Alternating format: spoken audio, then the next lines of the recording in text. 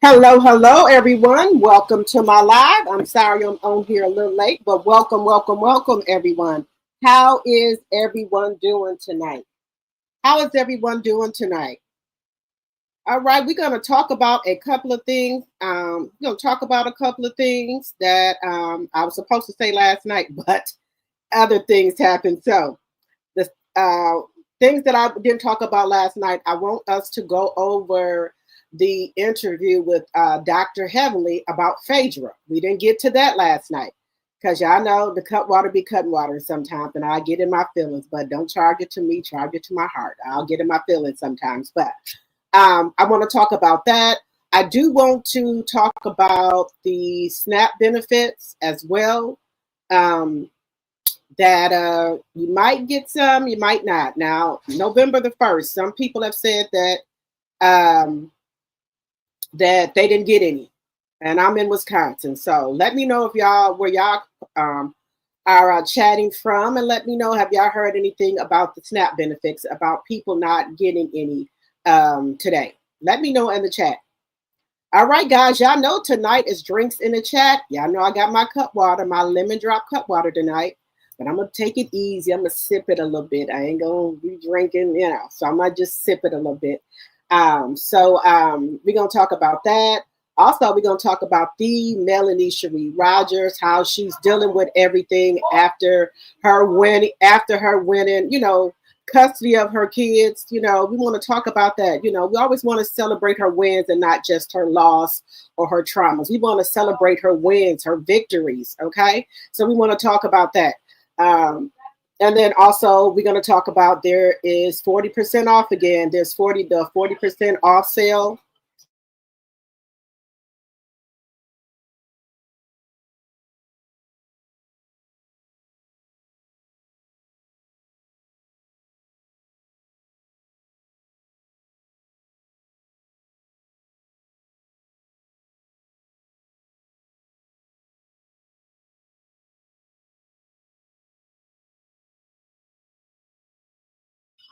Give me 1 second, guys. 1 second here.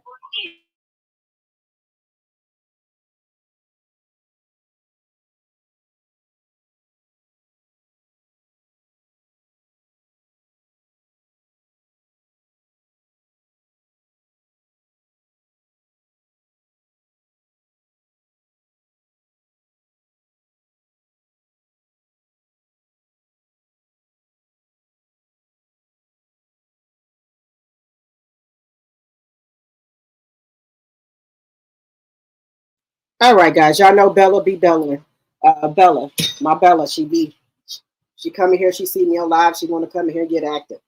Anyway, we were talking about Melanie. There's still the 40% sale going on. So we're going to talk. So if you guys have not got any of Melanie's products, she still has the 40% going on. You can go over there and get some things from her. Also, guys, I'm really starting to think that Clarissa Shields, she was on that yellow bus, that bus. She's still talking about Layla Ali. Give it a rest, girl. Just go sit down. She not giving you no fight. Go look at her on your belt. Her face is on there. Go look at her on your belt. Okay? And hope one day your face can be on there, like Layla. Layla's retired. Okay? Go look at your belt and then you'll see Layla's face on it.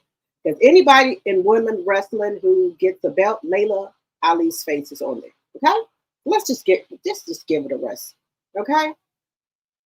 Also, guys, if y'all didn't know, there was a lot of actors, a lot of rappers, singers, people dressed up in different costumes, right? But the most distasteful one, the most hurtful one, is for this young lady to dress up as Jackie Kennedy with the look-alike skirt set on with the blood of JFK on her dress, on her outfit. Now that was so disrespectful. Her grandson had to come out here and talk about that. You couldn't have found another costume to do. You think that's a costume for somebody for you to do that? think some of these people, they don't think about stuff. They don't think. You couldn't get another costume like Jackie Kennedy. You had to do that one. I just thought that was so distasteful. She had fake blood and everything on her skirts, that just like when they, assassinated him, she was full of blood. She had that all over her outfit. I just thought that was so bad. A lot of people came out and, was talking about it, that was so distasteful for her to do that. So I don't know. Just think sometime before you do stuff. Just think about it. Just distasteful. Just think about some of the stuff that you do. Okay. What else are we talking about? Oh, we're going to be talking a little bit about Wendy, how she's doing on the Real Housewives of Potomac. We can talk about that as well. And what else are we talking about tonight? Y'all, my grandbaby came to see me today. I was so happy. My son surprised me. He brought my grandbaby to see me today, and I just loved all over my little grandbaby. Yes, I did. He was here for a long time with Nana, but we had a really good time. So they surprised me with that. So that's why, again, why I'm late as well, coming on. Also, guys, y'all know they've been talking about Ray J and Brandy not getting along, but Ray J came to Brandy's concert in Atlanta and they hugged it out. That was so sweet. I almost started to tear up. So we're going to talk about that. Let's see what else.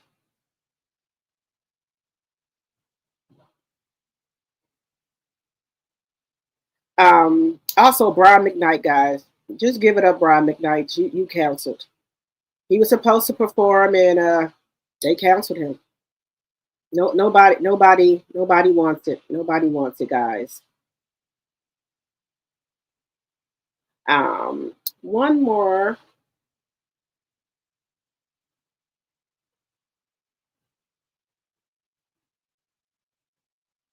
Let me see who's going to do one more.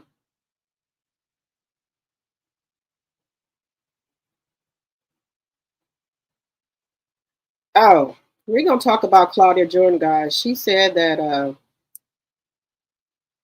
the Orange Man tried to have an affair with her before he became president. I can't make this shit up. This is what Claudia said. This is what Claudia said. She said the Orange Man tried to have an affair with her. We're going to talk about that in a minute. And also Tamar. Tamar's EP came out along with Mendeecees. So we're gonna get into that. So without further ado, guys, let's talk about Yandy and Mendeecees. People are saying that they have called it quits, but I have not directly heard him say that. He's kind of, just kind of going around going around it.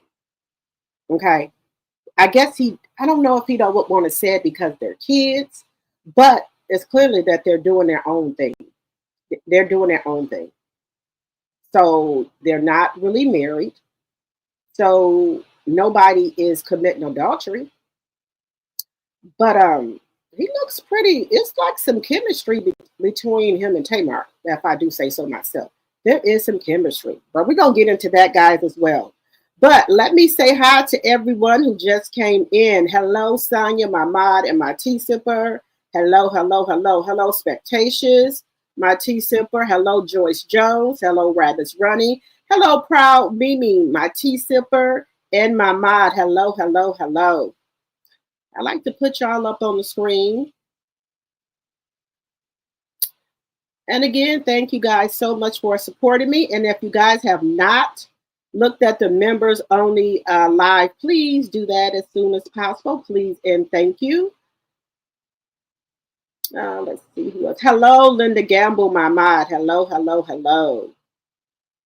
Hit the like button as you come in. Please hit that like button, please, and thank you. Hello, Candlelight 2211. Hello, hello, hello. Hello, Lori Bill Carter. Hello, Miss Boss Chick. Let's see her. Hello, Bernice. Hello, Butter Rum. Hello, Mary Willis. Hello, hello, hello. Let's see.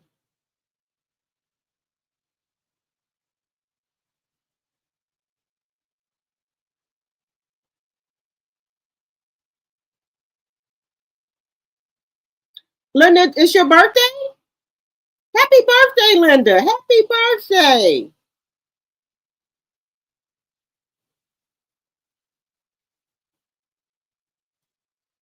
Let's see. Hello, Rena Bass. Um, you got a lemon drop too, Bernice? Okay. Hello, Sylvia. Y'all said, can y'all hear me? Because someone said no sound. You okay, Linda? You drinking a lemon drop cup water? Okay, okay, good. Let's see here. Let me make sure I got everybody.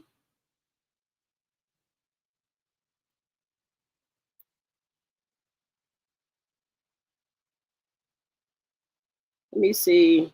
I don't celebrate Halloween. Okay. Hello, Paper Chase, my tea sipper. Hello, hello. Hello, Sandra. Hello, Thelma, my tea sipper. Hello, hello, hello. Let me grab the Don Julio. Oh, okay, Linda. All right. Hello, Audrey. That lady costume actually showed the state that America's in. Yes, I thought that was just disgusting. Just disgusting, guys. Hello, who said that? My tea sipper. Hello, hello, hello. Happy belated birthday. Let's see. Let's see. Happy birthday. Happy birthday, Linda. Happy birthday. Your birthday, you said it's next month? Okay, oh, okay, Linda. I'm like, okay, did I forget it was your birthday? Your birthday is in December?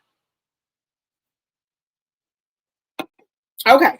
Well, we're telling you early, Linda. Happy birthday.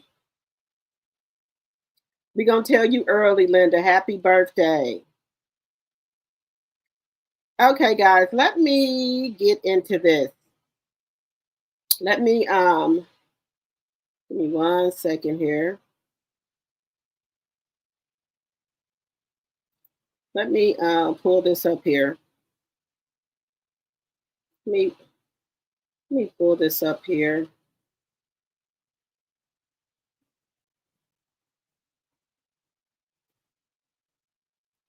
Okay.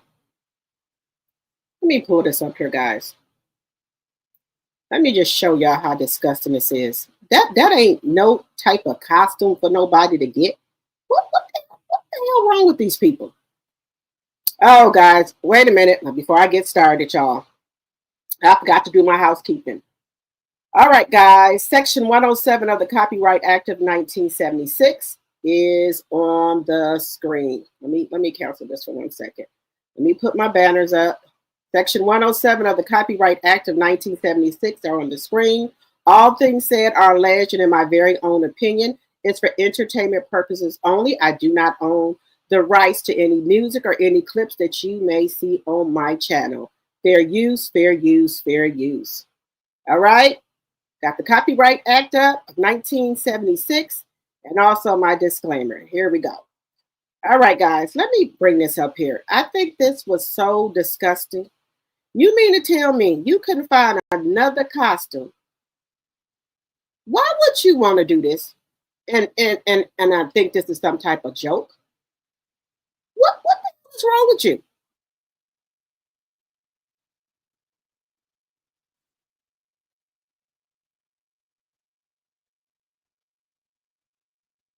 Julia Fox.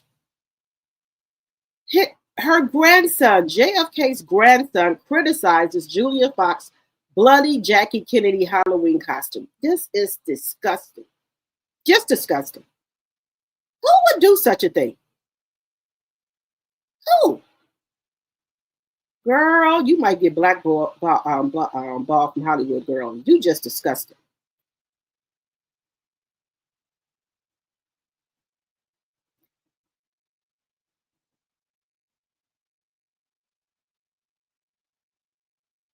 It said that what she said, Julia Fox Garfield, political violence is disgusting, desperate, and dangerous. I'm sure her late grandmother would agree. This is bad, guys. This is disgusting. Bernice King reacts to Julia Fox, Jackie Kennedy bloody Halloween costume. Just wow, a crass decision. This is terrible. Now we know this is JFK, and she look. This is Jackie.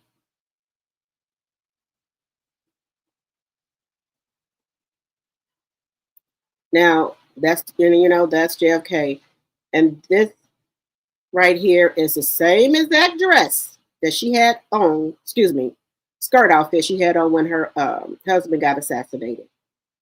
Why would you do this, lady? This is disgusting.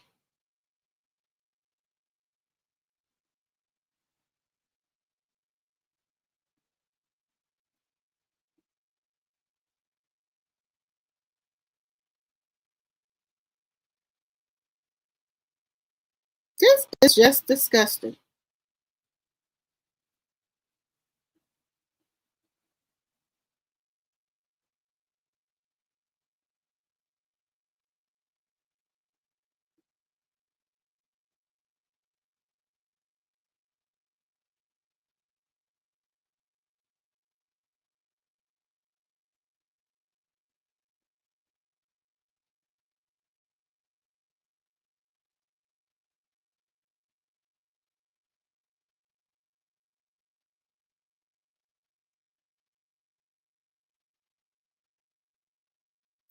What do y'all think about this? I don't want to hear. What do y'all think about this? I just think it's distasteful. I don't care what she say. Yeah, she did not want to come out the cloud, take off the outfit because she wanted everybody to see what happened. Shows the strength of bravery. But do we have to relive it? Are we reliving this? What is your problem, lady? You couldn't have found none other costume. Nothing else. Do you think that kids and grandkids want to be reminded of this? This is just disgusting.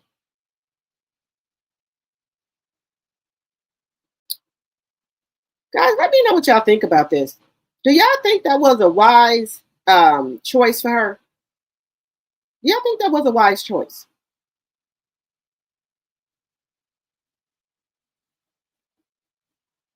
I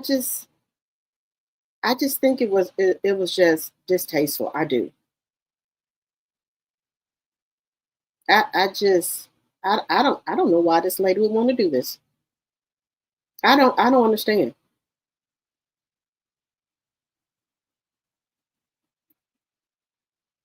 I, I'm trying to understand, guys. I am.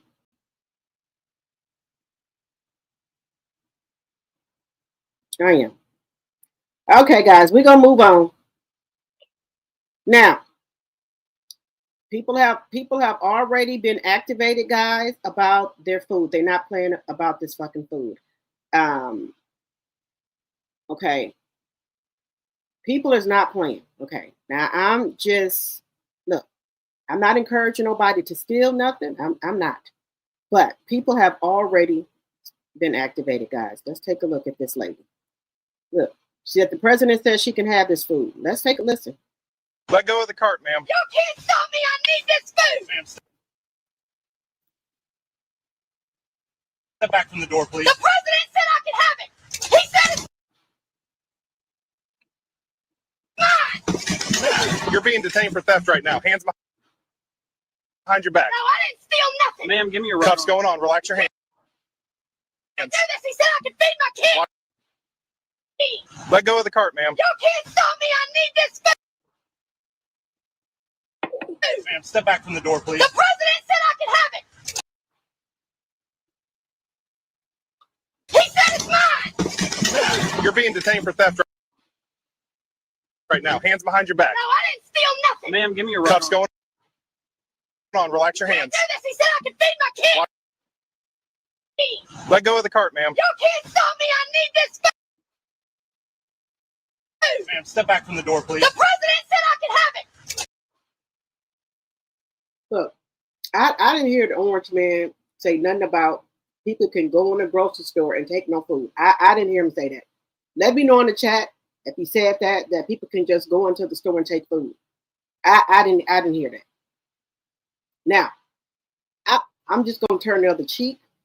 I ain't seen nothing. If somebody in there taking something, I ain't seen nothing. People got to do what they got to do for their kids. But I'm not encouraging anybody to take anything. This lady said the president told her allegedly she can have this food. That's all I'm gonna say. It has started.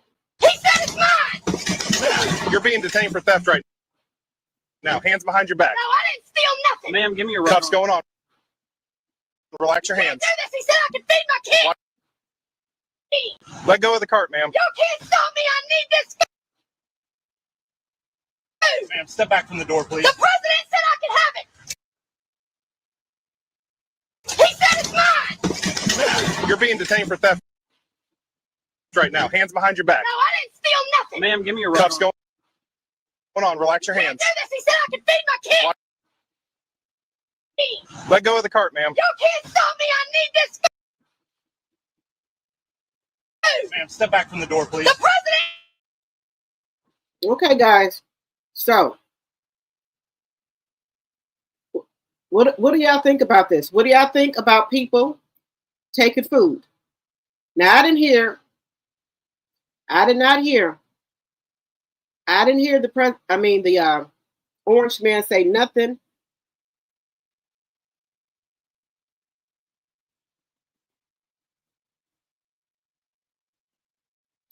I didn't hear nothing about the orange man telling people that they can go in the grocery store and take out any, just walk out with groceries. I didn't hear it. Let me know if y'all did. Mary Willis says she don't look like she missing any food. She sure doesn't. A lot of these videos are fake, and it's a lot of AL and the other people making fake video to make people look bad who are on food stamps. Black media is talking on the channels. Okay. But some people have said that if they go to the counter and they food stamp card do not work, they walking out with the basket. Now, people have been on TikTok saying that. Now, I heard that they're supposed to get some stamps. I don't get none. If they would give me some, I'd take them, but I don't qualify. Okay, my sweet said, glad she was clear, but people are going to get some stamps this month. Now, so far, my cousin said they ain't got none. What he did say on TV today is that it's mainly Democrats that are receiving SNAP benefit. He's a dingbat. Baby, it ain't mostly Democrats. Them red states receive those benefits. Let's be clear. They know that. I bet she's MAG as well. You said old, aggressive. Hello, Lisa, my tea sipper. Hello. Hello, Kenneth. Hello. The news. Okay. Lord have mercy. Let's see. Hello, Deborah. Hello, my sweet. Hello, everyone. Tonight is drinks in the chat. Guys. I'm just on a little late, but tonight is drinks in the chat, guys. Tonight we're having drinks in the chat. My little grandbaby came over today and surprised his GG. Okay, we're gonna have a little bit of music, y'all. Hello, we're gonna have music time.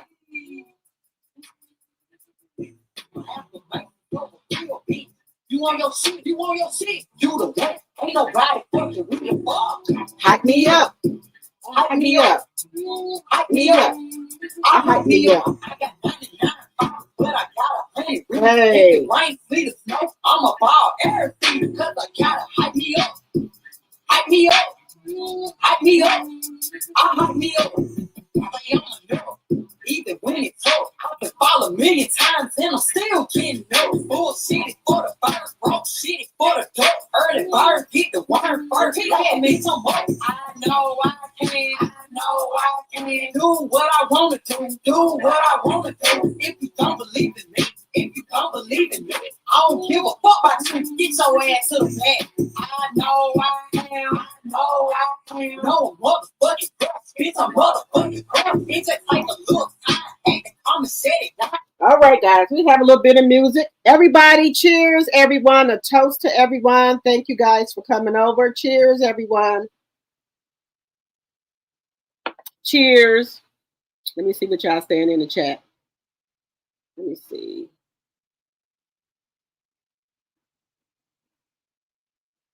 You see, I know let me see what y'all are saying. I know in the DMV, the majority of DC, the government of Maryland and the government of Virginia has also already funded food banks, and the local churches are also helping. Okay, that's good. That is good. Cheers, everyone. Cheers.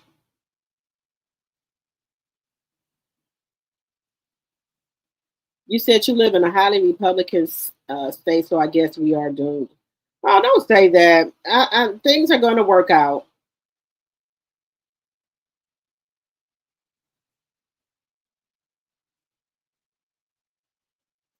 You said, Deborah said they are not getting food stamps.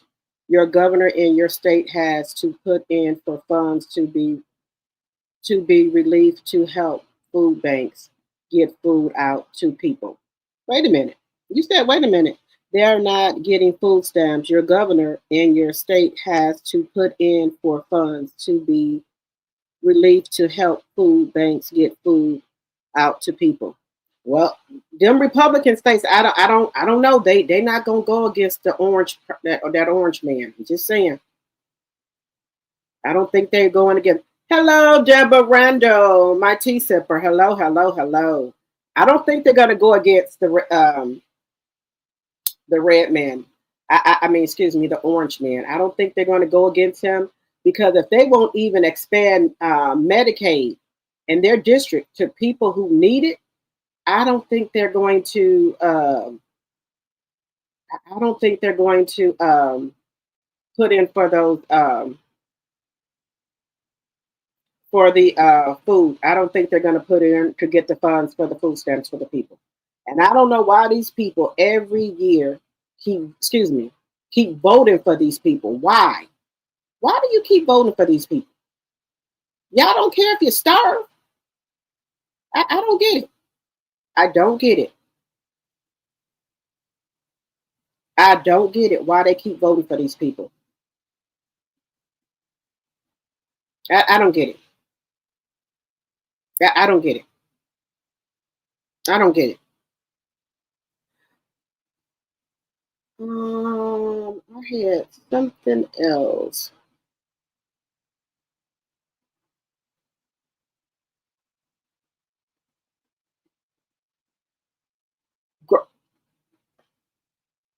Y'all, I'm gonna have to hurt Bella. Y'all, Bella didn't just. Wait a minute. Wait a minute, girl. Y'all, I have to get Bella. Lord, wait a minute, guys. What the heck? My daughter messing with my thing here, and me and her gonna have a talk when I get off of here, guys, because she, Lord have mercy. I'm gonna have to do something to her when I get off this live, y'all. I'm not even going. She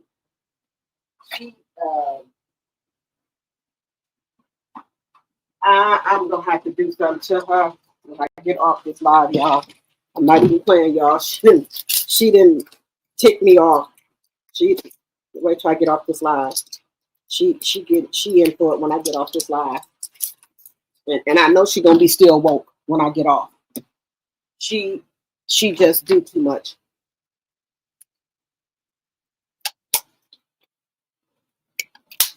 She just do too much.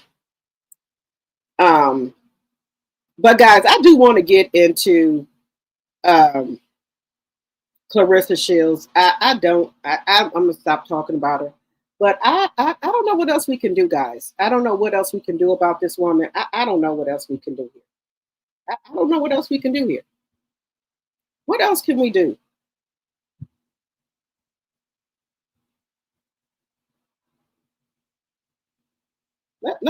Y'all, what can we do about Clarissa, y'all? What can we do about her? Is there anything we can do about her? Maybe we should stop talking about her. Y'all think that's it? So, Clarissa, I guess the shoes look a little bit better. They just feel a little bit tall, I guess. Okay. She says, laugh out loud, Layla was never undisputed in no weight class. The accolades don't match the mouth, and she ran fast from Ann Wolf. The truth is getting louder and louder. 4-time world champion, and I'm 19 world champion with less fights. BFF, she's bad. I called her bluff. Clarissa, do you have anything else to do?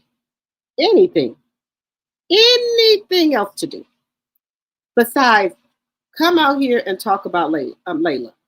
Are you obsessed with this lady? I just want to know. It seems like you are obsessed with her. For what?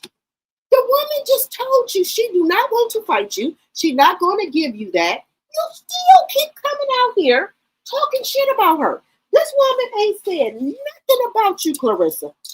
Nothing. But you want to keep on coming out here saying shit about her. For what? What is it do? Is somebody paying you allegedly for entertainment purposes to come out here and talk about this lady? I want to know. Inquiring minds wants to know. Are you getting paid something? Because everything that come out your mouth is about Layla. Won't you talk about some of these other women boxers? What is it with you with Layla? Are you obsessed with her? Now, I will say that your outfit looks nice. Okay, the shoes. You got the shoes together. You got the shoes together, but you could have. No, okay, you could have left off the pantyhose. But okay, whatever. It looked decent from what you've been coming out here in. Okay, but what is the problem here? Yes, you got your face beats to the God. Thank God that it's beat. Thank God that we don't have to see that. Okay, nope, I'm not gonna say that. Whoever did your makeup, they beat your face to the God. I'm not even playing with you. They did a phenomenal job on your makeup, Clarissa. They did. But what is the problem with you and Layla? Layla has kids. Layla has a husband. Layla got businesses going on. You trying to get to what Layla at? Don't you want to ring, Clarissa? Don't you want to ring? Because we haven't heard anything about Papoose and Remy moving forward with the divorce. Won't you worry about that? Yeah. Clarissa, won't you worry about why your boyfriend is still married? Won't you worry about that? Won't you worry about that? About why your boyfriend is still married.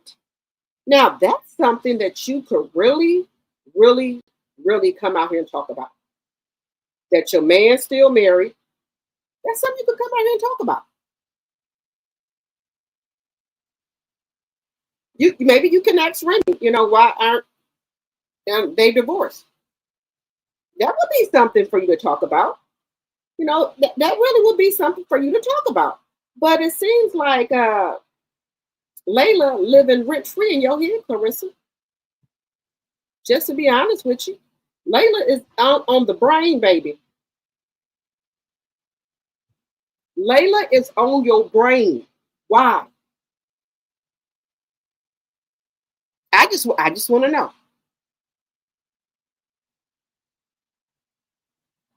Yeah, let's talk. Why don't you come out here and talk less about Layla and more about why your boyfriend has not got a divorce? Won't you try to find out that? Just saying, guys, just saying. Let me know what y'all think in the chat about this. Why is she so obsessed with Layla? Why is she not obsessed with these other women boxers? Why is it Layla? Now, some people say it's because Layla is lighter, but I don't think that's the case because the other lady that she was talking about, she's lighter too, but not as light as Layla. But I wish she could maybe find something else. You should be trying to investigate why your boyfriend, your man, is not divorced. That's all I'm saying. All I'm saying, guys. Let me know what y'all think about that. Wait a minute. She ain't done, y'all.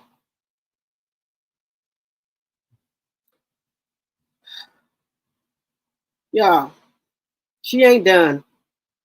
Y'all, she not done. She ain't done, guys. I don't know what's going on here. She's obsessed with this lady. Here go another post. Another long video and still no answer to if she's going to take her ass whooping. Man, shut the fuck up, Layla. I can't take it no more. Baby, Layla can't take you no more. We can't take you no more. What is your problem? She said I can't take it no more. I'm not making another video. It's clear you are scared, old, and bitter. You're the one. Scared, old, baby. You better hope your ass get to that age that Layla, baby. Old, bitter. Maybe you bitter because your man ain't got no divorce yet from his wife. Maybe that's what you bitter about. That Remy still has claims on Papoose. Are you bitter about that? Are you bitter about that you're not pregnant yet? Are you bitter about that? So you taking all your frustration out on Layla because Papoose ain't divorced. You can't have no baby yet. You want a ring. Papoose ain't proposed to you. Is that what it is? Because Layla, she living her life. She didn't box. She been retired. She got cooking shows. She got brand deals, something that you want. Remember, you want brand deals. You said you want to know how to get the brand deals. Now, if you was cool with Layla would have told you how to get the damn brand deals, but you can't keep that fucking fly trap closed. Can't keep it closed. Okay? And ain't nobody going to want to work with you because of all the shit you keep coming out here doing, talking about Layla. Okay? Now you said before the other post that was the last post, and then you go make another one. What's going on? What's going on, Layla? Look again. A shout out to your makeup artist. She didn't beat your face to the gods again. Thank God. I keep your face beat. I don't like to see you when your face ain't beat. Please. You should have her on standby. You should have her come over every morning and do your face. Have your makeup every morning. That's gonna be your job, to come over every morning and beat your face to the gods like that. Because if your face like that, I can stand and look at you. I can look at you. But when you not beat, I'm not gonna put down another black woman. All I'm gonna say is that some of us need a little bit extra, and that's okay. That's okay. Okay? Have your makeup artist know that's her job every day to come over and do glam and makeup. Okay? That's her job. Every morning, whatever time you get up, whatever time you want, make sure that you get on live, go anywhere, that your face is beat. And have your hairstylist on standby. They need to come over every morning to make sure your face is beat and your hair is done. Okay? That's their job every morning. If you travel anywhere, you pay for your makeup artist and your hairstylist to fly with you so they can keep you on point. Oh, I'm sorry. The third person, whoever you got that's doing your wardrobe. So you need makeup, hair, and wardrobe every single day. They need to come over and get your clothes out for the day, beat your face to the gods, get your hair together, and there you go. You Gucci. That every day now. Every day. They need to be on payroll. Every day. Every day. That's all I'm saying. Come over every day and do what they need to do. This is, just saying. Because right now, you don't have time to worry about your hair, makeup, and nothing. You're too busy worried about Layla. When your main focus should be on Papoose and Remy. Where is those fucking divorce papers at? Where they at? Because, baby, let's just hope nothing ever happened to Papoose. Because let me tell you something. Remy is his wife still legally. You ain't going to be able to see Papoose. The same with Easy the Block Captain. Something happened to Remy. Papoose is her husband on paper. And he can tell Easy the Block Captain to kick rocks, right? And Remy can tell you to kick rocks with open toe sandals. Just saying. That's how I go. You wouldn't know nothing about that because you've never been married before. You don't know how this game goes. Just saying. But worry about why Remy and Papoose ain't divorced. You need to do some extra to make it happen. Hey, go ahead and do what you need to do. But that should be what you worried about instead of worried about later. Okay? Just moving on. Moving on, guys. Moving on. Moving on. Moving on here. Moving on. Guys, now, I promised y'all yesterday that we was going to get into Dr. Heavenly. I think Dr. Heavenly wants an eye shot. Why are you fucking with Phaedra? Phaedra ain't fucking with you. Okay? What? Look, I like Quad. I know some people don't like Quad. I like Quad. Okay? But I told y'all, they did it. They was on V103 talking that shit. So, we gonna get into it. Dr. Heavenly responds to Phaedra Parks' comment calling the cast demonic minions from hell. She also addressed her son's recent arrest while Quad Webb opens up about her pregnancy journey in the upcoming season. I told y'all she was trying to get pregnant. I told y'all. Quad is trying to get pregnant by King. So let's get into it. Let's get into it, girl. Let's get into it, y'all. Ladies and gentlemen, as I promised, Dr. Heavenly responds to Phaedra Parks' comment calling the cast demonic minions from hell. She also addresses her son's recent arrest, while Quad Webb opens up about her pregnancy journey in the upcoming season. Some people thought this was a storyline that Quad trying to get pregnant with the IVF and things. No, Quad is really trying to have a baby. So let's get into it, guys. Y'all know that's Big Tigger, so let's get into it. Called, quote, demonic minions of hell and trash, talking about the cast. Well, you know what? I am running for Congress, so I love Phaedra. She's a very decent and honorable woman that you need to listen to sometimes when she's telling the truth. So at that point, I'm just gonna give it a Quad because I don't have anything good to say. But was she telling the truth? No, she was not. She was not. I think that Phaedra had met her match over here and she couldn't handle it. That's all that was. And I'm just saying that just to say it.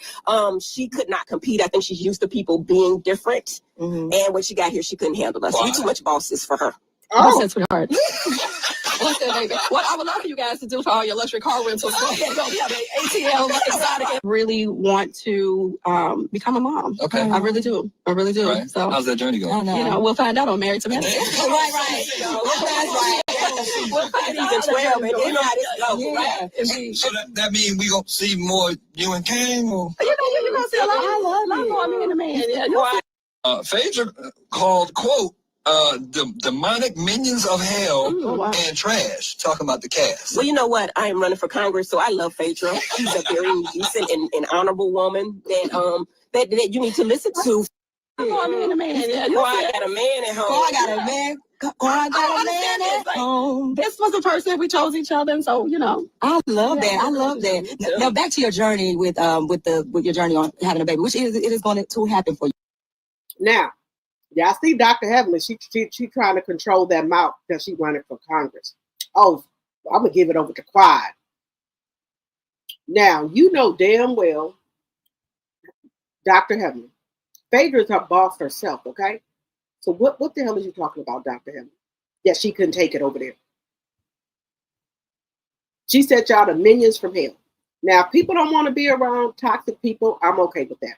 If something's going to disturb your peace, move around. And that's what she did. Y'all was disturbing her peace. Y'all was with the bullshit and she wasn't. Phaedra is a boss herself. So why would you say that, Dr. Helen? Now, Quad, I like you, Quad, but don't let Dr. Heavenly get you in no trouble over here on this interview here. Don't let her on this podcast over here, radio station, get you in any trouble. Okay? Just saying. Just saying. Yes, I'm praying for you. I'm pretty sure. Why would you? Why did you decide to be so transparent about your journey and going through that? Well, I actually have been transparent about everything in my life. You know what I mean?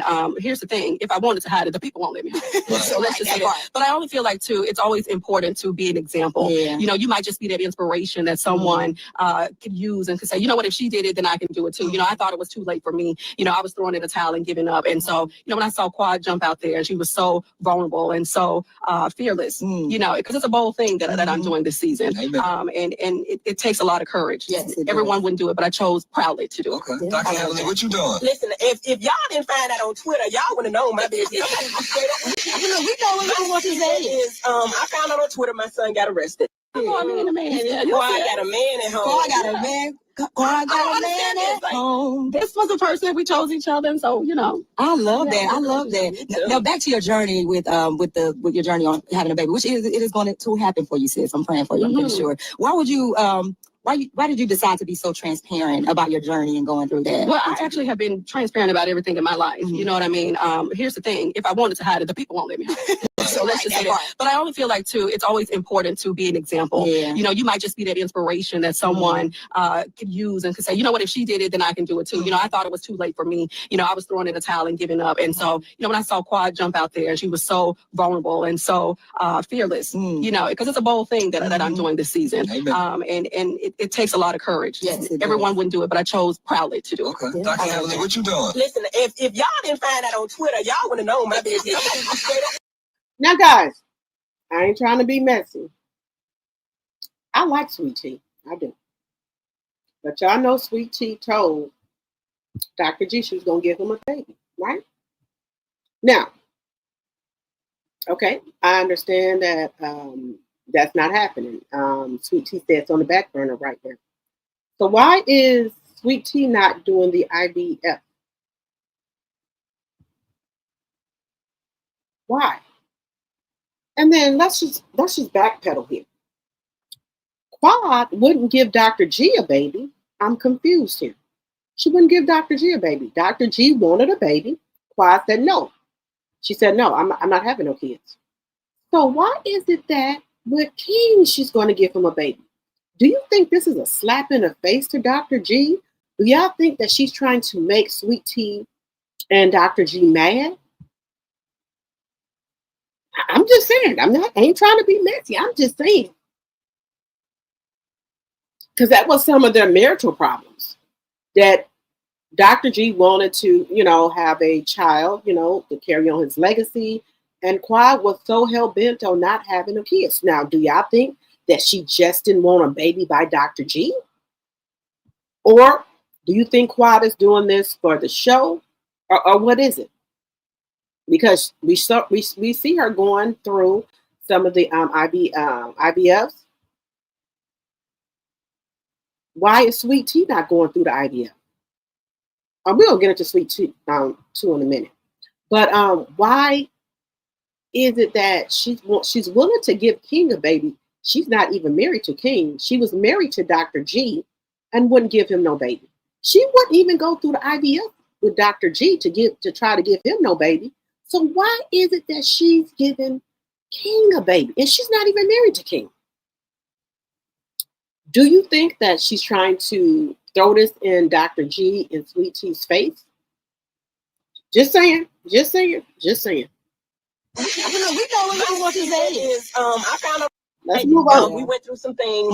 It's gonna play out on TV. Now the police did the right thing. My baby came home safely. But one of the leading reasons for unaliving a black young male is police violence. So I talk about that intricately, and that's one of the things I want to change outside of healthcare. I love that. Yeah. Are you changing your own behavior this season? My behavior is always on point. Now, guys, let's just be clear here. I don't give a shit what Dr. Heavenly said. She know damn well what happened with her son. I don't want to hear the shit about, daddy didn't tell me. Ladies, cut the shit. You knew. You knew there was money being coming out your fucking checking account. You don't check your fucking checking account? Daddy didn't tell you nothing? Girl, quit the shit. Dr. Heavenly knew. Now she just trying to pretend to us like she didn't know her son got arrested. She knew. Just saying. Actually, you tell everybody what they need to hear at the time they need to hear it. Tell it like it is. That's what I do. I've been doing that for 12 years, have I not? Yes, you have. That's in it very well. You know what I'm saying? So if you know me. Oh, check it out. She don't got her Congress wig on. She back to the long hair on the interview, but then when she go up there to Congress, she had a Diana Ross wig on. When she go up there to Congress, she put that fucking Diana Ross wig on or the Congress wig on. But now she back to this. Okay, just saying. Look, she ain't got the Bob, Diana Ross, and a Supreme wig on. Look what she got on. Just saying. You already know what it is, so why even try me? Try me, right? Well, Exactly. I think when we're talking about the trying, I think the trying is going to be at an all-time high this season. Really? Because now, as she, almost certainly, because she's now stepping into the political arena. Okay. And so, with that being said, you have some people in our group that don't want to see us grow. And who want to go out of their way to challenge that, so they can try to see if they can get a rise out of her. So that has been something that we've been having to work through. And this has probably been one of. We went through some things. It's gonna play out on TV. Now the police did the right thing. My baby came home safely. But one of the leading reasons for unaliving a black young male is police violence. So I talk about that intricately, and that's one of the things I want to change outside of healthcare. I love that. Yeah. Are you changing your own behavior this season? My behavior is always on point. I actually tell everybody what they need to hear at the time they need to hear it. Tell it like it is. That's what I do. I've been doing that for 12 years, have I not? Yes, you have. That's in it very well. You know what I'm saying? So if you know me, you already know what it is. So, why even try me? Try me, right? Exactly. Well, I think when we're talking about the trying, I think the trying is going to be at an all-time high this season. Really? Because now, as she almost certainly, because she's now stepping into the political arena. And so, with that being said, you have some people in our group that don't want to see us grow. And who want to go out of their way to challenge that, so they can try to see if they can get a rise out of her. So that has been something that we've been having to work through. And this has probably been one of. We went through some things. It's gonna play out on TV. Now the police did the right thing. My baby came home safely. But one of the leading reasons for unaliving a black young male is police violence. So I talk about that intricately, and that's one of the things I want to change outside of healthcare. I love that. Yeah. Are you changing your own behavior this season? My behavior is always on point. I actually tell everybody what they need to hear at the time they need to hear it. Tell it like it is. That's what I do. I've been doing that for 12 years, have I not? Yes, you have. That's in it very well. You know what I'm saying? So if you know me, you already know what it is. So, why even try me? Try me, right? Well, I think when we're talking about the trying, I think the trying is going to be at an all-time high this season. Really? Because now, as she almost certainly, because now she's saying people going to be trying to try her on the show because they know she's running for Congress. Dr. Heavenly and Quad, get over yourself. Just saying. She's now stepping into the political arena that we've been having to work through. And this has probably been one of the most difficult seasons I've ever had on Married to Medicine. No, I've been skating through it till I had some personal issues, And my whole thing is, honestly, I wouldn't have brought it up. A lot of things wouldn't have come up had it not come out in the public. But you got to be transparent now in what's going on and how it's going. And I've been that this season, so that's something very different from that we've been having to work through. And this has probably been one of the most difficult seasons I've ever had on Married to Medicine. No, I've been skating through it till I had some personal issues, And my whole thing is, honestly, I wouldn't have brought it up. A lot of things. Yeah, you have been skating through Married to Medicine, not telling your truth, okay? And yeah, if it wasn't been for the bloggers and things finding out about your son, you're right, you wouldn't have brought it up. You're absolutely right. Wouldn't have come up had it not come out in the public. But you got to be transparent now in what's going on and how it's going. And I've been that this season, so that's something very different from that we've been having to work through. And This has probably been one of the most difficult seasons I've ever had on Married to Medicine. No, I've been skating through it until I had some personal issues, you know?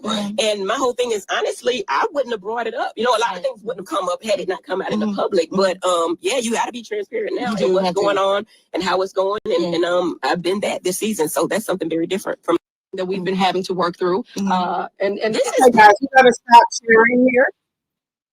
We're gonna stop sharing. So, what do y'all think, guys? What do we think about Dr. Heavenly and Quad? What do we think about the interview?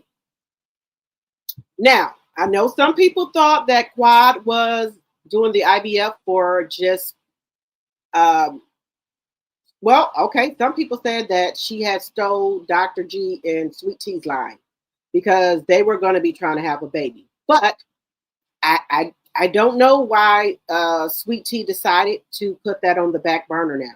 They're not trying to have a baby anymore. Now, Quad and King are on here through the IVF journey to try to have a baby. I'm a little shocked, guys. Do you think she's doing this to rub this in Dr. G's face? That she is willing to go through the IVF for King and wouldn't do it for her husband, Dr. G? Y'all think that's kind of fucking shady? I'm just saying. Y'all think that's shady? She didn't want to give Dr. G no baby, her husband, but you're going to give King a baby and y'all not even married. Now, look, I like Quad. I'm just going to call a spade a spade. I think it's shady. Now, if they're saying that Quad and King allegedly stole Sweet Tea and Dr. Greg's spot in line for what they were going to be doing, okay, Quad, you know, hey, it's wrong, but I don't know. They took them off the show, Dr. G and Sweet Tea, and now we have Quad and her man going through the IVF. Just saying, guys, it's a little shady. As you guys come in, please hit the thumbs up button, please and thank you. Please and thank you. Quad and King started all, you said Quad and King started all that last, wait a minute. You said Quad and King started all that last season. They said it on the reunion. Okay. Quad can't have a, let's see, Quad can't have a goat. Don't fall for the hype. Okay. Y'all don't think she's going to go through with the IVF? Okay. We got Mary said, I do not like Heavenly. Okay. Mendices is married, maybe not legally, but they exchange vows in front of family and friends and maybe a spiritual leader. I don't remember that part. Okay, Miss Z, and welcome, Miss Z. Okay. Let me see. Hello, Sandra Jones. Dr. G has anger problems. That's why Sweet Tea is waiting. Tea is waiting. Looking how he talk. You said, look how he talks to her on TV. Sweet Tea. Same for Quad. Same problem. Okay. All right. Dr. Heavenly and Quad is lying for 12 years. Okay, Linda. Let me see. How is Heavenly sitting there saying she wants to change healthcare when she does not even take insurance on cash pay? Oh, wow. Okay. All right, Deborah. I didn't know that. Because he was putting them paws on her. Okay, Bernice, he was putting a pause on her. Quad is doing Sweet Tea's storyline. That's what I'm saying, Lori Bell. Heavenly Son was indicted. Okay. Not a Diana Ross wig. Yes, but yes, Ari, she had a Diana Ross wig on up there at Congress. Quad need a storyline. Okay. Dr. Heavenly is fake as shit. Okay. Hello, Cynthia. Probably because he's abusive, like Quad said. Okay. King already has kids anyway. Okay. Quad is selfish. Quad is a shit starter. Okay. All right, y'all. Oh, that's good. Maybe she will stop being fake. Okay, my sweet. Quad sounds like Tisha. That's because Quad never wanted children with Dr. G. It has nothing to do with King. Oh, okay. Dr. G, he is very immature. You said God don't want K on kids. That's a storyline. Okay. You said you mean Quad don't okay, I think you meant Quad don't want kids kids. Oh wait, Quad don't want wait a minute. Just trying to see what you're trying to say. You said Quad don't want own kids. That's a storyline in my opinion. Okay, Bernice, okay. So yes, the extended trailer for the upcoming season, King is telling Quad he doesn't want kids. Okay, we're gonna get into that. Um, Heavily do not think the woman on Married to Medicine is better than the women on Roa because those women can match you, doctor. Can match you, doctor. Women dollar for a dollar, so you should not go there. That's what I'm saying. Why is she trying to say that Quad left Married to Medicine because they was too bossed up for her? I'm just saying. For real, Linda, I wouldn't want kids with Quad either. Okay, my sweet. The clear lady is back on Married to Medicine. That's who Heavenly threw water on. Oh, okay. Phaedra did not lie about them being demonic. Okay. Heavenly is just a friend of the show now. Okay, Mary. What did Phaedra lie about? That's what I'm trying to figure out. I think Quad and Heavenly is mad because Quad said that they were demonic minions. I think that's what she's mad about. They said, Georgia, y'all can keep Quad the fraud. I don't want her back in Tennessee. Okay. All right, Aries. Okay. King said he doesn't want kids with kids now with Quad. Okay. Heavily threw water on someone on the next season. Heavenly, you said Heavenly, shut up. 81 likes, 88 in the chat. Let's get those likes up, please, and thank you. Let's get the likes up. And if y'all see that hype button, can y'all please hype my channel, my live up, please, and thank you.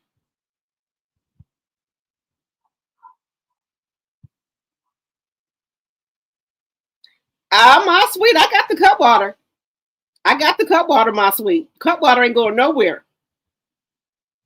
You said Sweet Tea just got laid off. Oh my goodness. Oh, I'm so sorry to hear that. Quad and King is facing legal issues as well with the stolen Rolls Royce allegedly. Really? You said both Quad and Heavenly are full of shit. Okay, Deborah. Dr. G is too cheap to go through IVF. There's room on that show for two couples to have babies. Yes. But y'all don't. Okay, so y'all think that Dr. G doesn't want to pay for the IVF? Is that because I know him and Sweet Tea got the money. They can pay for the IVF. Now I know she feels some type of way. Her twin sister, y'all, got a baby. She ain't got no baby. I know she feel bad about that. Her sister has moved to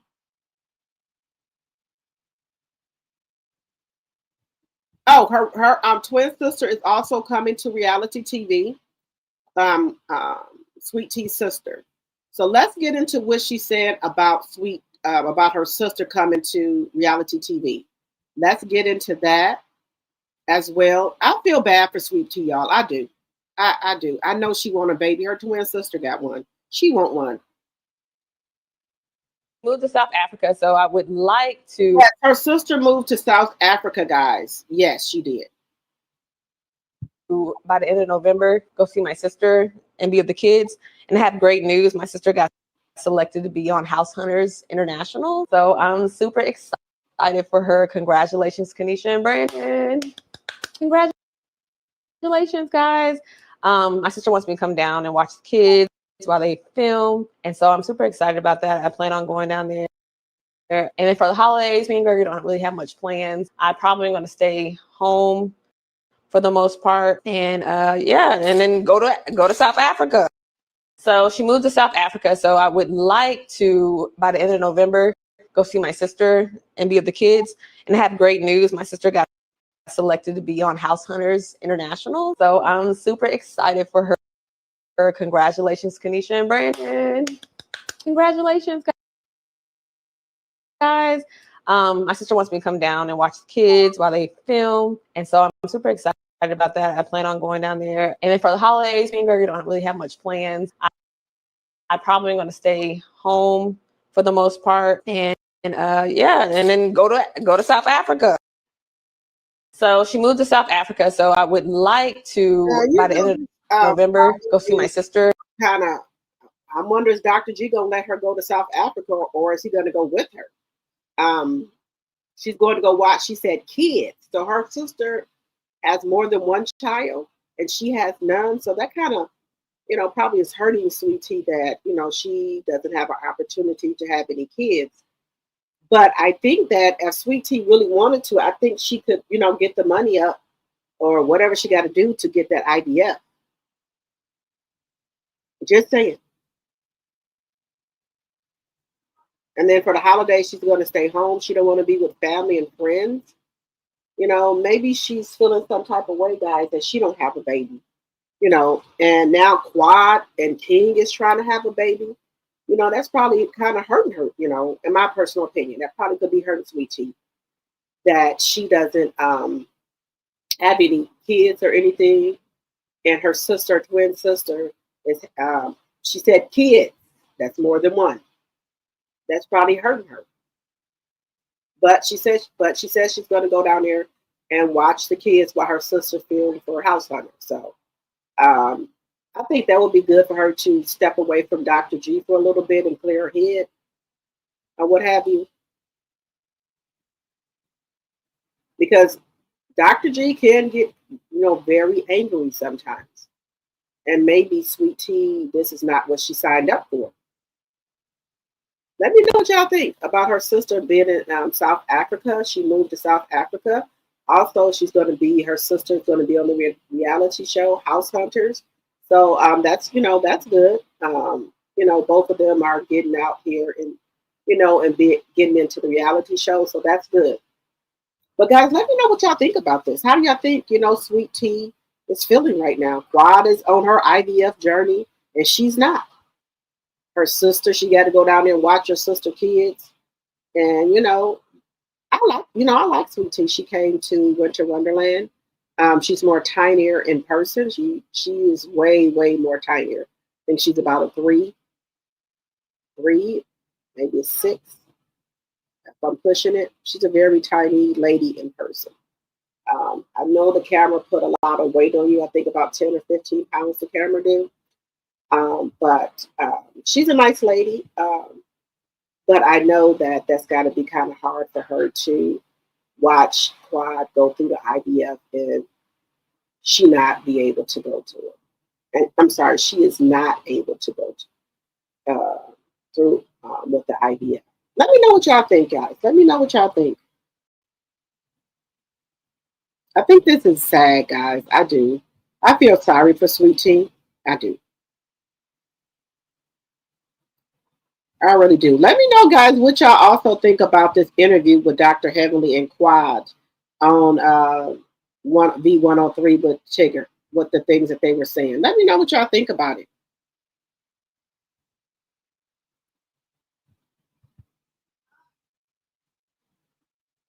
Let me know what y'all think about this.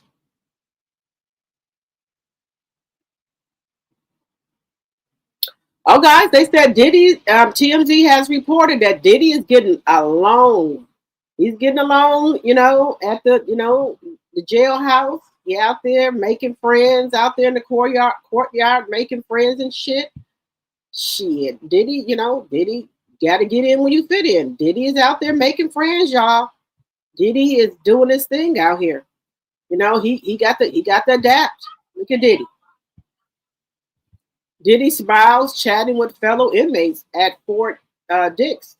Look at Diddy. Diddy ain't never been humbled so much in his life. Look at Diddy. He out there doing wreck. Look at Diddy. Diddy ain't never, ever wore no shoes. Diddy said, I gotta do what I gotta do. I understand, Diddy. Do what the fuck you got to do. Go out there and get you some fresh air and shit. Look at Diddy. And all them gathering around him and shit. Diddy like, okay. Gotta act like I'm tough in here. I got to, adapt to my environment.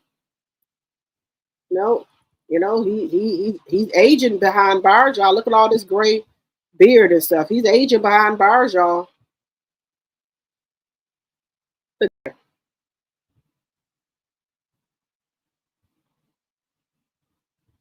What y'all think? He looks like he's adapting pretty good. Everybody coming over, he looks like he's adapting really good. What y'all think? I think he not on them rugs no more. He out there talking to people. I think he's adjusting pretty good. Everybody got the same thing on. I don't know if Diddy is used to wearing this type of stuff, but hey, he got to do what he got to do. What y'all think about Diddy? He looks like he's adjusting well to me. He out here smiling and shit. He out here talking to the damn inmates and shit. So I think he's doing pretty good. Hey.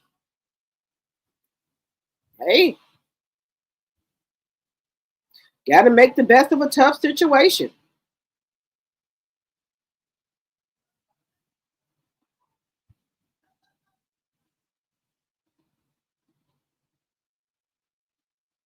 I don't know what they smiling and chatting about. I don't know. What y'all think they smiling and chatting about, y'all? What y'all think? I know TMZ, they got helicopters and shit. They can fly all, they can get their shit, they photos. The TMZ gonna get their photos. That's one thing about TMZ. They gonna get their damn photos. Let me know what y'all think. How y'all think Diddy adapting in jail there? What y'all think?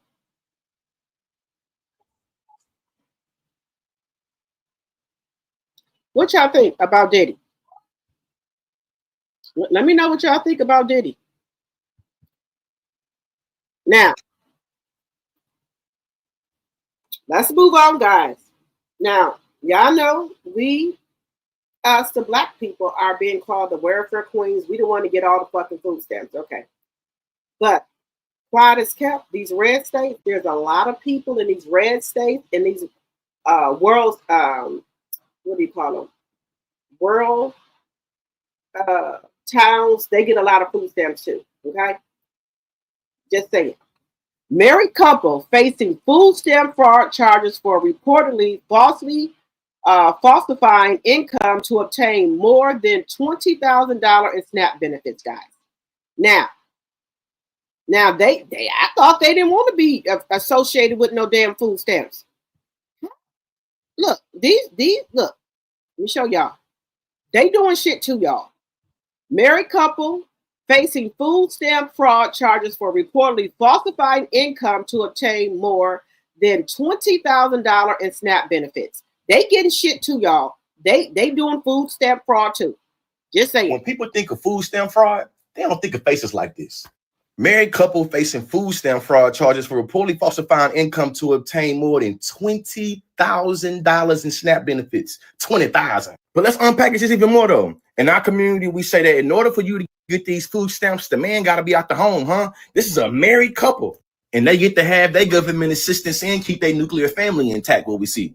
That's definitely a sarcastic joke. Some of y'all might not get it, but I will. They failed to report proper income information on SNAP documents. Now, Dennis and Jennifer Phillips arrested in connection to fraudulently receiving more than $20,000 worth of those benefits. Now, SNAP is the Supplemental Nutrition Assistance Program.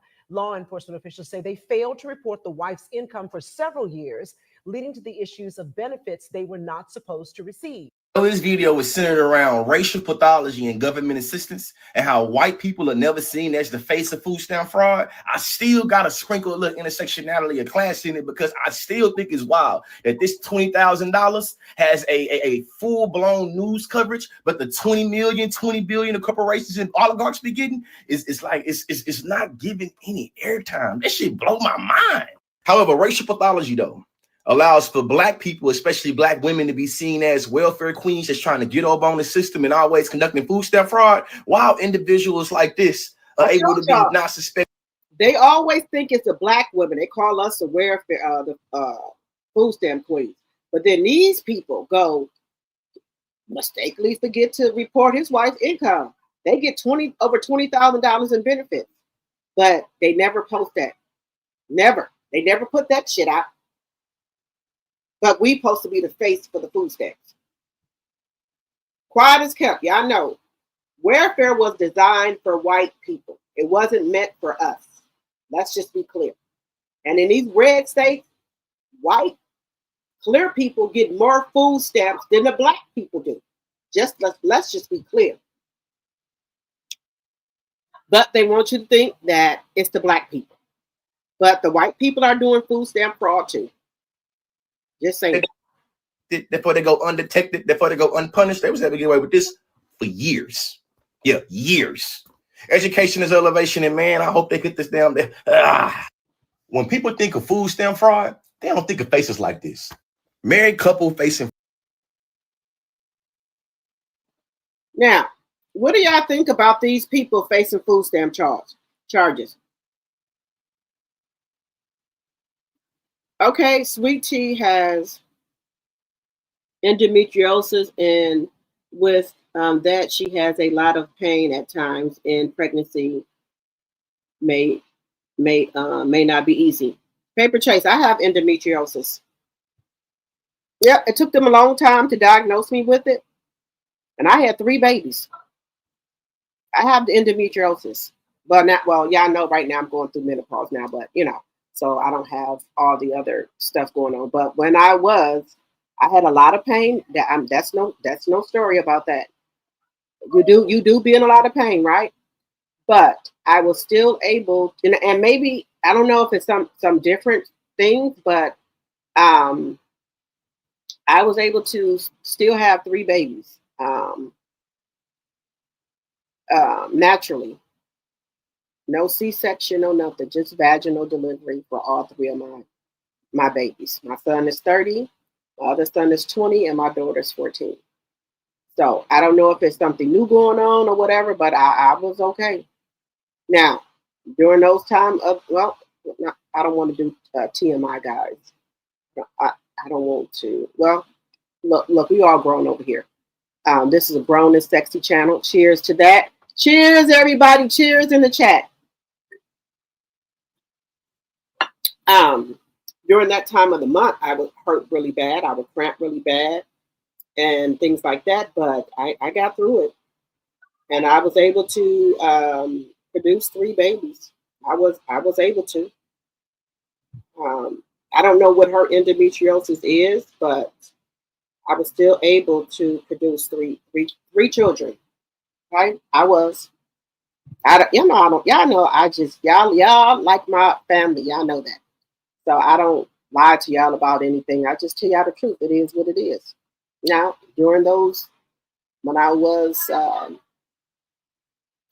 during that time of the month, I would hurt really, really bad and cramp really, really bad. And I had to get a heating pad and stuff. But after that, I was okay. And I could have had more kids if I wanted to.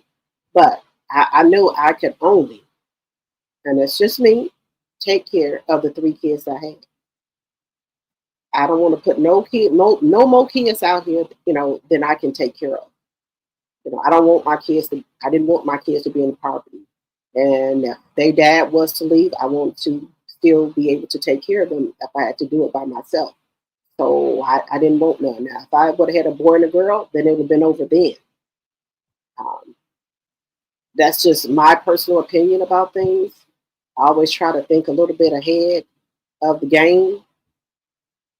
If your husband left you or whatever, well, how many kids could you take care of by yourself if you had to? So I was always, people say you shouldn't think like that. Yeah, I should think like that. So that was my cutoff point. 3 kids. That was it. The last child I had, which is my daughter, I said, if it's not no girl this time, it's just over with. I'll just be a boy mom. And thank God that God gave me a daughter. You just don't put kids out here that you know you can't take care of and have them in poverty. I refuse to do that. That's just me, but other people do what they feel. Yeah. Excuse me. I was not going to ever depend on the government to take care of them. So I knew if I had these kids, I had to take care of them, with or without the government. If that means working 2 or 3 jobs, that's what I had to do. So I knew that I could, take care of 2, and 3 would be pushing it, but I could do it. And that's what happened. Luckily, my end result was my daughter. But that's what it is. Now, just being honest with y'all, I try to be honest as I can with you guys.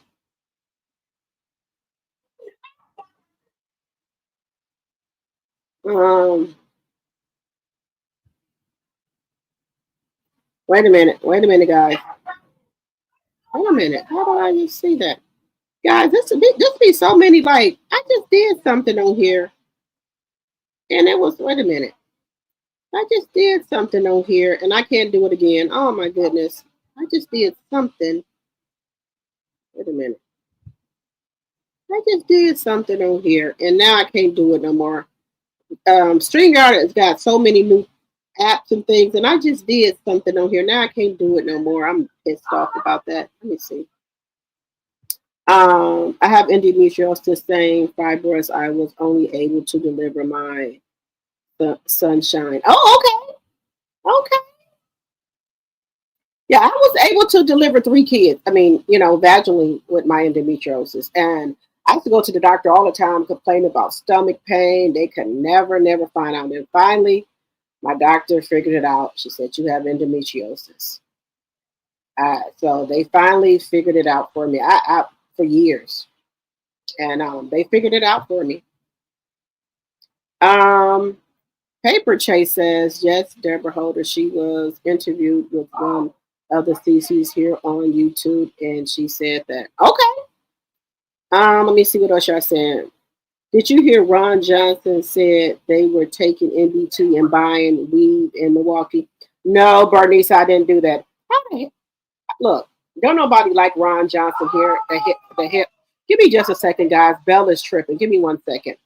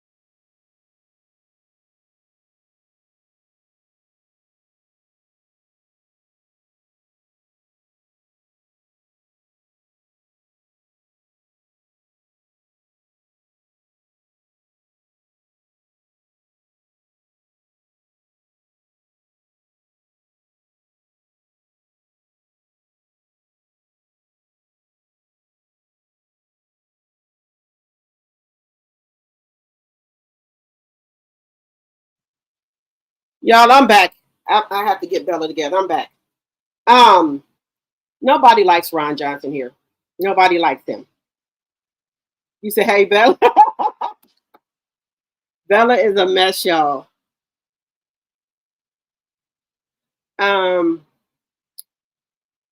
Let me see. Y'all, let me put my Coke bottles on. Give me 1 second. I'm getting them off.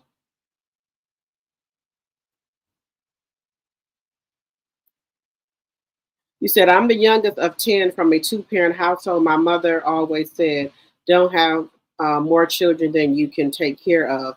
I have 3. That's it for me. I raised him. I have 3. That's it for me. I raised him as a single parent. Yes, I can't. I'm just being honest with you. Now, I don't knock nobody else or what they can do. I'm just telling you what I can do. What, I don't want to have no kids saying, okay, well, I can get food stamp, Medicaid, child care, and all this from the government. I can get on low income. I didn't, when I had my kids, I didn't think like that. I knew that I had to take care of these 3 kids, these kids, even if my husband would have walked out here and left. I knew that I can, I wanted to, but I said, okay, I can do 3. That's pushing it. And that's what I did. I'm always thinking ahead.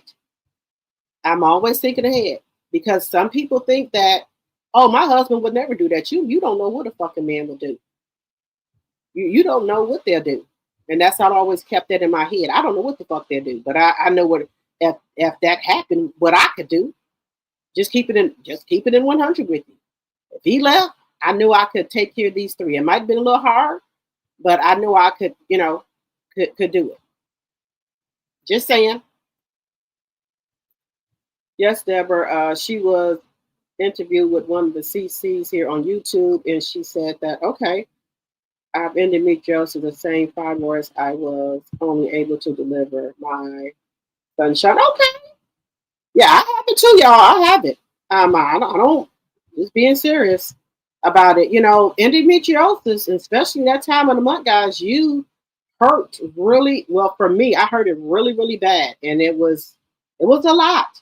But once I went through menopause, started going through premenopause, oh my God, that Lord, oof, guys.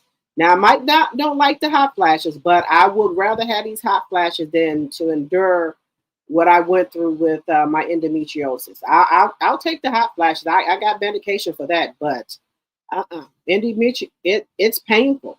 I'm just gonna say that it's very painful. But this is my now I don't take anything away from Sweet Tea. If she's saying because she got endometriosis she can't have kids, okay, I don't know that far, but I'm just telling you I have endometriosis and I was able to have 3 kids. So I don't know if there's some type of other conditions with endometriosis. I don't know, but I do know that I was able to have 3 kids, and I could have had more. So I don't know if she got a different kind of endometriosis. I only heard of the one I have. Now, if they've come out with something else with the endometriosis, I don't know. But I know with mine, I was able to have 3 kids and could have had some more. So maybe Sweet Tea has some other type of endometriosis, because I don't think endometriosis have nothing to do with you having no kids. Just my personal opinion. I'm not a medical doctor, but that didn't stop me from having no kids. Just saying. Yes, Aries. That's why I was kind of, when people said, well, she has endometriosis, what that got to do with it? I had 3 kids with mine, and then they didn't never tell me I couldn't have no kids with my endometriosis. I'm just wondering if there's a new endometriosis that I know nothing about. Just being honest with you guys. Just being honest. Now, if y'all want to tell me something new,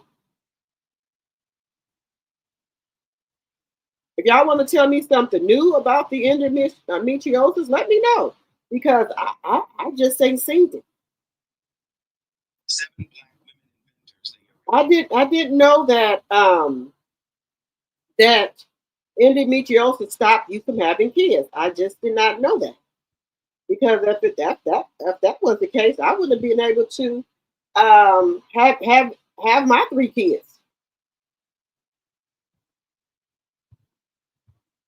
I'm just I'm just saying, guys. I'm not saying that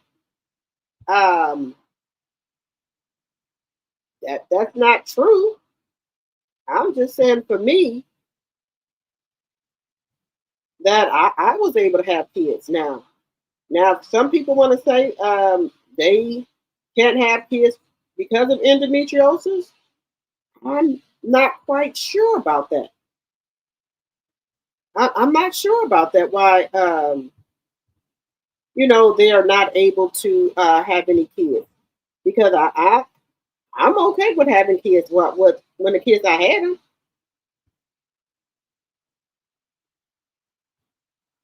So let me know, guys, if there if something happened.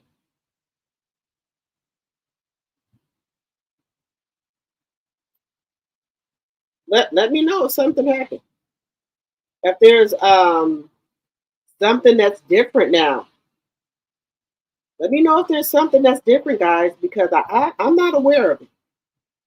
I'm not aware of anything that you can't have kids or nothing. I'm just not aware of it. So y'all let me know if I'm missing something. If I'm missing something, let me know about it.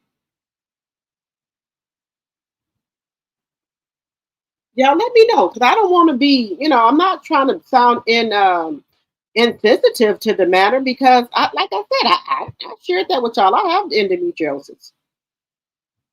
I'm 11 years into menopause, and it's all Eve's fault. You said it's all Eve's fault. Okay, baby, I love being into menopause. Look, I'm just saying, guys, I don't like the sweats, but I will put up with this than what I had before. Hello, Elise. Let me see what you're saying. Wait a minute. You said it's wicked. Yes, it's wicked. It is. Okay. Mary Willis said, I do not want any kids. I have two from my husband and a girl and a boy, 7 years apart. And let me see, 41 and 47. Okay, Mary. At least that it depends on the seriousness of your endometriosis. I have a dear friend who had to have surgery because the endometriosis had attacked itself to her organs, and she has to have a hysterectomy. Now, I will say, because my pain had got really bad, they was saying, well, we can do a hysterectomy. I was like, oh no, I don't want it. I'll deal with it. I'd like to keep the organs that I got, the things that I got in my body.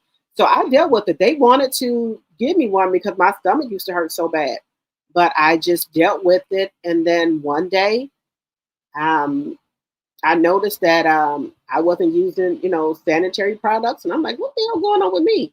And then, sometimes you be so busy and going through stuff, you don't realize that you're not, that time of the month. You're not thinking about it. And then I had to go to the doctor. And my doctor said, oh, they did a blood test. They said, oh, you in premenopause. They said, when is the last time you had one? I said, I don't remember. I said, how I knew was because I wasn't going to buy products. Just to be honest with you. They wanted also to take out my gallbladder? Gallbladder. I was in a lot of pain at one time.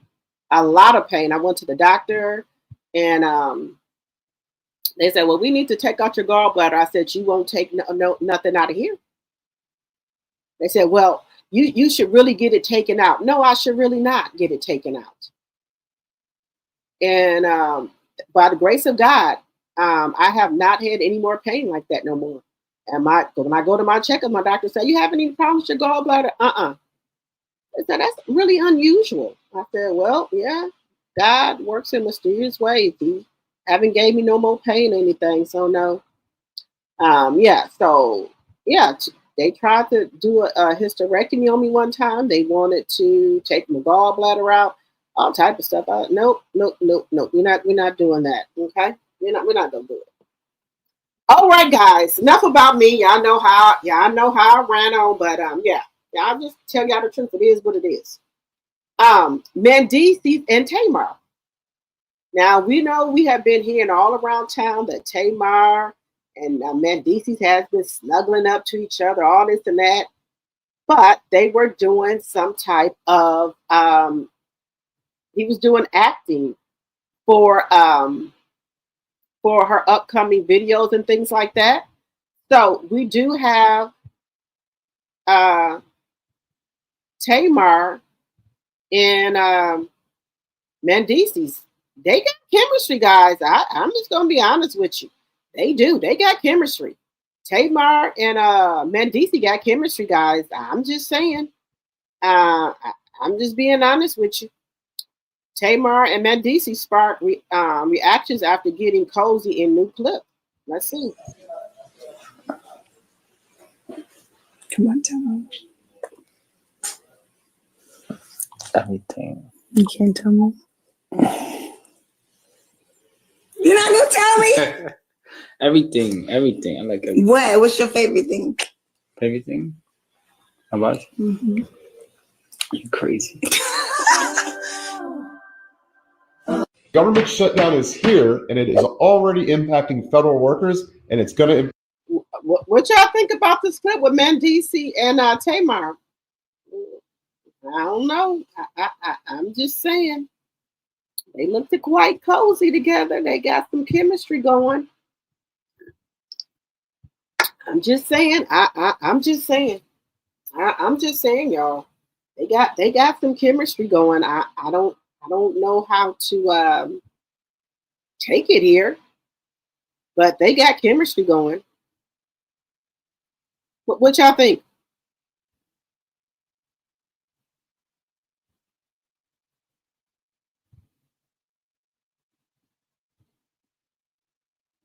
What do y'all think, guys?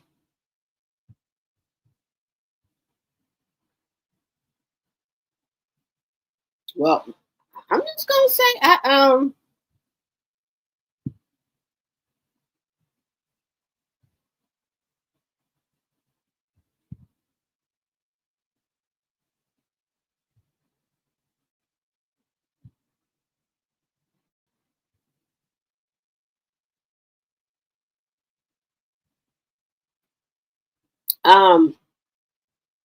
y'all, let's get into. Let me know what y'all think. Now, Mendeecees down, guys. I don't think him and Yandy are vibing, and that's okay, guys. Sometimes we outgrow each other, and that's okay, guys. We can outgrow each other, okay? Nothing wrong with that. But they said Mendeecees don't have good things to say about Yandy nowadays. Let's see. For every fucking video. Like, this is too much. Like, roll that beautiful beef first. Let's go. Obviously, you know, you've been in the news a lot lately. How are you right now with your wife, Yandy? How are things going? Are you guys continuing to put in the work to be in a better space? Every day, you know, with the noise, we find a way to challenge our relationship, our mental health, and not for our children. I learned to respect her even when I don't like her. I ain't never the person to run to the internet and going to talk shit about my wife or the children, my mother. Like, What's the 5 children? I thought, wait a minute. Wait 1 minute here. They got 5 children? I thought Yandy had 2 by him. He had 1 by Erica and 1 by Samantha. That's 4. Where is the 5th child coming from? Did they sneak another child in here? Well, where is the 5 children at? I count 4. Let me know if my math off. He got 2 by Yandy. And then he got 1 by Samantha, 1 by Erica. Where is the 5th child coming from? Let me know. Let me know. Hey. I'm just not that person. So what's looking forward to us? I don't know. Honestly, we just gonna continue to put the work in behind closed doors, and when we figure it out and we're ready to tell people, that's what we do. We let them speculate whatever they want to speculate. And y'all been through a lot on that show, bro. Right. You know, from your vacation to the kids growing up, and man, it's hard. Like I can tell you it's easy. It's hard to you be forced to separation, and then it's hard to get back and try to figure things out. The man always seems so unhappy. Never see him defend Yandy. Even when Yandy was like, "Will you let a family make it?" Leave my husband alone. And he just sit there looking like Keisha Kaur in the face. I just don't get it. He was like, I never badmouth my wife. But not saying anything is the same thing. And coming on a platform to say, even when you don't like your wife, you still respect her. Sir, just say I respect my wife. We know that marriages have moments where we don't like each other and, but we deal with each other, but you don't have to get on a platform to say that. I feel that both of them have nothing to do outside of this show and they're going to milk it. I guarantee you they probably sleep in separate rooms because she's dating younger men that are from England that don't have jobs. No. Moving on, guys. Odorless, chemical-free lubricants, okay? If you're a creamy person and you like cream and stuff like that, guys, now I like Yandy. I do. Yandy has put up with a lot of shit from Mendy's. A lot. Dealing with these fucking baby mamas. Baby, I don't see how she do it. Now, hey, it's bad enough to deal with one, but two? No, ma'am. No, I'm not able to do it. I'm not able to do it. It's a lot of baggage. And these baby mamas, they was coming for Yandy's neck. And Yandy endured all of that. All of it. All of it. I'm just being honest with you. I don't know how she did it. I wouldn't have been able to do it. Yeah, sign those papers. Put it on paper. I'm not able to do it. I'm not gonna deal with all this shit. I got anxiety and shit. I'm not gonna sit here and deal with all these fucking baby mamas. They were just coming at her all over the place. I just wouldn't be able to do it. But hey,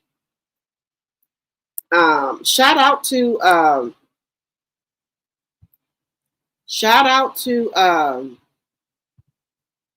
Yandy for being able to do it.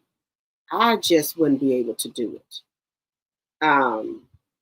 Just me personally, but if she's able to do it, my hats go off to her. I'm not able to do it.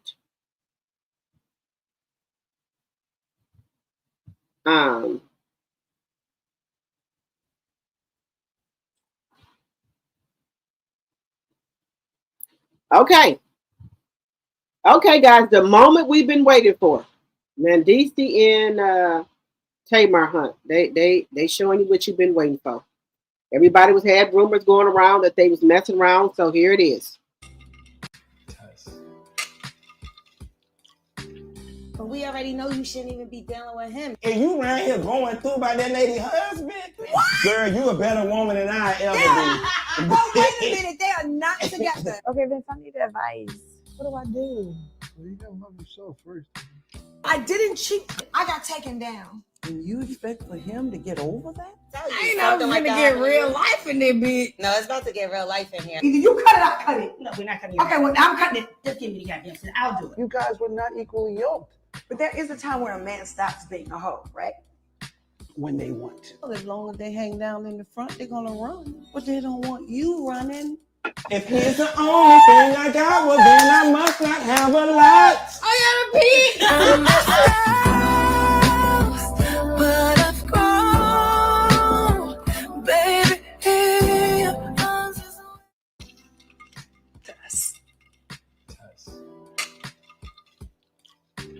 But we already know you shouldn't even be dealing with him. And you around here going through by that lady husband? What? Girl, you a better woman than I ever be. Oh, wait a minute. They are not together. See, now, I don't know if this was all applaud with Funky Dineva. How the fuck is Funky Dineva in this? So Funky Dineva, maybe this is what, okay. Funky Dineva was out here dragging Tamar and everything like this. And how the fuck is he in the damn video? Just saying. So this was all made up shit leading up to this. He said he didn't know shit about nothing. You knew, Funky. Just saying. You knew. Then you got Vincent here. Now, hey, if I must say so myself, Vincent, shaping up. He working out. He looking out. He looking okay. Now people saying, should Tamar spend a block back with Vince? Because he ain't that big guy no more. He's looking, hey, he look decent. I ain't gonna hold you. He look decent. Better, he looked better than what he looked when he was married to Tamar. I ain't gonna hold you. People saying maybe she should spin the block back with Vince. But allegedly and for entertainment purposes, they said Vince was putting paws on her. Now, any man putting paws on you, I don't think you should spin the block with. That's just my personal opinion. You do what you want to do. But people are saying that Tamar should spin the block with Vince. I love Nivea that's in here. I do. Nivea's in here. Just saying. Okay, Vince, I need advice. What do I do? Well, you gotta love yourself first. I didn't cheat. I got taken down. And you expect for him to get over that? I ain't know gonna get real life in there, bitch. No, it's about to get real life in here. Either you cut it, I cut it. No, we're not cutting it. Okay, well, I'm cutting it. Just give me the goddamn shit. I'll do it. You guys were not equally yoked But there is a time where a man stops being a hoe, right? when they want to. Well, as long as they hang down. Now, Vince ain't never lied about that. A man will stop being a hoe when they want to. When they want to. And if they choose not to, they will not. Just keeping it 100. Front, they're gonna run, but they don't want you running. If he's the only thing I got, well then I must. Look at Funky. Now, I thought Funky didn't know shit about nothing that was going on. You may like Tamar. You didn't know nothing what happened to Tamar. Tamar done got her teeth and every motherfucking thing knocked out. You don't know shit. But you up here in this motherfucking video, FD, Funky Dineva. You up here in this motherfucking video, so you know some shit. You set your dried, ashy face ass over there and lied like a dog. You set your bald-headed ass over there, looking like a motherfucking ashtray and lie like a damn dog.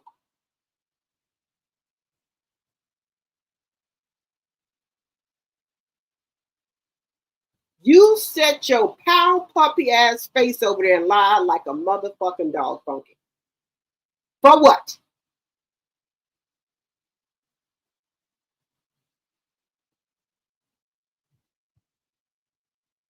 You set your nose candy ass over there, pound puppy face ass over there and lie like a dog. Just saying. Look at it. Have a lot. Look at it. Look at it. But I've grown, baby.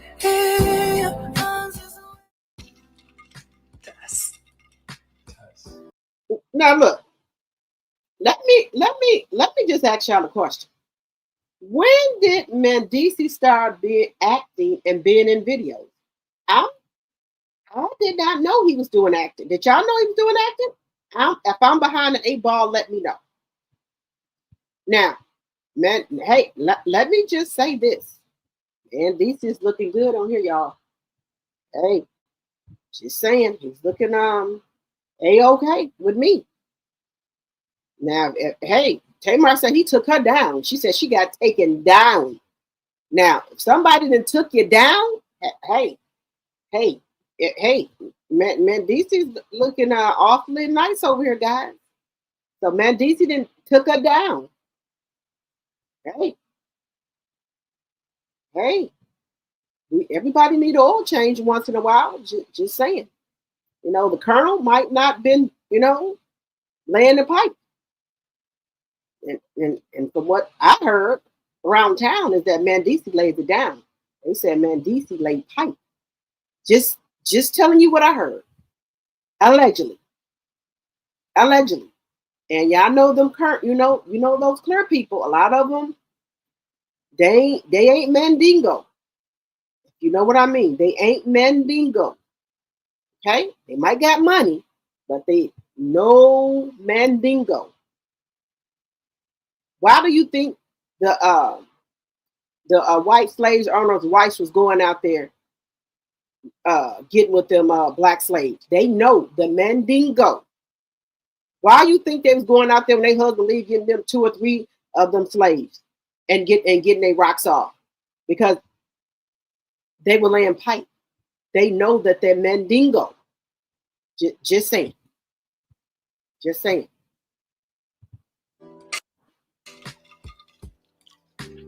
But we already know you shouldn't even be dealing with him. And you around here going through by that lady husband? What? Girl, you a better woman than I ever be.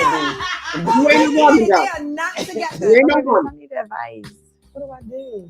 Well, you gotta love yourself. Hey, I'm just. I didn't cheat. I got taken down. She said she got taken down. She didn't cheat. She got taken down. Got taken down. Now, you can't fight against getting taken down, guys. You're getting taken down, you're getting taken down. You can't fight against getting taken down, guys. You want to get taken down, it is what it is. Remember, guys, if you're new to the channel, we would love to have you as a subscriber so you can become a T-Drop. Just saying, we would love to have you over here. We're trying to grow over here.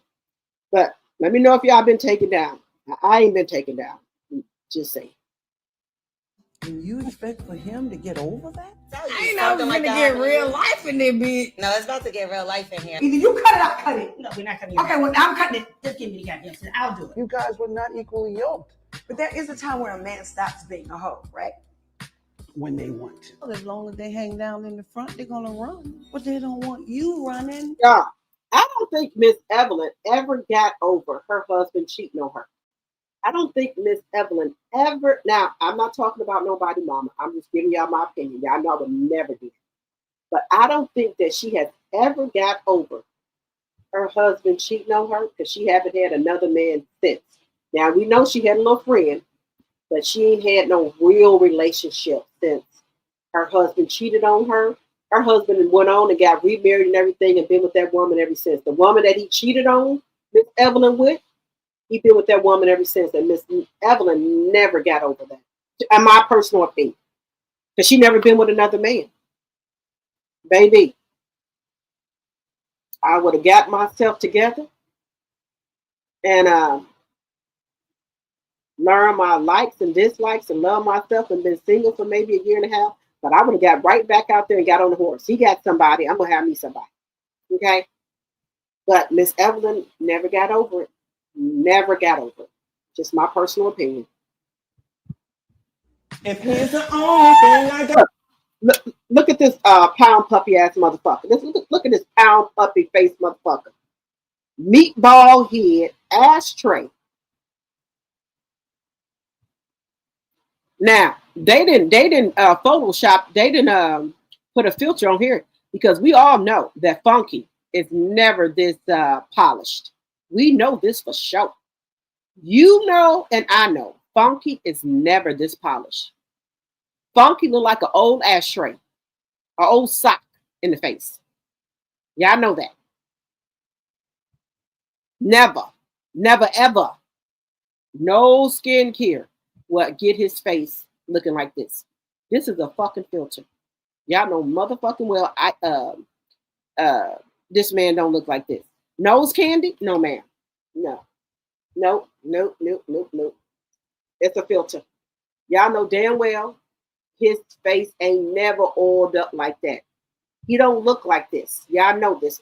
Y'all know this. Just saying. God, well, then I must not have a lot. I gotta pee.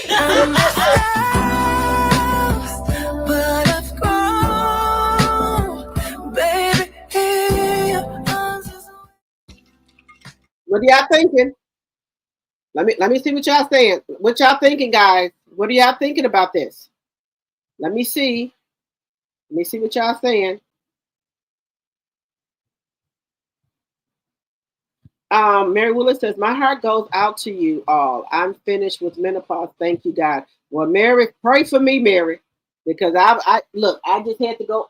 Now, I have to go take me some Ambrit menopause relief. I was over here sweating. I look like I was just got out the shower. I was over here sweating. I went and took my little Ambien menopause relief. 12 it fights 12 symptoms. Baby, I'm all good. Endometriosis has 4 stages: minimal, mild, moderate, and severe. Okay, I did not know that. Thank you, Aries, for sharing that with me. Thank you. I'm glad that you are through it. I'm actually going to have a hysterectomy in January because I have a what is that, prolapse uterus? I don't know. I hope I'm not saying it right. Well, I'm going to pray for you, Aries. I'm going to pray for you. That God's going to bring you through it, and you're going to be good. You're going to be good. I'm praying for you. Mary Willis, let me see. I told the surgeon, go ahead and take it out and stitch everything back up in its rightful place. I can't have any more kids, so I'm good with it. Okay. I'm sorry to hear that, but you're gonna be good. Let's see. I'm scheduled for the same surgery on the 7th of November. Wow. Paper Chase and Aries, I am praying the blood of Jesus over y'all surgery, that y'all gonna come out phenomenal. Everything's gonna be all right.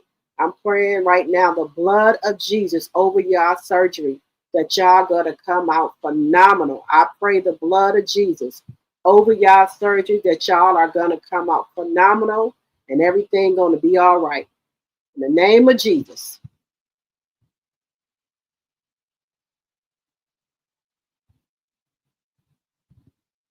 Oh, they adopted the older girl? Oh, okay, Sonia, okay. You said Mandy adopted a daughter. Okay. Hey, Carla T. Sepper, hey, girl. Did you go over there and check out the members only live? I need y'all to go over there and check it out so y'all give me, feedback of what y'all like, what y'all don't like. So let me know. The adopted daughter. Okay, because I thought they had snuck a baby in on me, guys. I did. An older girl they took in. Okay. I know y'all talking about her name is on the tip of my tongue. What is her name?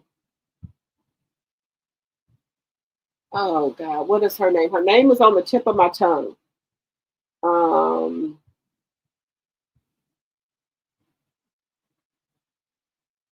It's not Phoenix, it's something else. I know her name is on the tip of my tongue. I just can't think of it right now.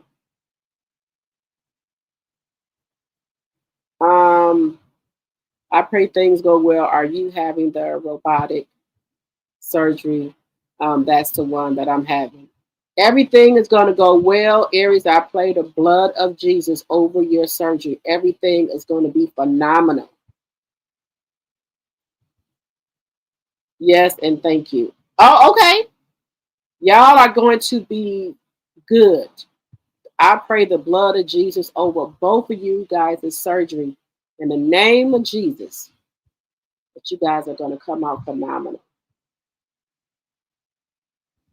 You said Tasha K is so messy. Yes, Tasha K is messy. Hello, Get a Clue. Mandisi is slow acting him. Wait a minute. Mandisi is slow acting him, his mother, and his sister. Mandisi got a sister, Get a Clue? I didn't know that. Aries, yes, I looked into it as well and felt that it was the best thing. Okay. I pray the blood of Jesus over both of you. Y'all gonna be phenomenal. Y'all gonna be all right. They wanted to do it next month, but I told him, wait a minute, they wanted to do it next month, but I told him I'd rather be done in January. I've got the holidays to go through and I want it to be free. Okay, Aries. Okay. I will be praying in January. I will be praying until January. Thank you, Mary. We all are. I pray the blood of Jesus over both of y'all surgery. That y'all gonna come out phenomenal women. Don't worry. We praying for you. They did that before her accident. You said they did that before her accident? Okay. The video was filmed before the incident between her and FD. Okay. Hey, DG. Hey. Miss E always got a old funky statement. Let me get back in that chat. Okay. Let me see. Hey, April. Hey, April Nicole. Hello. Ain't no way would I ever talk to a ninja who openly admitted to use his mother's as collateral for a rug deal. Right. He looked nice though, but I wouldn't date him. You ain't gonna put my ass up for collateral.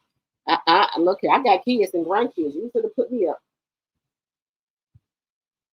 And guys, let me tell you, Mendici has no problem with saying it openly that he put his mother up for collateral. Look, and his mother act like it's okay, baby. Not one of my fucking kids talking about they put me up for collateral, baby. They will get the worst cussing out, and I might beat their ass. Just being real with you, I might beat their ass. Don't you ever put me in none of your shit. Now I'm just being honest with you. I don't want me to lie.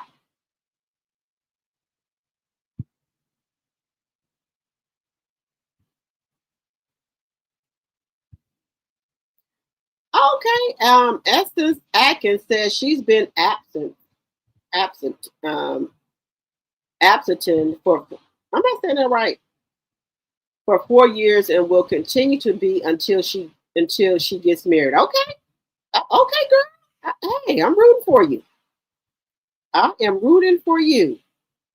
Girl, you going 4 years? Hey, I'm rooting for you. I'm right there, but I ain't quite at the 4 years, but I'm rooting for you. I'm not at the 4 years mark, but I'm rooting for you. So all I'm gonna say, I'm rooting for you. But y'all have heard these OBGYN doctors come out here and say, if you don't lose it, you lose it. You might dry up down there. I'm not saying that. I'm just telling you what the doctor said, that you could possibly dry up down there, and then it'll be, kind of hard when you want to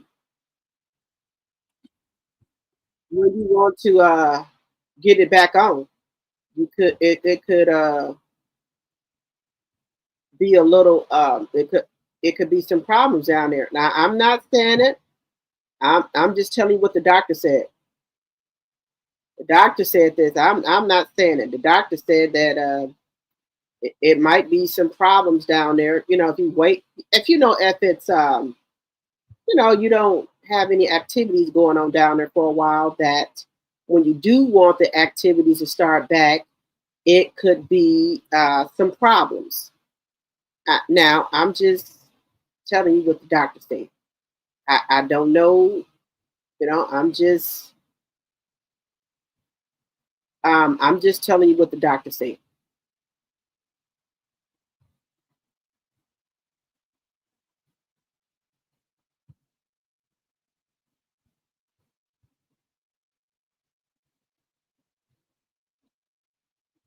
I'm just telling you what the doctor said, that that could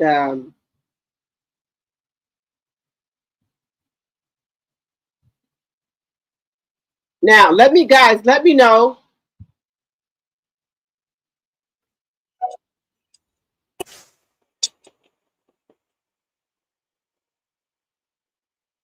Now, guys, everybody's saying Tamar's Retrograde album or EP is very good.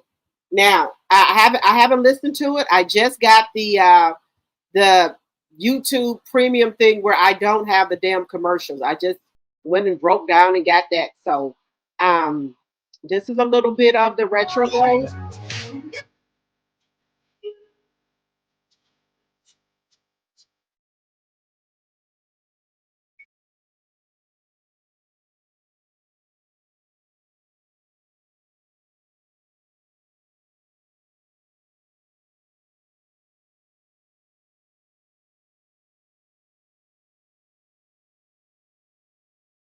I've been trying to manifest.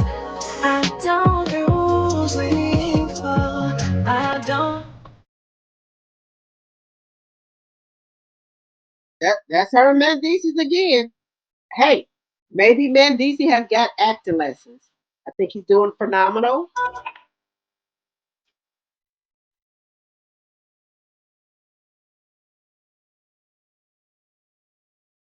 I think they're doing phenomenal. Don't wanna be. What do y'all think? I think I'm liking the music so far. What I'm hearing, I'm liking it. I am. I'm liking it. Let me know what y'all think. I'm gonna have to race this out, on my thing, but I'm liking it so far. What y'all think?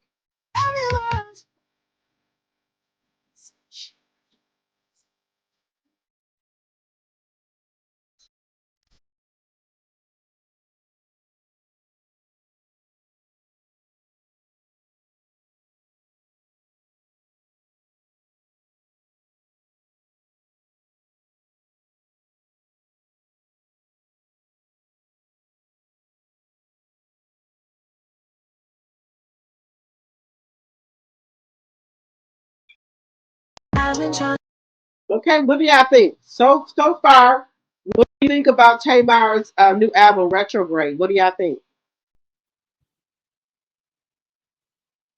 Um, Let me see. Everyone have a blessed morning. I've got to get in the bed for church in the morning. Blessings. Okay, Aries, you have a blessed night. Have a blessed night. Funky is, let me see. You said Funky is going to attach himself to anything that has to do with Tamar so he can get views. Okay, okay. Aries says good night. Pepper Chase says good night, Aries. Tamar says he took her down in the movie, not in real life. I know, Deborah. I know. Yes, Mandingo. Mandingo. Yeah, I know what a Mandingo is. And her best friend. Okay. Taken down. Oh my, Tamar is a royal fool. Baby. Look, Mandingo. Yeah, I know. Y'all know our black men got the Mandingos. Why do you think that them slave owners' wives was getting their pleasure off by their slaves? They know. You know when they go, okay, y'all know when they used to go buy slaves and stuff. Some of them used to be naked and they wanted to see what they had down there. And a lot of the wives, they would go buy slaves by themselves, and they wanted to see the package. They wanted to see the Mandingo. We know a lot of clear people don't have Mandingo. We know that. Just saying. Now, maybe some of them was blessed. Some, very few, was blessed with a Mandingo for the clear people. They ain't got it. They ain't got it. Let's just be honest with ourselves. It's not. No. Look, I have seen some naughty tapes, and the clear people, the clear man on there. I don't know what the fuck I was looking at. Yeah, look, I know some people. Yeah, I have watched sex tapes. We all grown over here, and when the white man come in, the clear man come in, he ain't got shit compared to a black man, the Mandingo.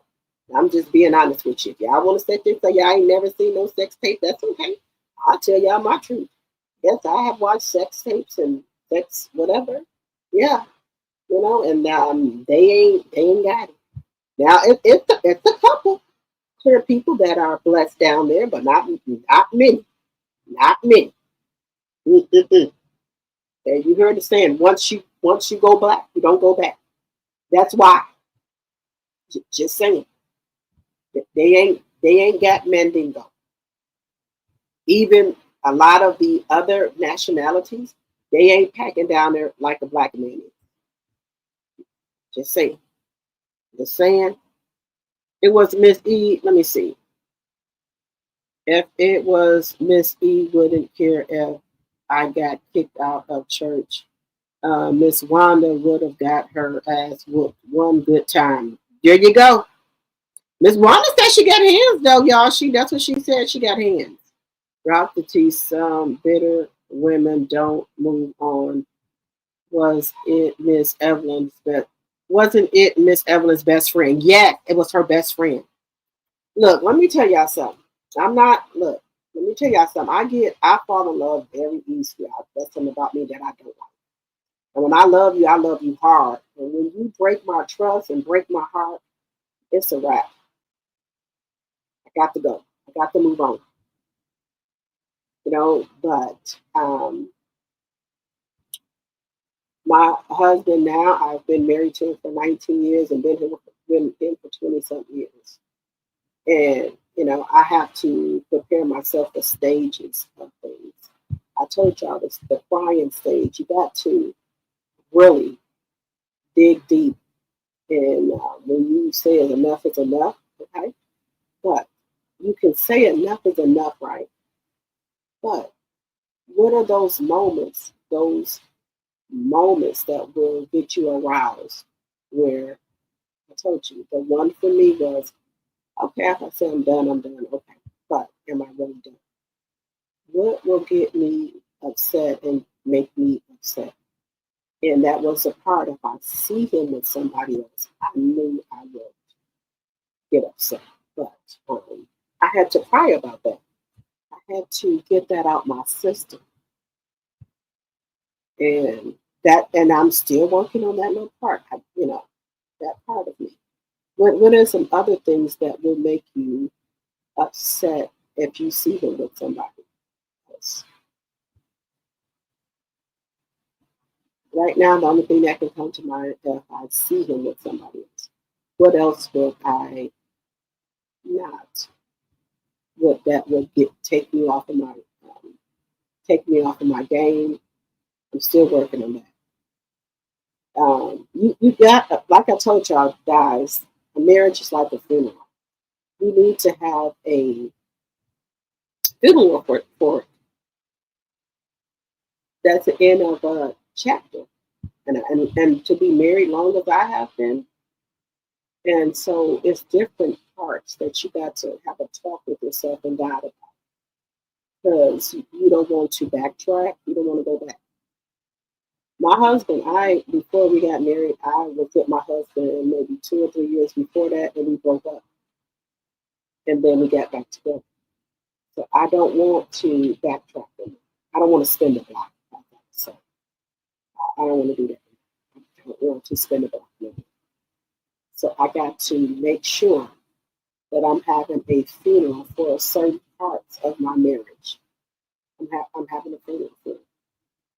It might sound weird to y'all, but that's the only way I can describe it to you. You need to grieve your marriage, sometimes things happen in your marriage and you need to grieve those parts of it. You need to grieve it.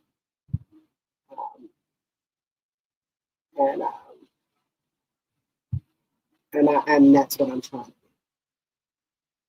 Just to be honest with you. You got to go through these steps. And I don't know, everybody don't do the steps, but I'm doing the steps that works for me. So, yeah. But I'll tell y'all more about it on my other channel. I'm getting over there.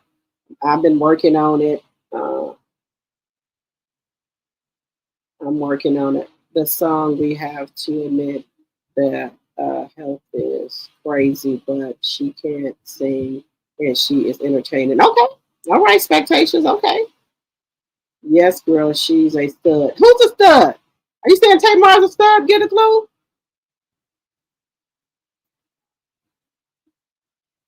Her best friend, yes. Infinity, yes, that's her name.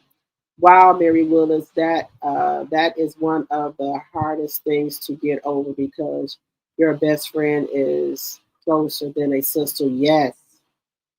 So that explains Judy. Okay, yes. And name Tawanda after her best friend. And name Tawanda after her best friend. Her best friend name is Wanda. Yes, I forgot that.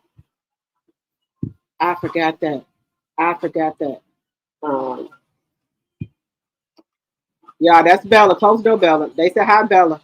Y'all. Miss E still hurting, I believe. Yes. It sounds nice. Tamar have a beautiful voice. Yes. Mary Willis, Miss Evelyn should have turned them over to God. For her to still have that hatred is not good. Yes, Miss, she never got over it. I agree. Mandisi's sister is it? You said Mandisi's sister the stud? Get a clue? I didn't know that. They said, "Hey Bella." I thought Mandisi was the only child because did we never see his sister on the show? I thought that that was Mandisi was the only child. They said, "Hey Bella." Yeah, Bella, y'all, Bella be baby. My last child, Bella, baby. Me and her, we don't sit horses, but that's my girl. I love her. She's spoiled to death. And like her brother was over here this earlier. She done got some money out of him, but they love her. They gonna give her whatever she wants. And me too. And she called, they sending money to that Cash App, baby. All three of her brothers, she called them, they gonna send money to that Cash App. So that's what I love about my boys. She's surrounded by her brothers. She can ask them for anything, and they gonna do it. Yeah, and I don't make it no better. I told her, I said, I'm not the Uber friends. Every time they get ready to go somewhere, I'm the Uber of the damn Lyft. I said, look here, I'm not the fucking Uber for you and your damn friends here. Why can't their parents help out? Why I'm always the one dropping off and pick it up?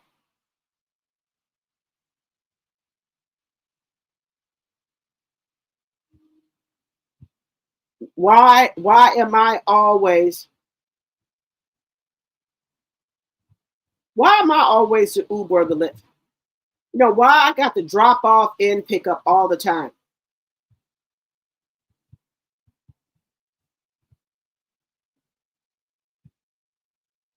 I don't know why I'm always I got to drop everybody off and pick them up. And I'm like, why can't their parents, I'm dropping off, why can't they pick up? You know, they don't do it.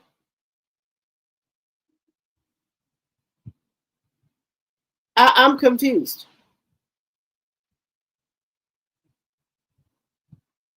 You know, I always got to drop off everybody and then pick up everybody and then drop them. I got to pick up everybody and drop everybody back off. I'm the Uber to Lyft of our clique here.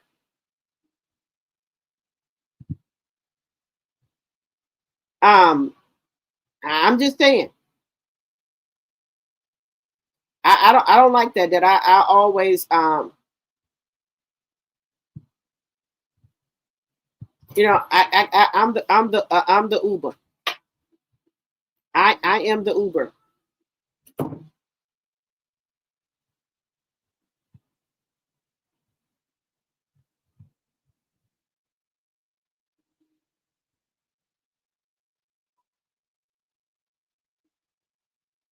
I just don't understand. And then my daughter, I give her money before she get out the car on her Cash App. Then my daughter calling me back, Mom, can you send me some more money? The kids, that my friend doesn't have any more money. We need to eat. And then here I am, you know, got to send money and everything back.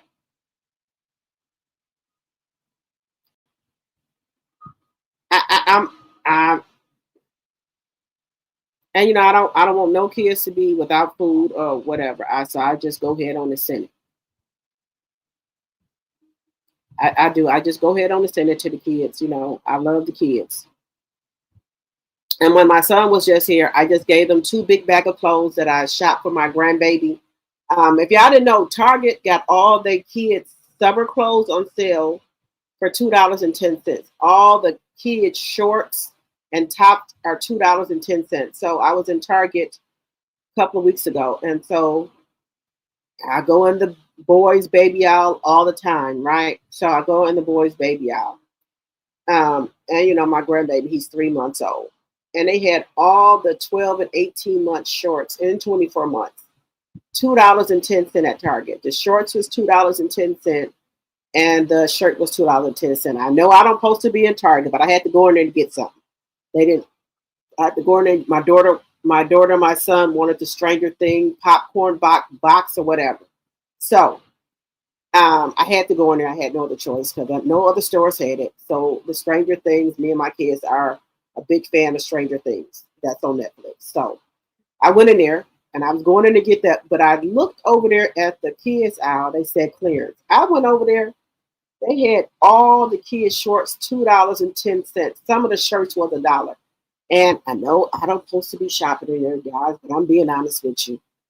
I had to get the stuff. The $2.10 for some shorts at Target for some babies, and $1 for some of the shirts, and $2 for the shirts. I couldn't resist, guys.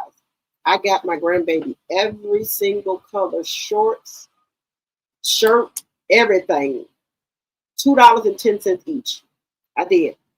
I couldn't resist, guys. I had to go in there.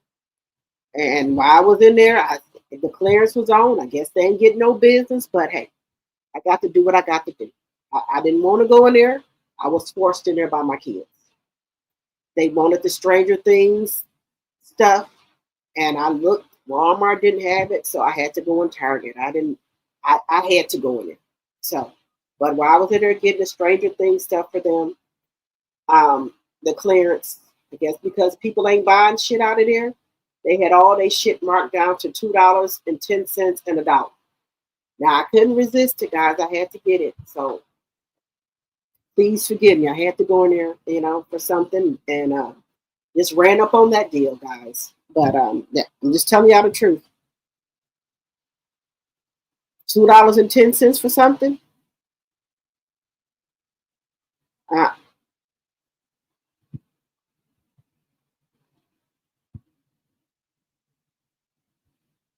I had to get it, guys.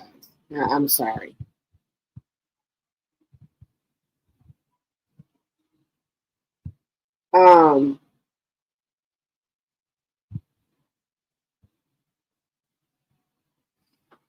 Yes, guys. So I did get this. I did get it. There was a good sale.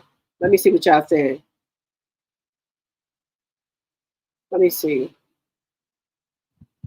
Let me see what y'all saying. Yes, said she was on the reunion when Yandy tried to fight his oldest son mother. Yep. You have to prepare in advance on how you are going to handle seeing your ex with someone else so you don't react off of emotions. Their expectations. That's why I told you I'm having a funeral, I'm having my crying session and all that. I have to get that out. That's why I said I have to get over that hump right now. And even though I know we have to get a divorce, I know that. But I thought of things that I would still hold on to, what I would still be mad about if I seen it with somebody. And that was one of the things. I got to take my emotions out of things. So that's why I said marriage is like a funeral. You have to have a funeral for your marriage, to me. And that's one of the things that I told you that I was working on and things like that. Tell Bella that's the good part about being the only girl and the baby. I should know. Okay, Deborah, girl, this her, honey, she is something else. Good commentary, Dr. T. Good night. Going to church in the morning. Blessings, you all. Blessings, Mary Willis. Thank you so much for coming over to support the channel. Thank you. I was that parent whose house was the one that Jack built. My door was always open. See, that's how I'm feeling like shit. I got to do pick up, drop off, send money for more food, but I don't care. It's for the kids. I just go ahead and send it on. I just go ahead and do it, guys. I just deal with it. All right, guys. I do want to get on to Judge Brown. Now, guys, we know he's 80-something years old. Judge Matthew and his son, Greg, respond to Judge Joe Brown's homophobic comments. Now, I think that, Judge Matthews is a older, he don't want to go there with Judge Joe Brown. He know he's an older man, but Judge Joe Brown, I don't know. Now, his son is nice looking. Judge Matthew's son is nice looking.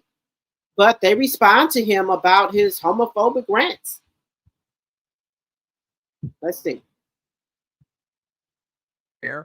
He's one of those shows that makes low-level commercial money and you can keep on forever, and he was amenable to pushing the rainbow cult. So he did that. See, what they do is they'd invite you to parties, and you go to the party, you know, you first get in this, and oh man, look at all the beautiful women. And then, wait a minute, what's that going on over there? It's a no. And you pull your cell phone out, baby, what you doing? Look here, I'm leaving this set. Let me drop by and pay you a visit. So I'm getting the hell out of here. And then they start inviting you back. You go back to them, not me. And see, they get you caught up in there and get trapped if you fell into that. And he was down there. He's one of those shows that makes low-level commercial money and you can keep on forever, and he was amenable to pushing. So he's saying that you get caught up at, Hollywood. And he said that, they would be doing shit over there. And he was saying he'd be calling his woman, asking what they doing. So he'd come over there. He said he's getting the hell up out of there. The rainbow cult. So he did that. See, what they do is they'd invite you to parties, and you go to the party, you first get in this, and oh man, look at all the beautiful women. And then, wait a minute, what's that going on over there? It's they take your belt off, help you pull your britches down, your boxes, and bend you over, and you'd be part of the initiate, that's a catechism. He said at the parties they would pull your britches down, your shorts down, and bend you over. Was you at a Diddy party allegedly for entertainment purposes only? What party was you at, Judge Joe Brown? What party was you at? And you'd be helping that out so they can poison the minds of America with you have no purpose, you have no cause, get rid of your masculinity, be emotional, doing stuff. I refuse to get involved with that social scene in Hollywood because it's just poisonous. Who was bending people over? It's completely poisonous, and they have an agenda. So, yeah, that's Mathis. He can take his punk self somewhere else and go deal with his rainbow fixation. Wait a minute. He said Judge Mathis is a punk and go deal with his rainbow sensation? Judge Joe Brown, why would you say such a thing? He can't help that his son is that way. You didn't have to call Judge Mathis out of his name. I thought you was a respectable man, Judge Joe Brown. Wait a minute. You in here calling people out of their name? You didn't call the man Judge Mathis a punk? Now, Judge Joe Brown, you now come on. Now, I thought you was a respectable man. You ain't got to call that man all out of his name like that. I thought Judge Joe Brown was a respectable man. And he go around calling people punks and stuff. Just saying. But all his children are rainbow, He talking about Joe Matthews. Kids are the rainbow. Judge Matthews' kids are a rainbow. Now, Judge Joe Brown. Now you should take that back.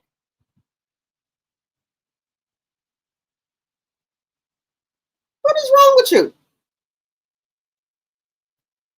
If the man sound like that, he just supporting his son. You ain't got to talk about all his kids are rainbow. Now you know you're wrong. Man, what have you not been doing?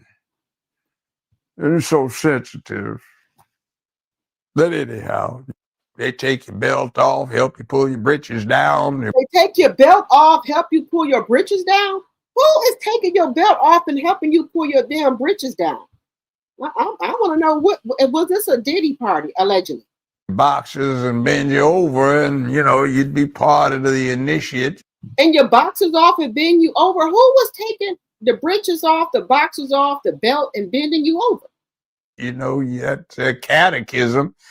And you'd be helping that out so they can poison the minds of America with you have no purpose, you have no cause, get rid of your masculinity, be emotional, doing stuff. I refuse to get involved with that social scene in Hollywood because it's just poisonous.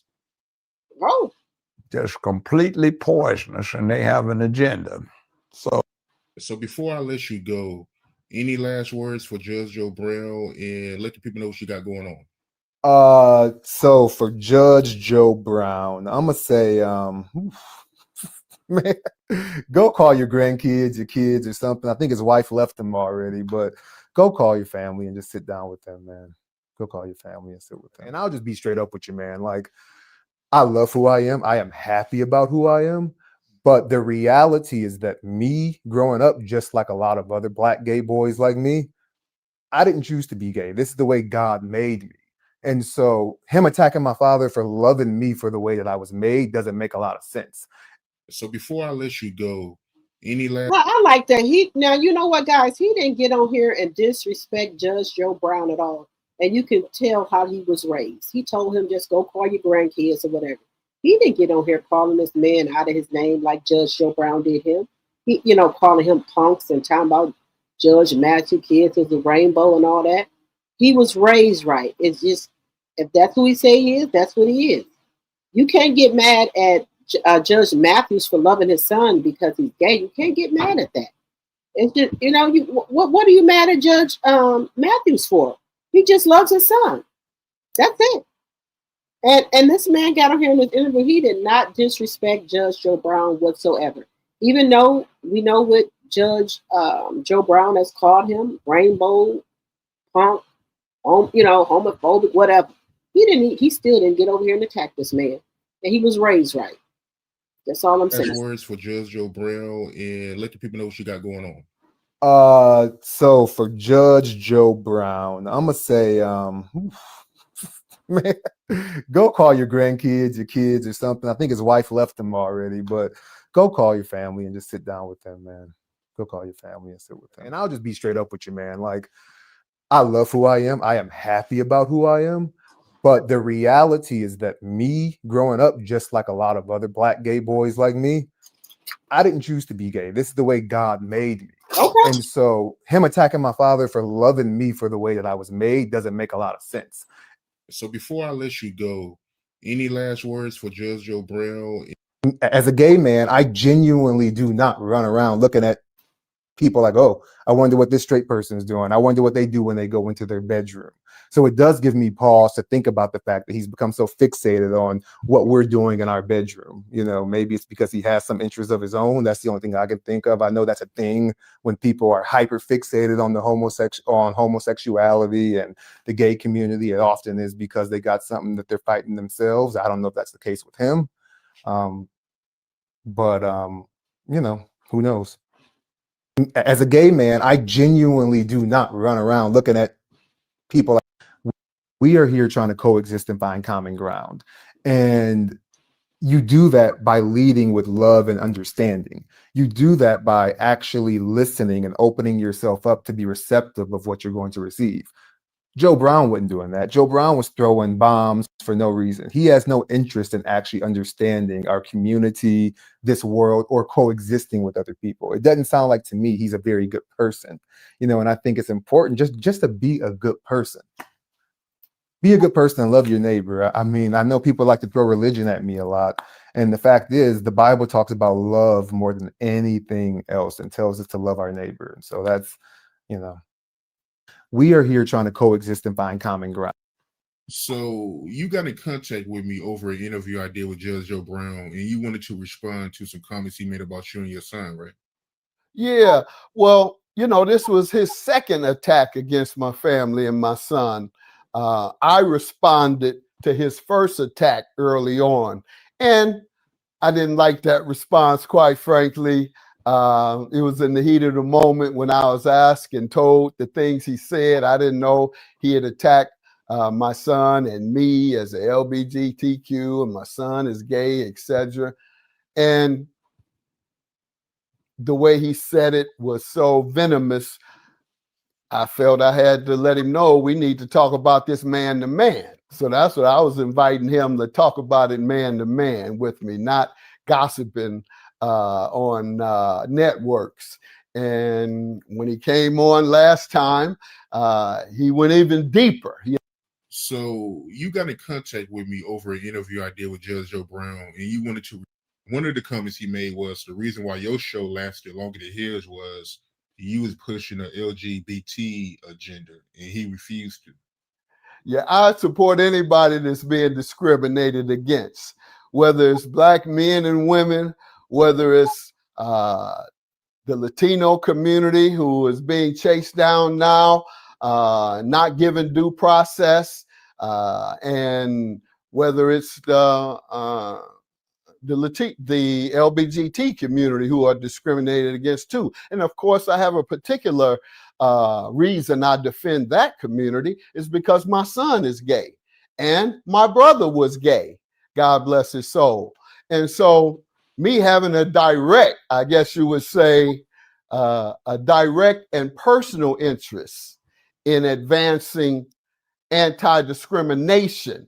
I'm not advocating for the LGBT community. One of the comments he made was the reason why your show lasted longer than his was advocating for non-discrimination against them and treating them different than you do regular folks. So that's who I am. And it makes it even more, I've become even more aggressive about it because it involves my son. And I appeal to any man that has a son. Don't reject your son, man, just because he's gay. You destroy his life. You destroy your household because most women and mothers, they embrace their gay sons.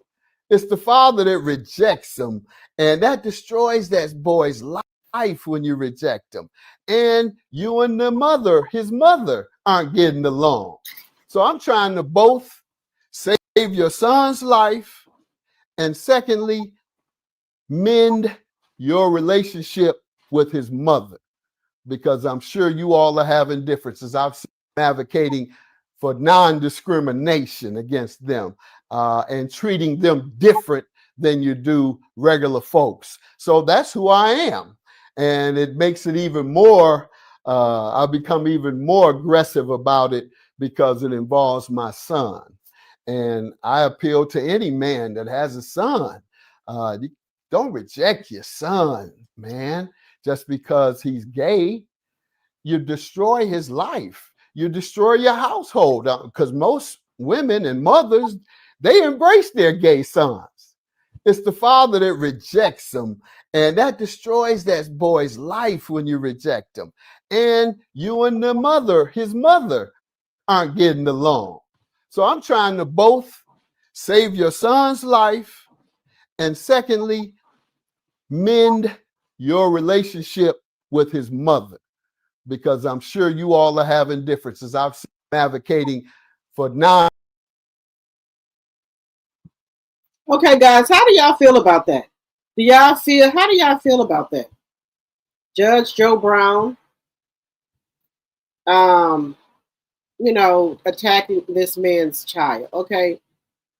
I'm sure he doesn't want his son to be, LGBTQ, but that's what he is. What you want him not to love his son? Don't talk to his son, put his son out. He can't do that. What do you want him to do, Judge Joe Brown? I don't know who britches was being pulled down at these parties. I don't know who belt was being taken off, who britches was being taken off, who boxer shorts was being taken off, briefs, G-string, whatever was being taken off at these parties and bend over. Who party was this at, Judge Joe Brown? You said you was there. You said people was getting their belts taken off, their britches taken off, their boxers, their briefs, their G-strings taken off and bent over. What party was you at? Can you tell us a name, Judge Joe Brown?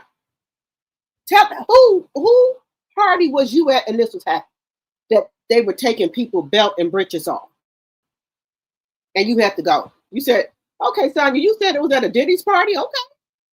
Okay. Pepper Chase, you said it was at a Diddy's party. You said he got semi-dementia. Okay. All right. I'm legally divorced, but in my world, I'm a widow because the man I was married to is deceased. He's took up a new role than the person I was married to. Will take some time to completely heal. I'm sorry to hear that, Spectations. I am so sorry to hear that. My prayers go to you and your family. I sincerely mean that from the bottom of my heart. My prayers go to you and your family that you're dealing with that. Paper Chase says, I personally don't care for Judge Joe Brown because he's always talking about Black people, never anything good. Yes. But I don't understand why he's mad at Judge Matthews for loving his son. He can't help that his son is G-A-Y. He can't help that. What, you want him not to love his son? And then he's always talking about the Judge Joe Brown. I think he's older, guys, and I try to think that maybe he's going through maybe some slight dementia. I'm not, allegedly. And I try to give him grace. I do.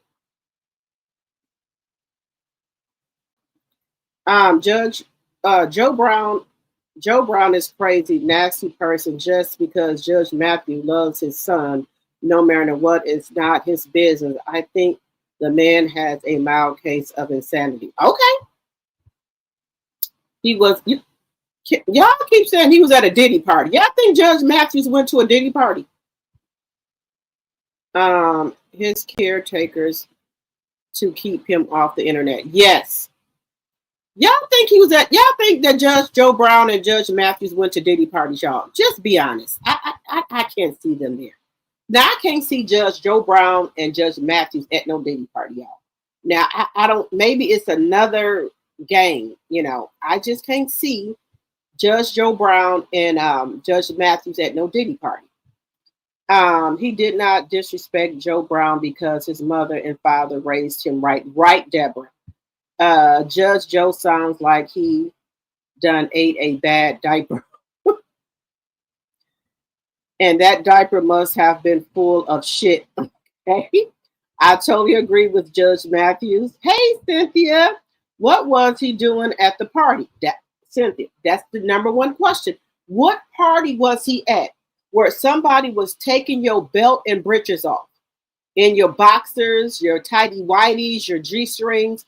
What party was this at? Now, the only party I've heard of, allegedly and for entertainment purposes, is Diddy. Now, I know they had different spaces. If you go towards the back, you walking into fire. If you want to go to a Diddy party, stay in the front, mingle with people. Don't go towards the back. Now, that's what I heard, allegedly and for entertainment purposes only. That's what I've heard. If you go to a Diddy party, don't be going to the back, you know. You need to, stay where stay in the front. If you go back there to the back, you walking into to danger. So you don't need to be going to the back.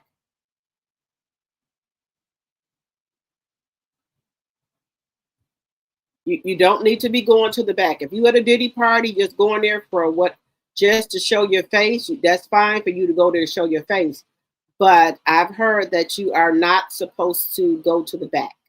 Now, I'm just saying what I heard.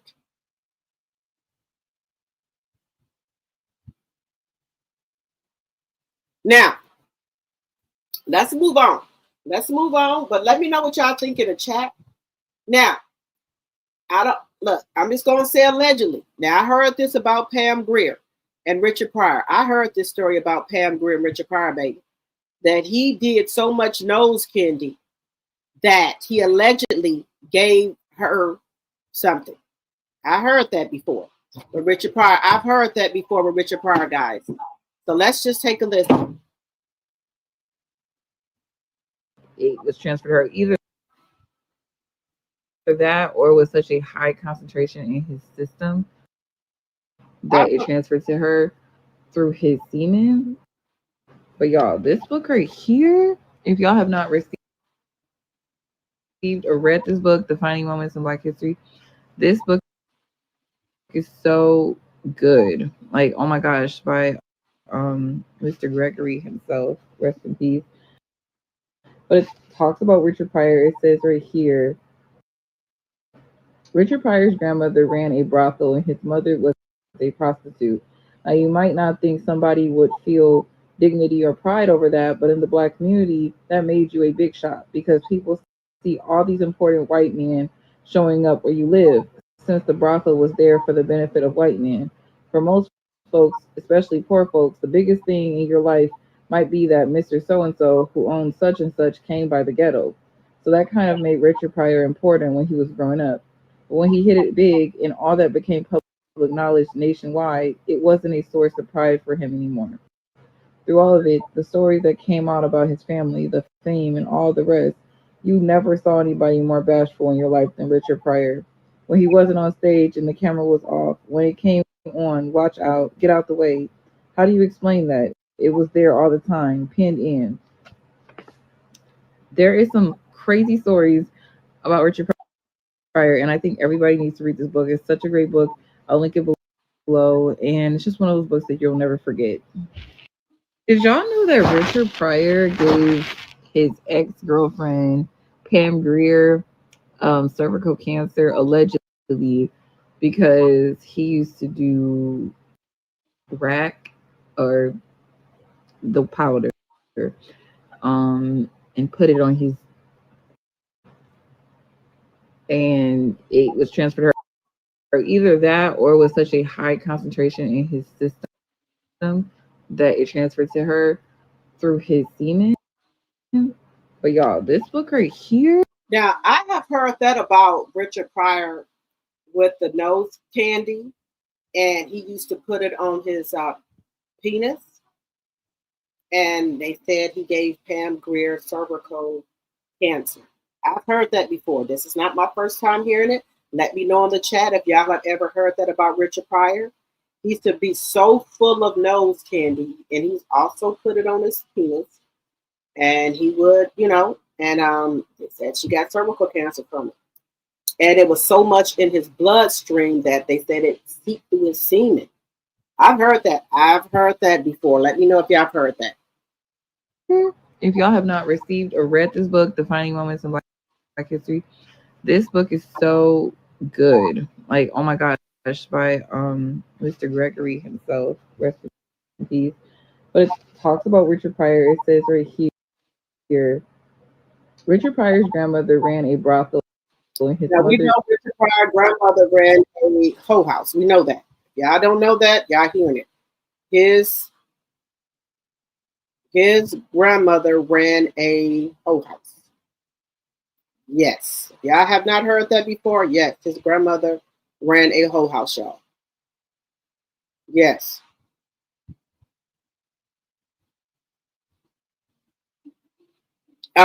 So if y'all did not know that, yes, that is true. His grandmother ran a hoe house. And we all know, if you didn't know, Richard Pryor was on the nose candy. Yes. If you didn't know, you know now. And he was on a lot of nose candy. A lot of nose candy. So that, that was a lot. Let me know if y'all didn't know that.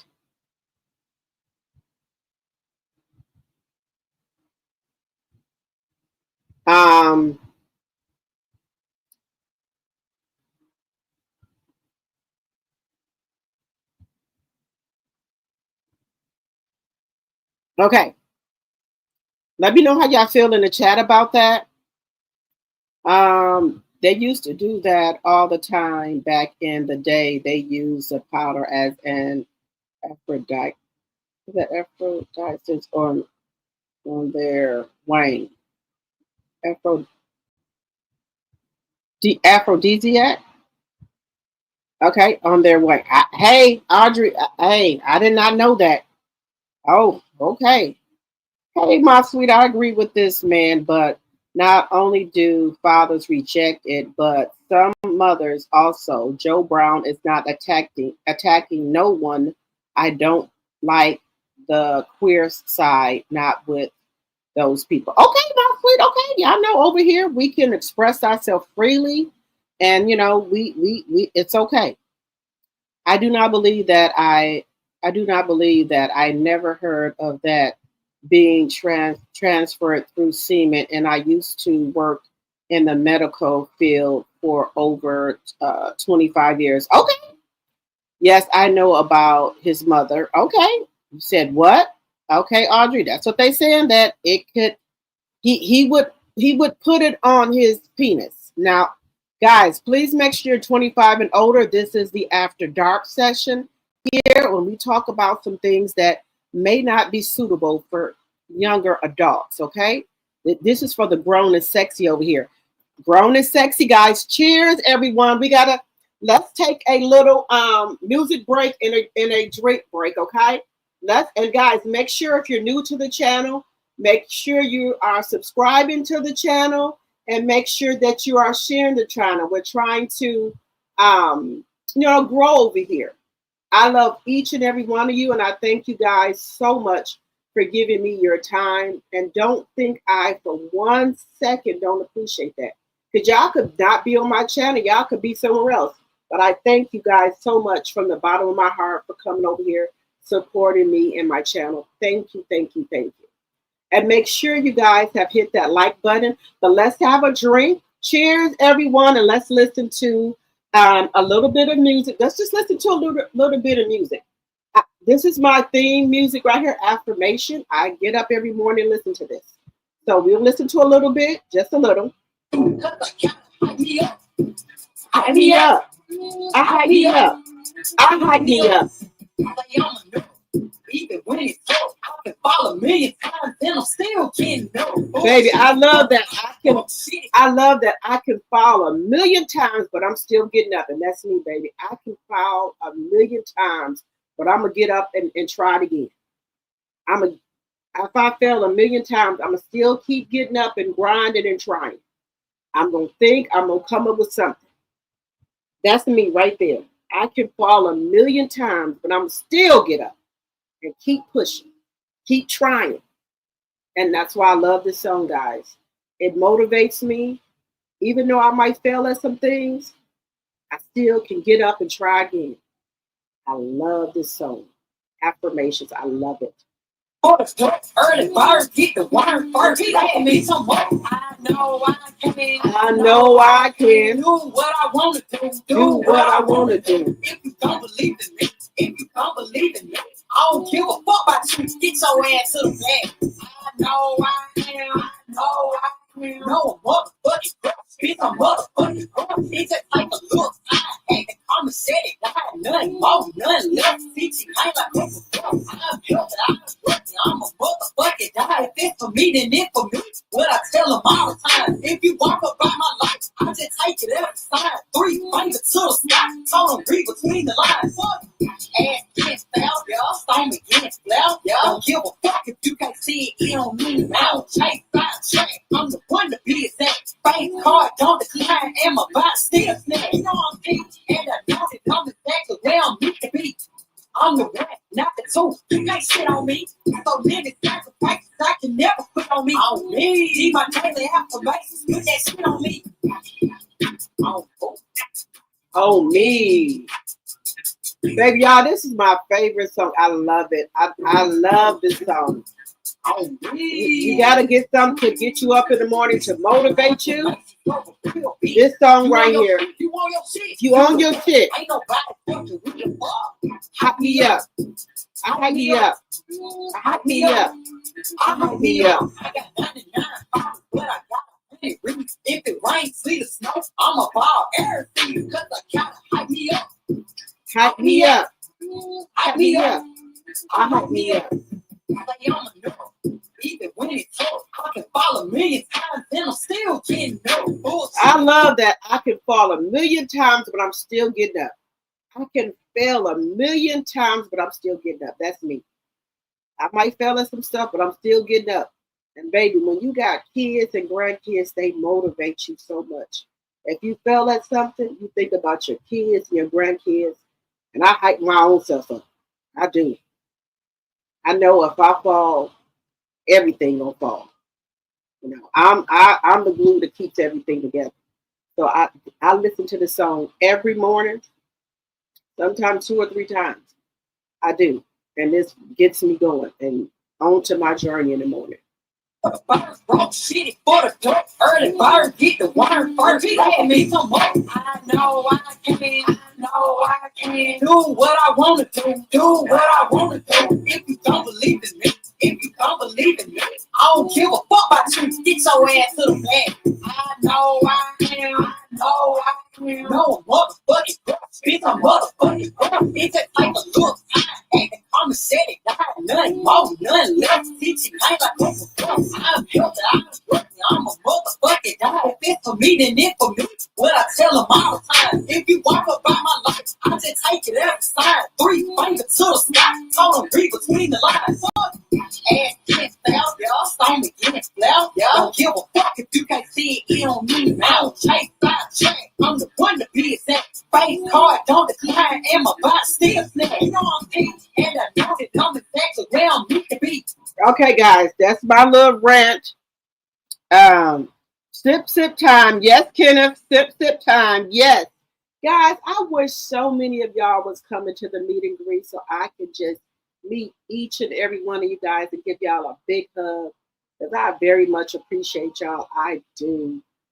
For just hanging with me, being my little tribe. I appreciate you guys so much. I do. I appreciate you guys. Don't no other content creator tell you this. I'm telling you that. I appreciate you. Because without you guys, I would not have a channel. So thank you from the bottom of my heart for coming over here to support me. Thank you, thank you, thank you. Y'all keep me going. You said Cynthia Lay's getting his freak on. I like that viral guy that dances to that song. Yes, you got the guys. You got to have something, guys, that hype you up. You got to, you got to stand for something or you'll fall for anything. I keep my family. I'm the glue that keeps my family together. And, I let myself know every day that if I don't get up here and get on the grind, when I'm, not at my best or whatever, my family depends on me. Not just my kids, my mom, my brother, my sister, my nieces, my nephews, they depend on me. So I always tell myself I can't fall because, baby, my nieces then will call me at the drop of a dime. My nephews. I'm everybody their mama. My kids. So I got to do whatever I got to do. I can't fall because I'm the glue that keeps my family, my family together. So I got to do whatever I got to do. When I get ready to go out of town, they act like the world is ending, guys. What? How long you gonna be gone? When you coming back? What? Who gonna take mama to the store? Who gonna pay mama bills?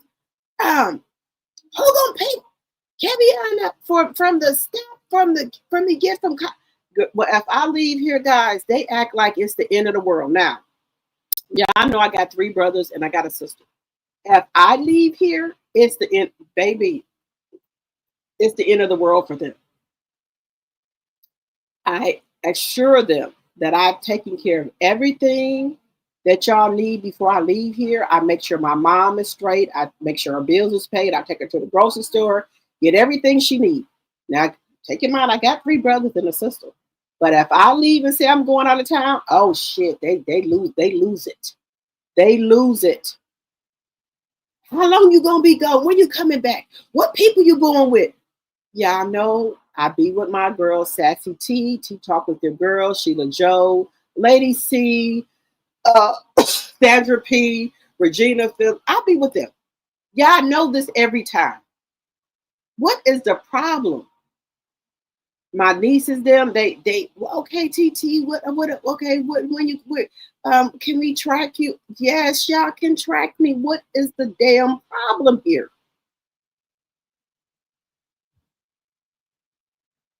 Okay, y'all know if y'all need me, just call me. Girl, when I leave and go out of town, when I do go, shit, they act like the fucking world is on fire or something. I make sure before I leave and go to my little like Winter Wonderland, and like this month I'm leaving on the 19th. I'm going to GravelCon. I have to look. If I go out of town, guys, I got to make an announcement. I got to get in a group chat, tell everybody I'm leaving. And girl, when I do that, it's 100 questions. Look, I'm in the group chat now. My sister I'm 51. My sister's 50. What is the problem? And my sister's name is Rachel, but her nickname is Ray Ray. I said, Ray Ray is here. If y'all need, oh no. What they don't want her, they want me. And I just find it so funny. I'm like, guys, I'm going to be gone for such and such time. Okay, what is it okay, tell me whatever y'all need before I get ready to go. And my brothers, look, y'all got women. What is the fucking problem if I go out of town? I am not your woman. I'm your sister. Remember that. I'm your sister. I'm not your woman. Okay, tell me what y'all need before I go. What can I do for y'all? What is it that you need? When I go out of town, I make sure my brothers and my sister, they're taken care of. Because if I have to go out of town, I have to have somebody to cover me, and my sister is going to cover me anytime. Okay. And I guess they don't like when my sister does it. I don't know.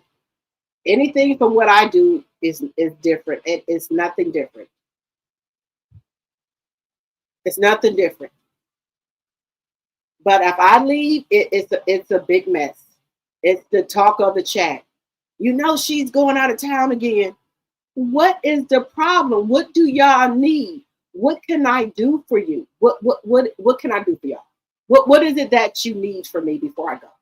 And then I do whatever they say. But then when I'm out of town, they still ringing the damn phone. Oh, look, guys. Y'all can handle this little bit for 4 days that I'm gone. Y'all can handle it. What is it? What is it? My grandbaby, which is the baby, my grandbaby is my heart and my soul. Y'all, baby, when you got grandkids, it's just a different kind of feeling than your regular kids. My grandbaby, I seen him today, and my son and his girlfriend was laughing at me because I just hugged my grandbaby so tight. And like I let him know that you got grandma, you got Nana heart. What is it? I don't want my son them to stress about nothing for the baby. Because they work really hard and things like that. And I just got Bella, so I can get and do or buy whatever they need. I don't want my son and my daughter, I call it my daughter-in-law, stressing about anything. And she says he doesn't need anything. They were even bringing swing. I had bought him a swing. She said, I brought back one of the swings because we got 4 swings at the house because he had so much stuff that we have bought him, and God is the glory for that. And she said, well, I brought back one of the swings so when he's here with you, that you have a bouncer for him or whatever, because he has 4. My grandbaby is blessed. The minute I found out that she was pregnant with my grandbaby, baby, I went to work. Now, I'm going to keep it real with y'all. I know boosters. I ain't gonna lie to y'all. Baby, they brought me so much stuff for my grandbaby. So much stuff for him. And then the stuff that they didn't bring, I was buying. Anytime I go in any store, I go in the baby section, the boys' baby section. And I'm getting shit for my grandbaby. I don't want my son or my daughter-in-law to worry about nothing for my grandbaby. I said, she said, no, he don't need no Pampers, no wipes, no nothing. She said he has all of that. He doesn't need anything. So she laughs sometimes at me. She's like, I already know you're going to take care of it. And that's why I want it to be that whatever my grandson needs, I just want them to work, pay their bills, and if anything my grandson needs, Nana's going to get it for him. Anything. My grandson is 3 months old, and she said he has so many Pampers, so many diapers, wipes. She said we don't need none. Clothes. She said if he spit up on anything, they just go in his room and get him another shirt because he has so many clothes. I, being honest with you, I have no people that do that. Oops. And hey, if they got the shit, they got the stuff, I'm gonna buy it. Just to be honest with you. Don't get on here and try to act like I'm better than nobody. I'm just telling y'all the real. They got the stuff. Hey, what you want for it? I buy it. Now I ain't telling nobody to do nothing, but if they got some stuff, say, hey, we got a bundle. You got a what? Oh, okay, bring it to me. When they say they got a bundle for something, they call me up, say they got it. I buy it. That's just how it is.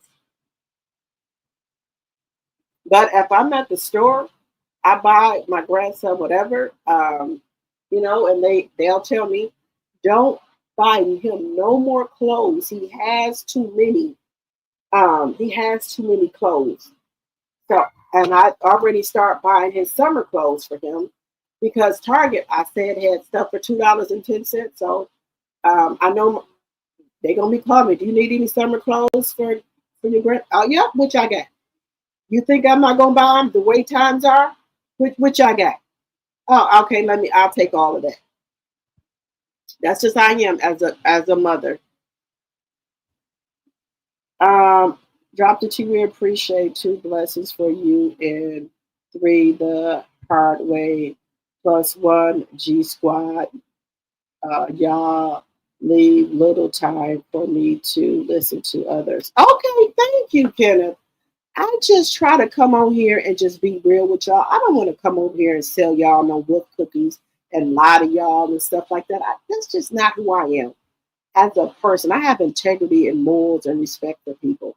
I'm not like that. And let me tell y'all one thing. I love Melody Cherie Rogers. I'm going to tell you that. Baby, sometimes, when I get ready to go to events and stuff, it might be a little rough, but baby, I make it. I go.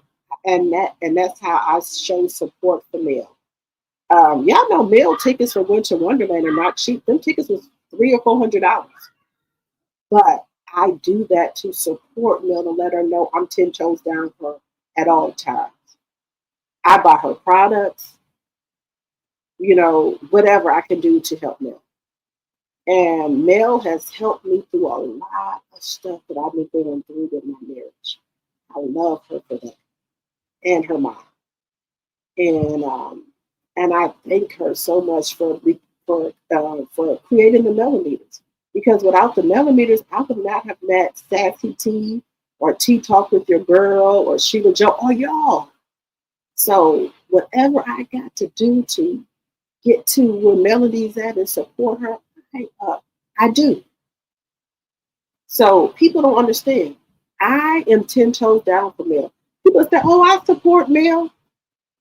Okay, that's fine. But I go. I buy her tickets.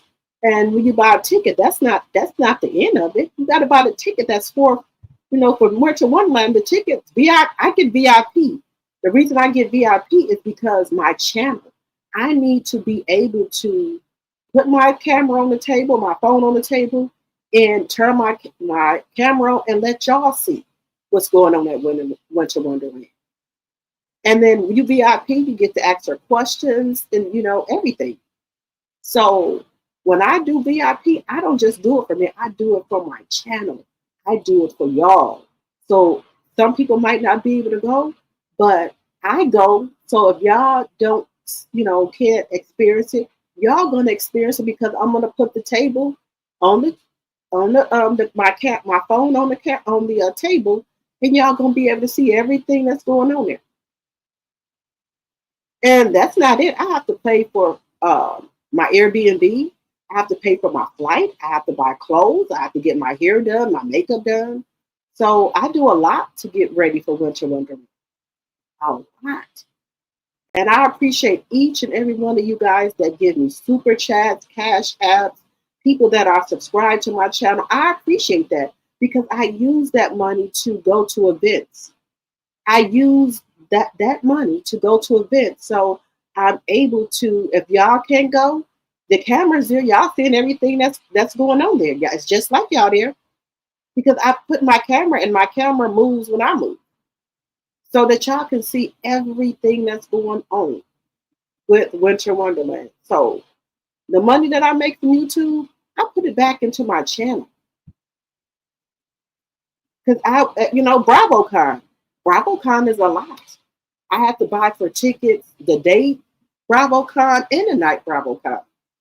I have to buy a plane ticket to Vegas, round trip. I have to get an Airbnb. I have to have clothes.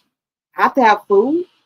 So when people give me cash apps or super chats or super stickers, know that your money is going to a good cause. I use that to pay for like my food or tickets and stuff. And then when I go to BravoCon, y'all are at BravoCon because I got my camera on. Y'all seeing everything. Just because you ain't there, you're still seeing everything that's going on. So those tickets are not cheap. Any money I get from my memberships, I put that towards my trips that I go on. BravoCon, Winter Wonderland, my flight. I put that money towards that. That's what I do with my membership. You know, people who are subscribed to my membership and people that give me super chats, super stickers, or cash apps. I put that money towards my channel. So I'm able to go when they have events. I'm able to go and share that experience with you guys. That's what I do. I don't, take the money and, pay bills and stuff. I could, but I want to give back to my channel. Like right now, I'm working on my shirts for my channel, Drop the Tea. So I'm waiting on that. And I want to be able to maybe give one or two away and then let y'all, my website and stuff like that, and let y'all buy and things like that if y'all would like to. No pressure. But that's what I do with the money that I get from my memberships and super chat, super stickers, cash app. I put that towards me going to events to bring to y'all. I know a lot of content creators don't do that, but I just want to give y'all something different, a different experience. I've never been to BravoCon, so this is going to be new for me, and I don't know if it's new for y'all, but I'm going to bring it to you. Once I get in BravoCon, I will start filming. I will start recording, and I will come on my live, and y'all, whatever I see, y'all gonna see. So don't think that y'all super chats or super stickers are going to waste. Even if you give a 50 cents, $1, $2 for a super chat or super sticker, that's fine. It's all going to a good cause. Remember that. When I go on trips to, we went to St. Thomas, we went to Dominican Republic. I filmed. Y'all saw. We might was a little bit tipsy, but hey, this is my channel. This is what it is. Now, some people on my channel be like, oh, no, I know my people that's going to be like a little like, and I love y'all. And I love y'all. I know my members who will get a little, a little rah-rah with me, but I love them. And they know what I know.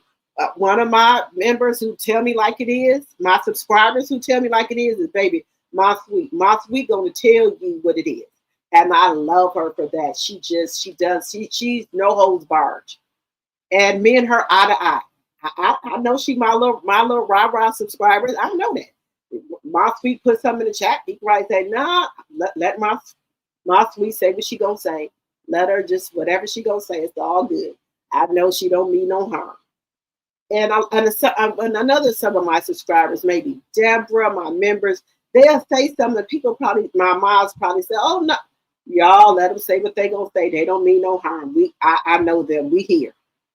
These women come over here and support me every single day. If they not over here, they doing replays. So I know my members or subscribers who going to give me a little rah-rah, and I love that because they not gonna change who they are. They're going to speak their mind, and that's what I want y'all to do. Yeah, I don't have to agree with me all the time, but I know my members who they'll let me have it, and I love that about them. They don't let nothing change them. They express themselves, and I'm okay with that. Now, if I get some trolls, yeah, but I know my members who rock with me. I know that. My members and my subscribers, and they just speaking their mind. Ain't nothing wrong with that. This is a free channel for you to speak your mind on. And I know the members or subscribers that will do it. And I'm gonna don't block them. That they all right, they good. That's just how they is. I know Deborah will say whatever. Miss Deborah Randall will say how she feel about whatever. I know Ma Sweet gonna say whatever she feel. And some other ones. They gonna tell you how they feel. And that's okay. That's what my channel is for. I don't want them to agree with me all the time. I want them to tell me exactly how they feel about shit. I do.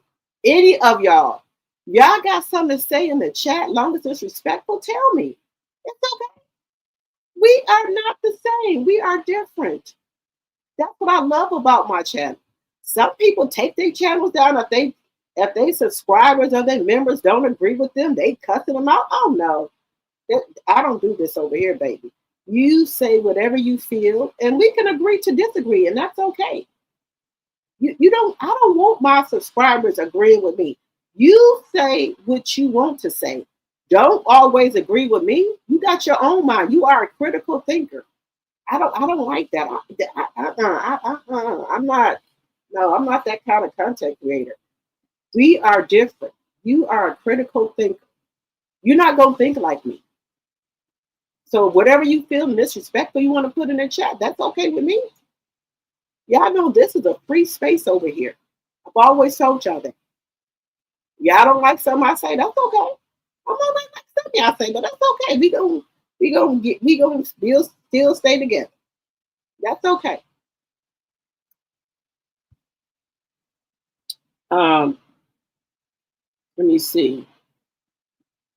For those that do not know who the Three the Hard Way is, are Drop the Tea, Sassy T, and Tea Talk with Your Girl, no particular order. There you go, Kenneth. That's Three the Hard Way. Me, Sassy T, and Tea Talk with Your Girl. Thank you, Kenneth. Thank you for putting that in there. Baby, let me tell you something. People that are not even your blood will support you more than people that's your blood. These women have helped me so much. And even my subscribers that be with us, Sheila Joe, Lady C, Regina Phillips, baby. These people are not my blood. And some of them, and they support me more than some of my cousins do. My sister them do. Just know that. Some people that are not even your blood will be rooting for you when other people are not. These ladies, I love them from the bottom of my heart. And I will travel anywhere and go anywhere with them. Because I know they got my back. They ain't gonna let nothing happen to me. Nothing.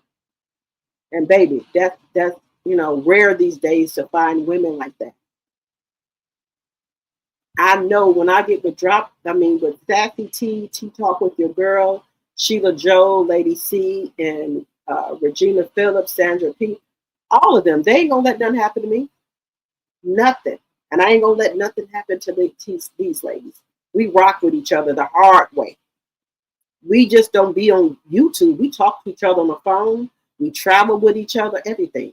So there's not no YouTube shit. We rock with each other. We talk on the phones. We travel together, everything. So I rock with them. They rock with me. I know what I get with them. I ain't gonna let nothing happen to them, and they ain't gonna let nothing happen to me. And it's rare these days to find women like that. Just keeping it a buck with you. It's tough. They gonna shout my channel out. I'm gonna shout their channel out. And you cannot find content creators like that. They don't want to shout your fucking channel out. They don't want to help you come up and help you get subscribers. They just give a fuck less.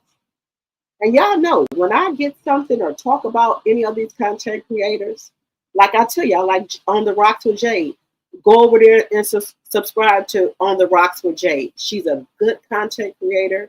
She's funny. She's real. And she has a great personality. I say, go over there and subscribe to On the Rocks with Jade. I love her channel.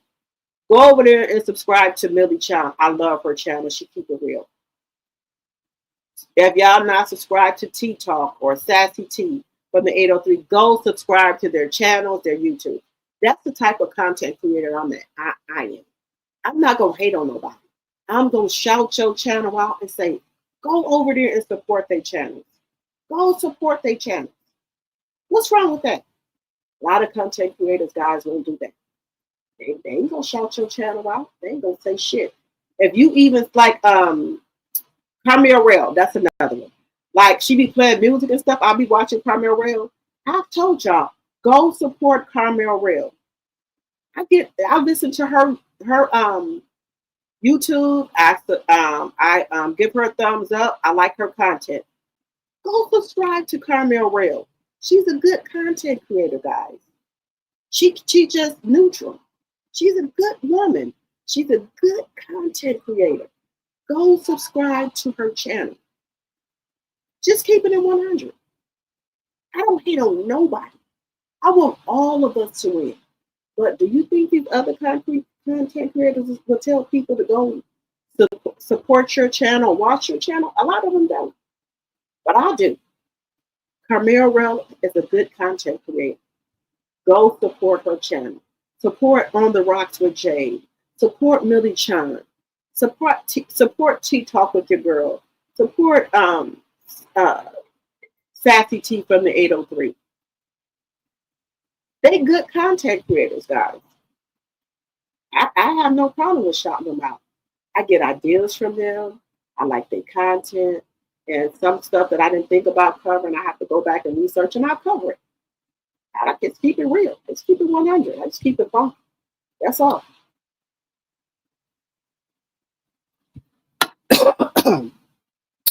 I love all that you name. Jada be having me in tears. Yes, Cynthia Lacey, I love Jada's On the Rocks. One day, I hope I can meet her one day. I think she's going to come to Winter Wonderland, and I hope she does so I can meet her. I love her channel. I do. I go over there in her channel. When I have time, I go over there and be in her chat. I say, hey, and I will, give her a thumbs up. And I tell everybody, On the Rocks with Jade, she has a great channel. I love her. So hopefully when I go to Winter Wonderland this year, because I know she said she was thinking about coming, I hope I get to meet her. She's phenomenal. She real, authentic. She have you in tears. Yes. No, because if we hook up, it's all on me. No, because if we hook up, it's all on me. Okay, my sweet, we gonna hook up. I told y'all where my sweet, where I'm gonna be at. We can go out and have drinks, whatever y'all need. You know, you need gas money, whatever. I'm just that type of person. I want to meet all of y'all. I promise you. I'm gonna be in Vegas this month. I know I'm supposed to meet up with Deborah. Deborah ain't told me what time yet, but Deborah Holder, we got to meet up. And I just want to hug y'all. I do. Because y'all, people don't understand. They take their subscribers or members for granted, like, y'all got to be over here. Y'all don't have to fucking be over here. Y'all can be somewhere else. Y'all could be asleep or supporting somebody else's channel. People take that for granted. That y'all have to be over here in our chat, live chat. Y'all don't have to be over here. Y'all can be somewhere else. So I don't take any of y'all for granted. And I'll tell y'all daily, thank you. Because sometimes, guys, it was touch and go for me. I was like, well, I don't think people like me, And I used to do pre-recordings. And then Sassy was like, no, start going live. And then when I used to do recordings, people in my chat would be like, can you go live? Can you do live chats? And I was scared at first. I was like, ain't nobody gonna come and listen? I used to be so scared. But when I used to do pre-recordings, people in my chat used to like, can you go live? And I think one was Sanya, and I think Proud Mimi. And they kept on encouraging me, just go live. And I did it, and I've been rocking and rolling ever since. I think those were the first two women that told me to go live. I was really scared. I thought, would nobody come over here to my channel and support me? And those ladies. I also, Charnel Monet, they've been rocking with me. Go live, go live, go live. And I was scared. I just did it, and I've been going live ever since. I hardly ever do any pre-recordings anymore of my content, but this is what it is. And the 19th, I think I'm going to BravoCon, and guys, they keep trying to come and deliver my tickets FedEx, and I keep missing them. I don't know if they're bringing a damn doorbell. I don't know what the hell they do, but we have my BravoCon tickets, and I paid a pretty penny for those tickets for BravoCon. I'm going sooner than the 13th through the 18th. Oh Lord, I'm going sooner than later. Oh shit, let me get on my shit. I gotta get my hair done. BravoCon is, I'm leaving here on the 13th of November. Shit, I got the, oh wait a minute. Oh, next week I gotta get my hair. Well, no, I might have to get my hair done on the 10th or the 11th because I leave on the 13th. Shit. Oh shit. Oh my goodness.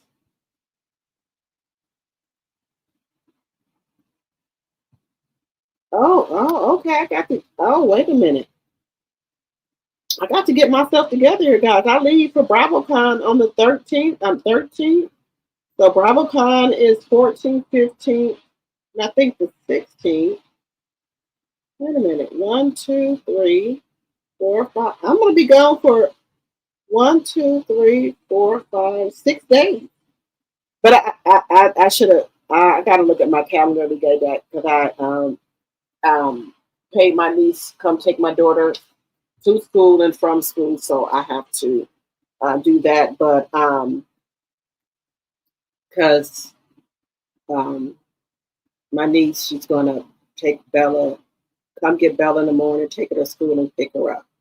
So yes, so well, he's gonna be at work, so and he will try to stop it. Yeah, I know who I'm talking about. So, well, who's gonna pick her up from school? Who's gonna take her to school?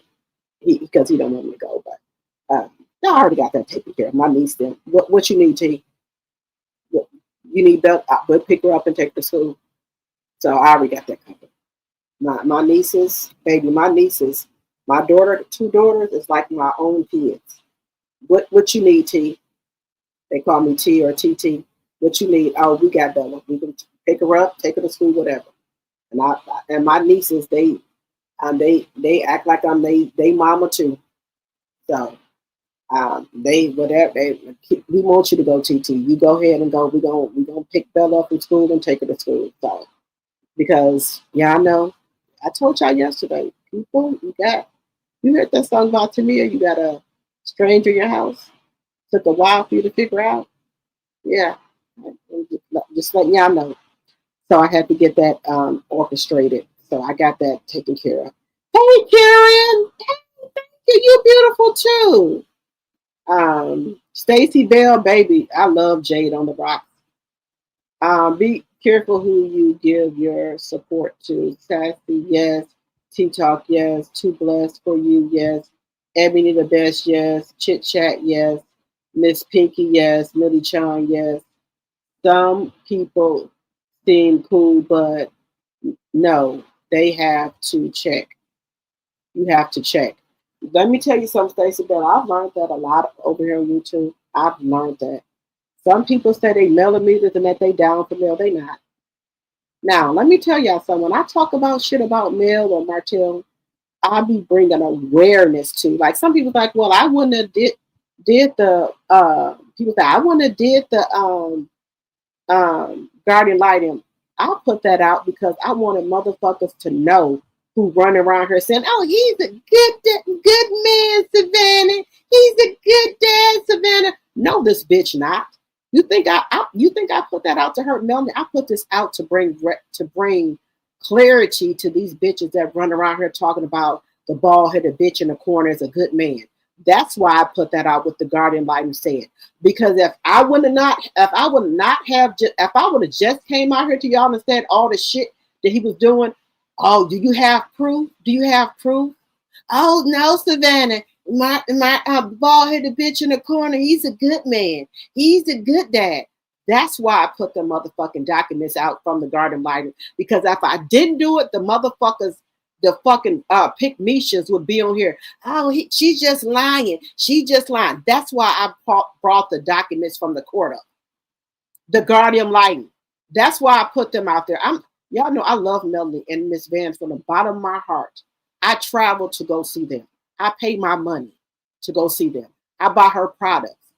I put that out there for the bald-headed bitch in the corner, because he's a good man, Savannah, or these pick Mishas. Oh, he didn't do that. You're just making stuff up. So that's why I put that Guardian Lighting court documentation paperwork out, so motherfuckers wouldn't say I made shit up. So is the Guardian Lighting lying, or am I lying? That's why I put that Guardian Lighting paperwork out. Because if you don't put shit out to bag up what you're saying, these pick Mishas and he's a good man, Savannah, they'll say you're lying. So that's why I put that Guardian Lighting paperwork out from the court, to show y'all I was not lying on that bald-headed bitch. That's why. Anything I do is against the bald-headed bitch in the corner, not Mel. Because if you don't bring evidence, the bald-headed bitch in the corner, pick Mishas, will say you're lying. Oh, he's a good man, Savannah. He's a good dad. Fuck no. Get the fuck out of here. The shit that he doing to his fucking kids. The angry dad. What the fuck? Leaving the kids in the house all times of the night by themselves. How did that man, Savannah? Pick Mishas. How the fuck is he a good dad? You wanted the kids. You went on this here Beyonce internet. Oh, Mel. Now, if y'all been rocking with Mel from Love and Marriage Chancellorsville from day one, y'all know he went out here on Instagram when Mel had left his ass and moved out, right? He went on this here Beyonce internet and said he ain't seen his kids. Mel won't let him see his kids. That's how they got the 7 days on and 7 days off. Mel did that. They did that on their own. Didn't no court tell them to do that? Mel did that. Because he was out here on this Beyonce internet saying Mel won't let him see his kids. Mel keeping the kids from him. Mel came up with 7 days on, 7 days off. So he wouldn't come up here saying that he don't see his kids. Didn't no court, didn't nobody do that. Mel did that. Because the bald-headed bitch in the corner was getting on this here internet saying that Mel keeping his kids away from him. He ain't seen his kids. So Mel said, you know what, you bald-headed motherfucker? Let me assure you that I'm not keeping your kids from you. She said, I'm going to have them for 7 days and you going to have them for 7 days. Mel came up with that. Not the courts. Mel did that. Because the bald-headed bitch in the corner came out here on this Beyonce internet and said that Mel was keeping him from his kids. I ain't seen my kids in 2-3 weeks, all month. Mel won't let me see my kids. That's what he kept on coming on this fucking internet saying. That people like, Mel shouldn't do that. Mel shouldn't keep him from his kids. Mel came up with the 7 days on, 7 days off. So the bald-headed bitch in the corner wouldn't get here, come back on this here internet talking about he can't see his kids. The court didn't do that. Mel did that. Just to be honest with y'all, Mel did that.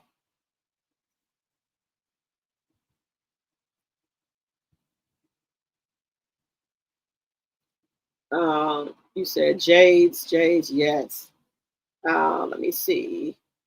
Sassy feel the same way about me, and I appreciate you both. Thank God for women like you too. I love you guys. Thank you, my sweet. Thank you. We know what, my sweet. I know you. When you say something is no until will or anything like that, I already know that about you. So whatever you say, I just laugh and keep it moving. I say, okay, that's my sweet. Okay. And my mods and chats know that my mods know that when you do something or say something, it's no until will at all. You just expressing yourself and speaking your mind. So I already know that about you. I'll be laughing because baby, my mama act the same way. Look. So we went to go, I had to go pick up my daughter from the mall, her and her friend. So I had to take my mom with me because I just took her grocery shopping. My mom is no filter. Okay, no filter. So we pick up my daughter and her friends. So we going into the inner city, right? The inner city, kind of the ghetto. My mom said, "Where are we at? Where we going? Where we going? Where we at?" I said, "Mom, just sit back. You okay, Mom? It's okay." Because it got dark. When it get dark outside, she kind of don't know where she at, but she know. She just does. So we driving and driving and driving. Where are you going? It's dark out here. You know we don't supposed to be on this side of town at this time of night. I said, "Mom, it's okay. Just sit back, relax, Mom." So we driving and driving. Look, we don't be on this side of town. So finally we got to the little girl house. She said, "I don't know if I'm gonna have to get out the car and run." I said, "Mama, what is you talking? Mama, what are you talking about?" She said, "I don't be on this side of town. I don't know if I'm gonna have to get out the car and run." "Mom, where are you running to? What is you talking about?" And my daughter was so upset with my mom. My mom said, "I can say what the hell I want to say. We don't come down this part." I said, "Mom, please. Look, I'm just saying, I need to know where I'm at in case I got to get out and run." My mom is unfiltered, baby. So after we dropped in the ground, I said, "Mama, you did not have to say that." "Well, it's the truth. What's the use of me talking behind somebody's back? I didn't know where I was at. I don't know if I could have had to get out and run somewhere." "Mama, where's you running?" Just to be honest, Mom, get out and run to. What are you talking about? My mom is unfiltered. She don't give a shit. She will say whatever the fuck she gonna say. I be saying, "Mom, can you please?" She said, "You don't tell me what to say. I'm grown." I said, "Mom, you hurting people's feelings." But I'm not talking behind their back. I'm telling them in their face straight up. My mom is so unfiltered, baby. She don't give a shit. She's 78 years old. She don't give a shit. I said, I told my daughter, if she say something, just tell her that your grandma got mild dementia. Just tell her that. I'm just about to tell my daughter.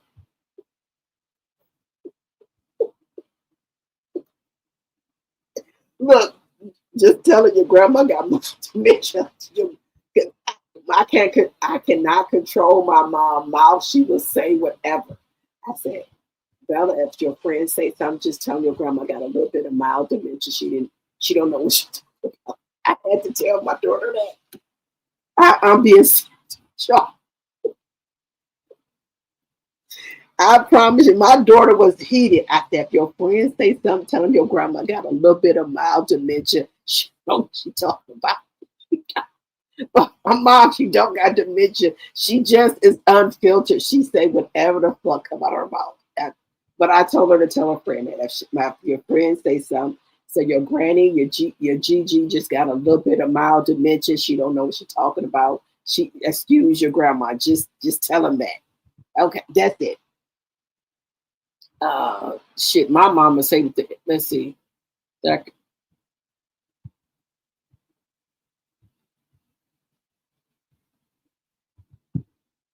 Oh, Stacy. Oh, Stacy. Oh, Stacy, that's not nice. If you are critical and rational thinker, we have a spirit of discernment. You know who is who, no matter how they try and spin it. You will see the wolf in sheep clothing. The true colors will show. You right about that, Kenneth. Stacy. The Pygmalians are so what you say, diabolical, fake buddy. I can't stand that demon. Right. Hello, Olivia, my tea sipper. Hello. Then when it was his turn, he would give them. Wait a minute, you said then when it was his turn, he wouldn't give them. He would say he wasn't ready for them, so she would end up keeping the kids for another 2 or 3 weeks. Yes, Olivia, thank you. Thank you. Yes, you are absolutely right. Yes, my sweet Sonia's in the Atlanta area as well. She's coming to the mimosas. I mean the meet and greet. I needed one of. I need some of my subscribers and some of my mods to come.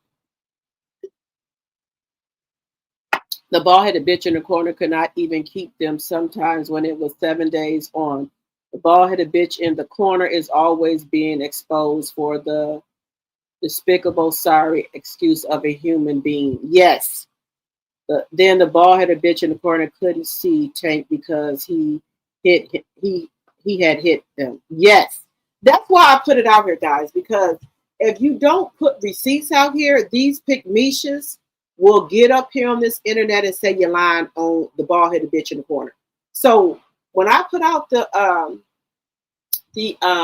Guardian Litem, now let me tell y'all something. That Guardian Litem information been up there for a while, but you know what? None of these content creators will put it out here. You know why? Because it was against the bald-headed bitch in the corner. But me, I'm putting it out here. I'm putting it out here. Y'all don't want to put it out here because y'all want him. People that, oh, Savannah, he's a good man. But the Guardian Litem ain't gonna lie. They are biased. They not on either mother or father's side. They are for the kids, strictly for the kids. They going off what the kids tell them. And them kids was telling that Guardian Litem everything about Martell, leaving them in a house. Then it got so bad, the Guardian Litem had to tell him, the bald-headed bitch in the corner, if you're gonna go out after 12 or 1 o'clock, you need to get your mother to watch them. You going out, leaving them all times of the night. Now, who knows where he was going? I don't know if he was going over there to the Mutt house and land up with her when he supposed to be there with his kids. I don't know. But the kids felt strong enough to tell their Guardian Litem that they were being left alone. Tank even felt strong enough to reach out to the counselor and the principal that he don't want to fuck with this motherfucker. They calling him angry. But none of the content creators will put that shit out because you know why? They want to pretend like, you know, the bald-headed bitch in the corner is this stand-up guy, this great dad. Get the fuck out of here. No, ma'am. No. And I'm looking to see if they put some more shit out about him. And I'm going to bring it here to this Beyonce internet about the bitch. Show this.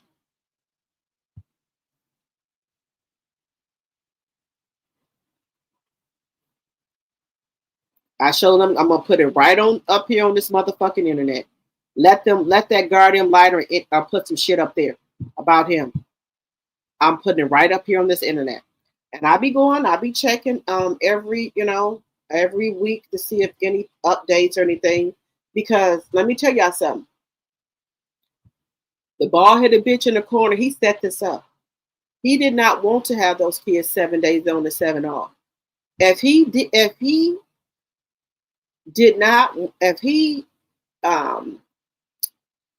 wanted to have the kids his 7 days on the 7th day off, right? Why did he come to court? Why did he fight it? Why hasn't he filed a motion or anything to try to say, no, I want my kids back 7 days? This bitch has not filed nothing because he wanted this all along. Just saying. But he wanted it to be done by the court or Melody. He didn't want it to be done by him. You know why? Because he didn't want to try to mess up his image like he's a good dad. That's why. He didn't want to mess that up. So now, if somebody said, oh, you don't got 7 days on and 7 off, he can just blame it on Melody in the court. They can't blame it on him because, he going to say the court did that. He didn't do it. That's what he wanted all along. He been wanting that. Him in that mutt. That mutt didn't want the bald-headed bitch in the corner to have them kids no 7 days. No, she didn't. She happy about this shit. You think that motherfucking mutt ain't happy that Martell, the bald-headed bitch in the corner don't got them kids for no 7 days? Y'all think that, y'all don't think she ain't happy about this shit? She is overjoyed that Martell don't have to have his kids 7 days on and 7 off. That means that he could be over her house more, spend the night with her, be with her and her kids more. That's what she wanted. Mel don't give a fuck about no fucking child support because she been taking care of the kids, buying them clothes, paying for their sports by herself without herself. Mel don't give a shit about that. Oh, I don't feel that it's a win because she didn't get child support. You think Mel was fighting for her kids to get child support from this bitch? She know this bitch is a broke bomb ass bitch. She just wanted her kids to be safe. Her kids, you know, this is my just opinion, telling her, I don't want to go with him. We don't want to go. All she wanted to do is get her kids to fucking safety. She didn't give a fuck about no fucking child support. She been taking care of them and buying all their school clothes, Christmas clothes, birthday parties. You think she give a fuck about if Martell give her some child support for them fucking kids? She don't give a fuck. All she was worried about was her kids' safety and making sure her kids okay and they okay. You think she give a fuck about some fucking child support from this broke down ass, pound puppy, Mr. Potato Head ass bitch? She don't give a fuck. Not no fucking child support. She worried about her motherfucking kids. That's it. That's it. That's all. Then remember how he would put hot sauce and soap in the kid's mouth when he couldn't get information about them? Yes, Olivia. You remember? Y'all must forget. He had Tank going there and copy Melanie credit card numbers, and Melanie caught Tank doing it. Y'all forgot about that? He had Tank doing that. Y'all forgot Martell did that? The bald-headed bitch in the corner did that. And people wonder why these pick Mishas are always on anything for my man. Just saying, in my opinion. Yeah, I see them channels for my man. They will take a motherfucker out. These pick Mishas, they will unalive a motherfucker for their man. Y'all better watch for my man. They will unalive a motherfucker about their man. As you guys come in, please hit the thumbs up button. Please and thank you. And remember, if you're new to my channel, please think about becoming a subscriber. And you can become one of my T-drops, okay? Please make sure y'all liking the video, share the video. Please and thank you.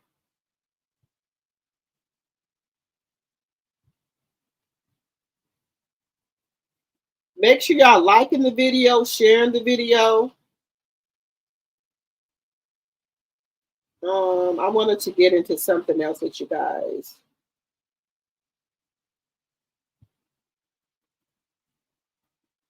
Now, guys, let's get into this with Phaedra. Now, I've been watching Married to Medicine and Roa. I have never seen Phaedra dark-skinned, guys. Let me know. Oh, no. We're going to get in, right? Before I get into this about Phaedra, let's get into this about Wendy. Ebony K. Williams explains why a Real Housewives of Potomac, Wendy Osafo, hasn't declared innocent in her ongoing fraud case. Why? Why have she not claimed innocence? This is what Ebony K. Williams says, guys. Now, Wendy, we talked about Wendy last night, guys, about how Wendy she has a different lawyer and she wants to be tried separately from her husband. So let's get into why Ebony K. Williams explains why Wendy Osafo hasn't declared innocent in her ongoing fraud case. Let's get into it. We deny all of this and we're innocent, like they may have read in other people's statements. Is that something that cracks your curiosity? Not really, and I'm going to tell you why. It's because if they're being advised early and wisely, I wouldn't tell my clients to make any statement of factual innocence at this stage. Why? Because it's not of service. It's not of service. What is that? Who does that feed? The peanut gallery, the folks in the comments? They're not in charge of my client's destiny or fate. And if you know what I mean? No disrespect, love you all, but baby, you're not the triers of fact. That is for your honor and the 12 ladies and gentlemen of the jury. And because I want all options available to me, Carlos, I just went through the ethics and the oath that we take, and I need to have all the bites at the apple, and I need to have all the all the plays on the table. That could include a plea. And it is wholly possible. Let me just paint a scenario. Let's say I'll just use Wendy, random. Wendy and her legal team decide that the best legal interest for her is to enter into a plea bargain. It is possible that such plea bargain might require an admission of guilt. It's possible. I'm going to tell you about another kind of plea bargain that doesn't even require that in a minute. I'm going to gag you. Okay. Gag you right back, honey. But let's say that. Look at his ball. Let's say one. You're so silly, Carlos. I have my legal pad. I love it. Go ahead. Honey, listen, we ready. So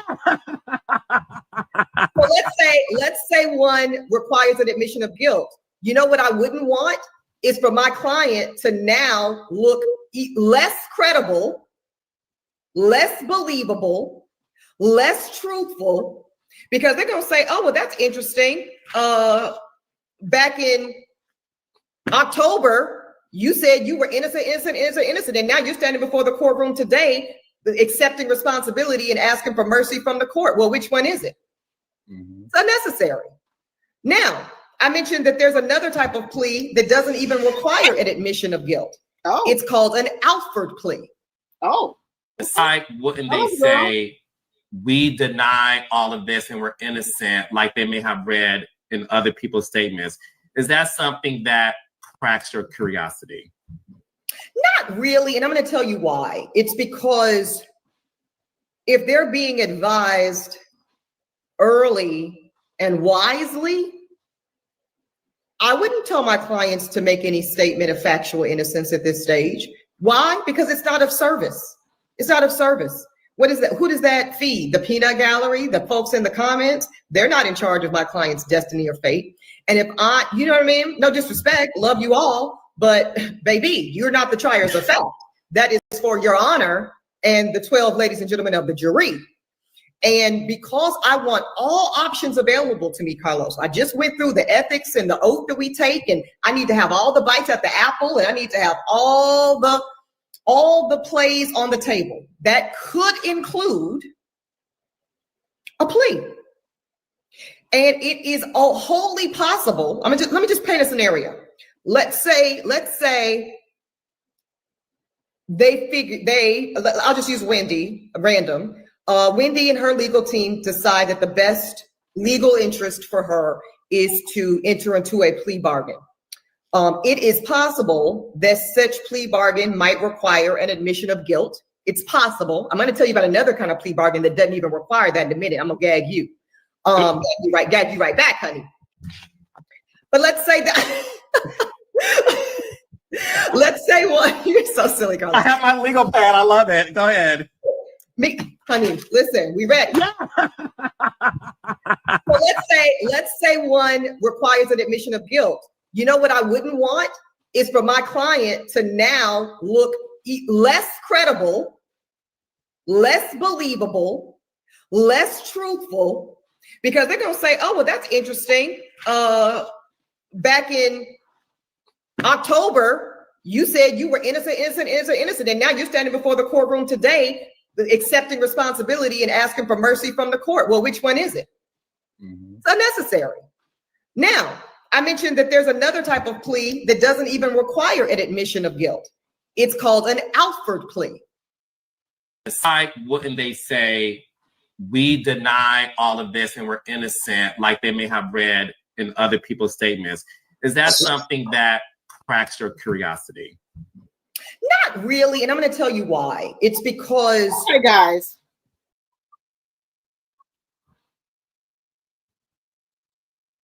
all right, guys, we have a new member, Misty. Thank you, Misty, for becoming a member. I love it. Thank you, Misty, for becoming a member. Thank you. I very much, from the bottom of my heart, appreciate that. Thank you for supporting the channel. Thank you. Misty is now a T-sipper. Okay. Thank you, Misty. Thank you. Thank you for becoming a tea sipper. Thank you. We got Misty. She's a tea sipper. Okay.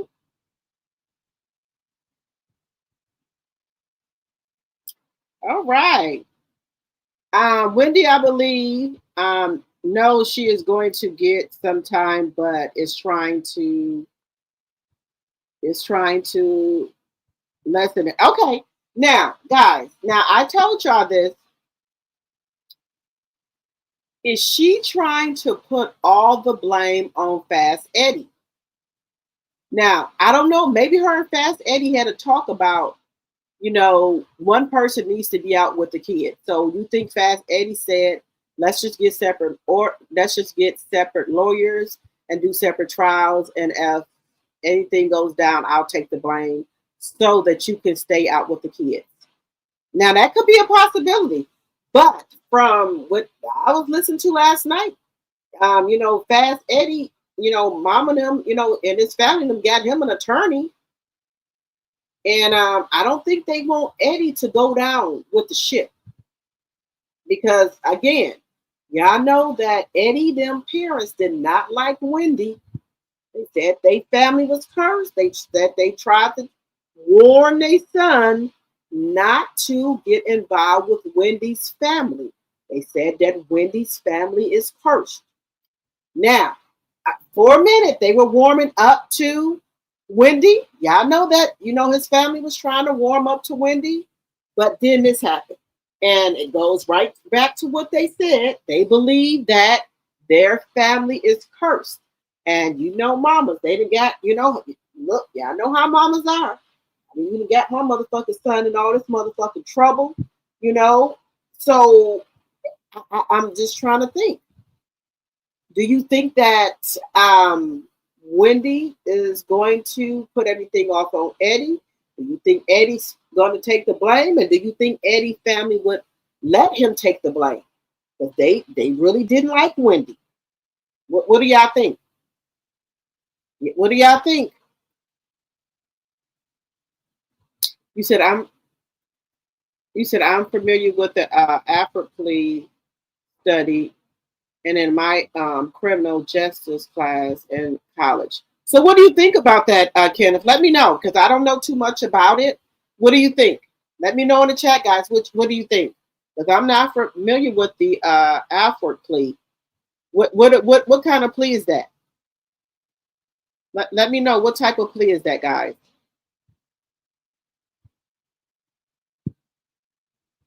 Oh, we got to get to Mr. Melanie Cherie. Let me get her up here.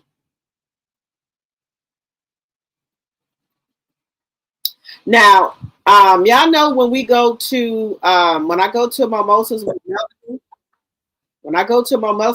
Mimosas with Melanie, I tell you guys, she has good speakers. You said Google Afro-Plea for more understanding. Okay. All right. Okay, Kenneth. So we're gonna see how this case is gonna play out, guys. It was something. They let her back on Roa, and did they let her back on Wife Swap? I'm not sure, but I know they let her back on Roa. I'm not sure if they let her back on Wife Swap. Let me know in the chat.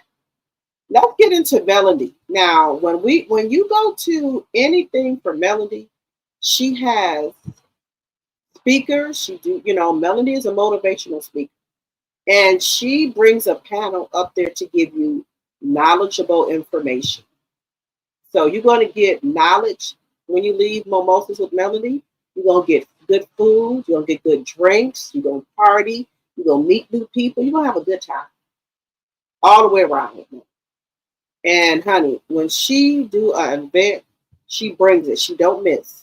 She makes sure everything is to the T. She ain't going to miss.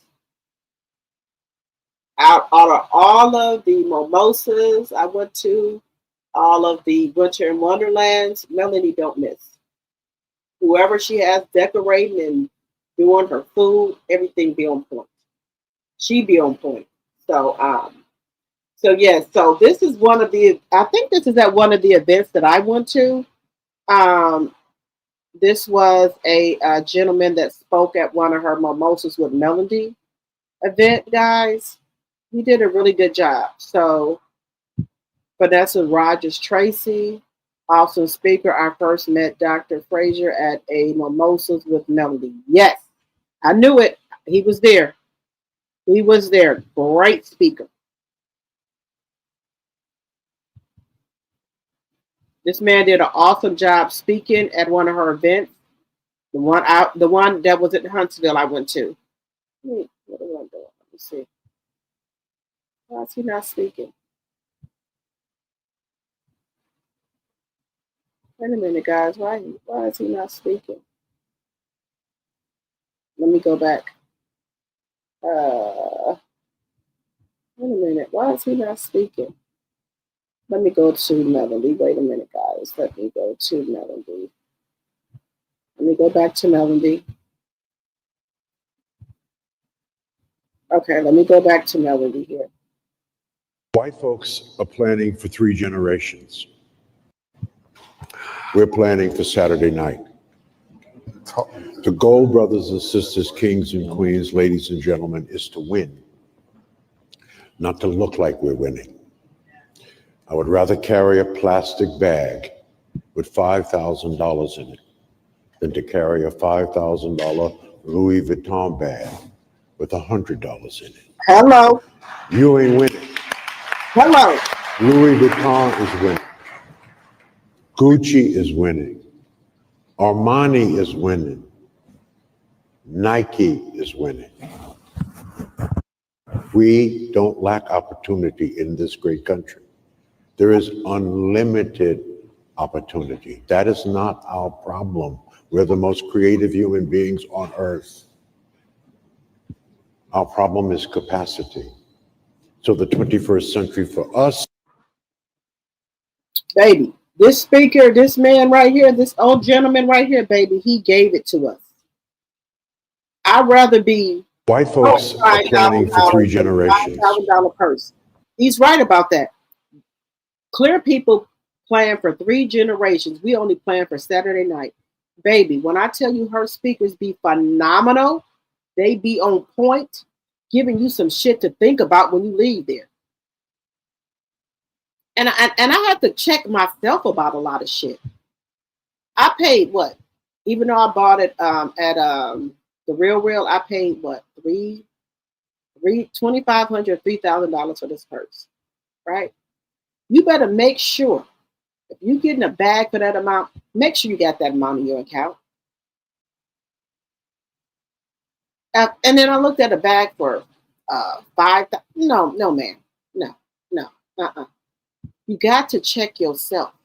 He'd make you think about shit. Like I got friends that they get their tax money, they'll go buy him a Chanel bag, a Louis Vuitton bag for $3,000 and $4,000. Do you got $4,000 in your fucking savings account while you buying this fucking bag? I have to check my fucking self. I don't want no bag that I carry that I don't got that much money in my fucking account. I told my friends that they're like, "Oh, you no, I'm not tripping. Why would you want to walk around with a $4,000 or $5,000 bag that you're gonna buy with your taxes? Do you have that money in your checking or savings?" If the answer is no, you don't need that bag. You don't need it. If you're gonna buy some clothes or something for $2,000 or $3,000, do you have that amount in your savings account or checking account? It doesn't make sense. It doesn't make any sense at all. None.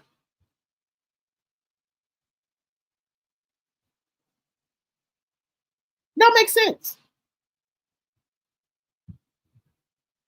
So you need to check yourself before you wreck yourself. This man said it best. Gucci them got the money. Louis Vuitton them got the money. They making money off of your ass. No, ma'am. And do you know how much it costs to make that de jour purse everybody walking around with? $57, while people paying $2,500 for it. No, ma'am. I will not do it. No more. No more. Just saying.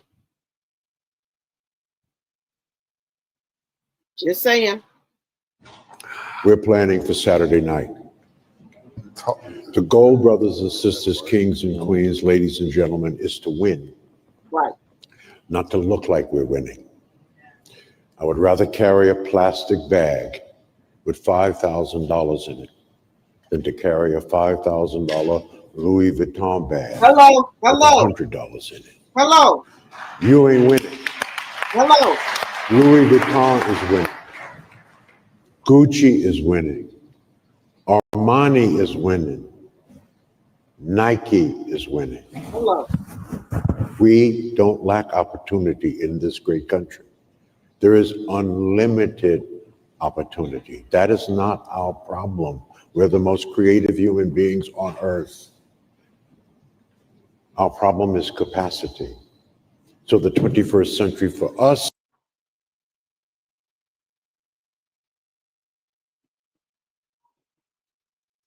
%40 off, guys. Mel Stills has the 40% off going on her website. If you want to order anything from Melody, the website, you got to go to 7thavenuebeauty.com and go to her website, not TikTok, the actual 7th Avenue Beauty website. And she has 40% off on all of her, off on everything. Let me see. Apparently, that the defendant does not admit guilty, but angry to the charges. Agree. You meant agree. You said Alfred plea mean the defendant does not admit to guilt, but agree to the charges. Okay, Cynthia. Okay. Now, well, that could be the same, guys, as pleading no content, right? Is that the same as pleading no content, where you saying you're not admitting that you're guilty or you're not guilty? The no content plea? Is that the same? Let me know in the chat. Kenneth and Cynthia, or whoever's looking it up. What about if you plead no content? Is that the same as the Alfred law? Let me know. Let me know, guys. Let me know.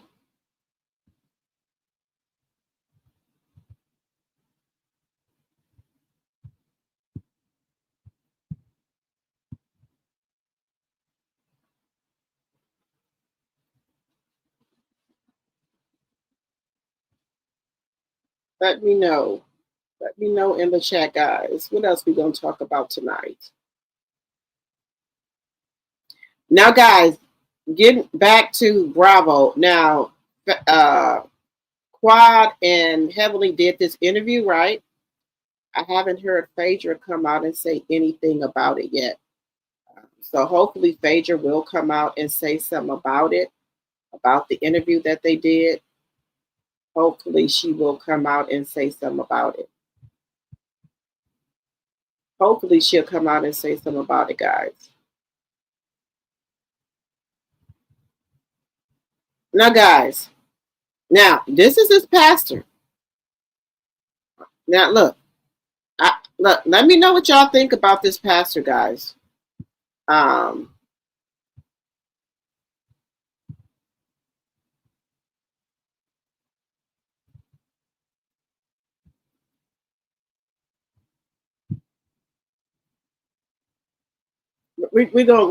us get into this right here first. Now, I want to get into this pastor, guys. Now, I want y'all honest opinion. You said you would think so. Okay, Cynthia. Guys, I want y'all honest opinion about this pastor. Look, I'm not saying he did nothing wrong, but I want y'all honest opinion about this pastor. What he's saying. Pastor goes viral. Man wearing tight pants and pocketbooks like women are not delivered. Was he wrong? I want y'all to comment in the chat. Let's go.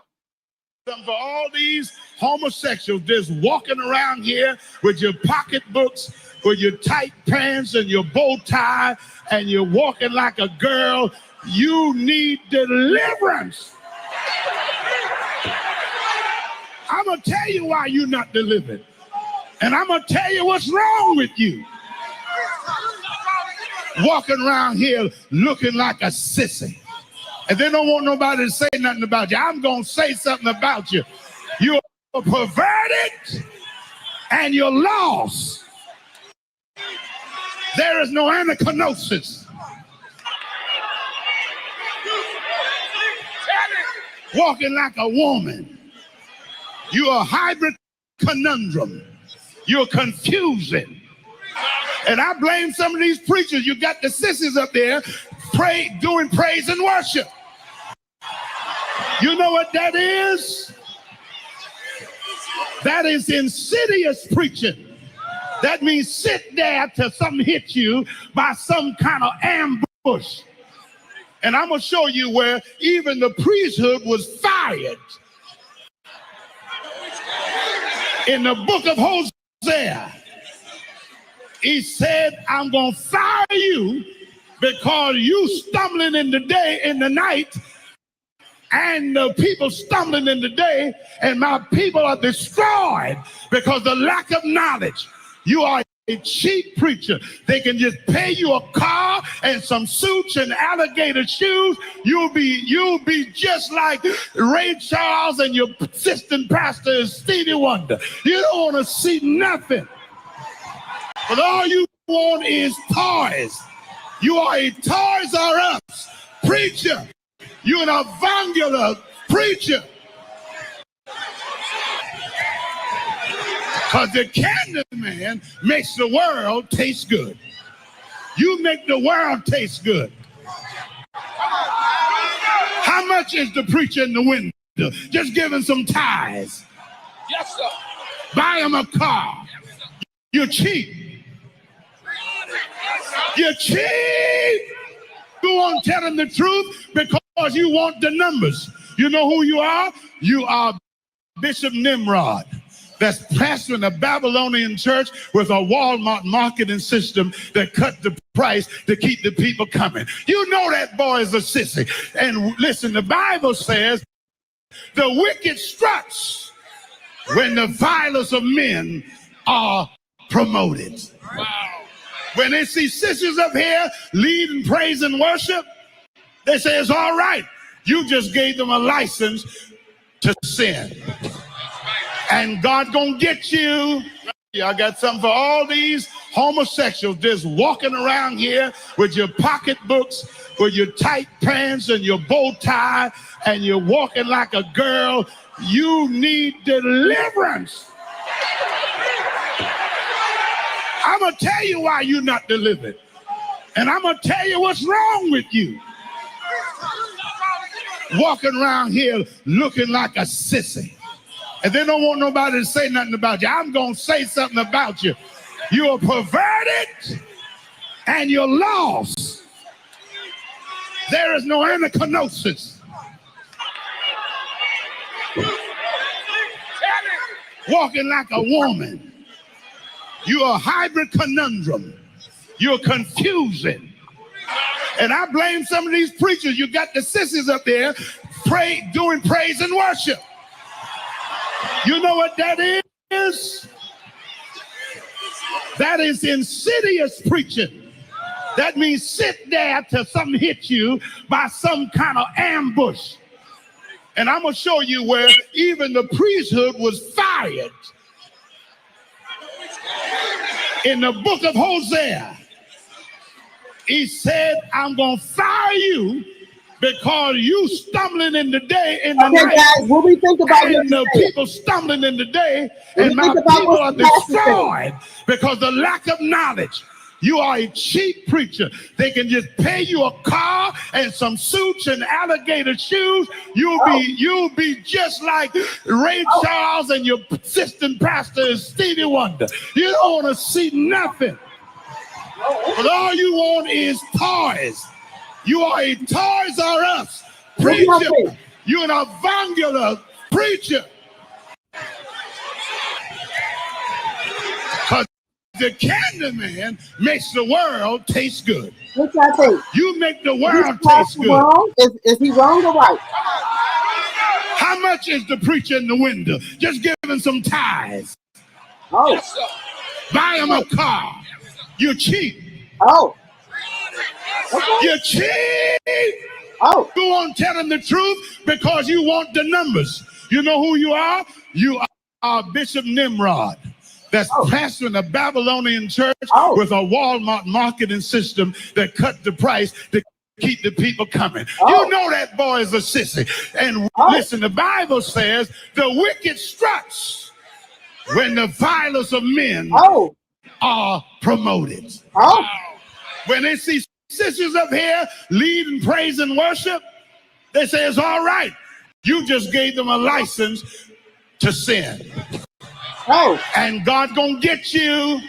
I got something for all these homosexuals just walking around here with your pocketbooks, with your tight. Okay, guys, what do we think about this? Now, I'm asking y'all. What do y'all think about this? What do y'all think? Come on, guys, y'all. Come on, tell me what y'all think. Don't be. Look, I know nobody ain't going to sleep in this chat. Look, I know ain't nobody going to sleep in this. Okay, look, wait a minute. We're going to have some music on. We're going to have the music on. Y'all done gone to sleep? Okay, we're going to have the music on. Hey, hey, hey, hey, hey. Hack me up. Hack me up. I'll hack me up. Hey, wake up, wake up, wake up. Wake up, wake up. Y'all sleep. Wake it up. Wake it on up. Wake it on up. Wake it on up. Wake it on up, y'all. Wake it on up. Y'all know y'all ain't sleeping this chat. Wake it on up.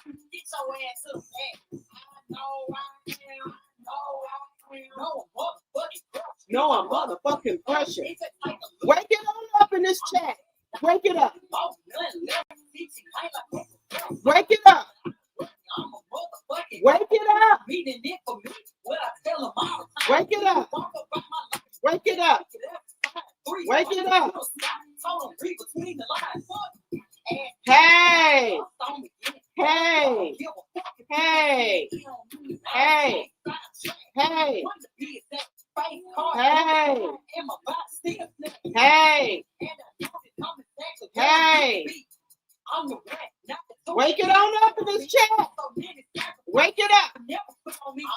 Wake it up. Hey. On me. Hey, wake it up in the chat. Wake up, wake up, wake up. I wake up in the morning. Wake up and say your affirmations, baby. Wake up and say it. Wake up, y'all, and say your affirmations to yourself. Wake it on up. Wake it on up. Wake it on up. Wait a minute. Look, wake it on up. Okay, Kenneth, you said, no worries. You are bringing back memories of many years ago. Okay, Kenneth. Okay. Wake it up. No, baby. Wake it on up. Wake it up. Wake it up. Look, we need, look, y'all, we got to have the music playing. We got to have the music playing. Hey, hey. Go party. Hey. Outside. I'm going outside. Hey, I'm going outside, y'all. I'm going outside in 10 more days. I'm going out. Hey. You on timeout. I'm trying to find it. You on timeout. Hey. Hey.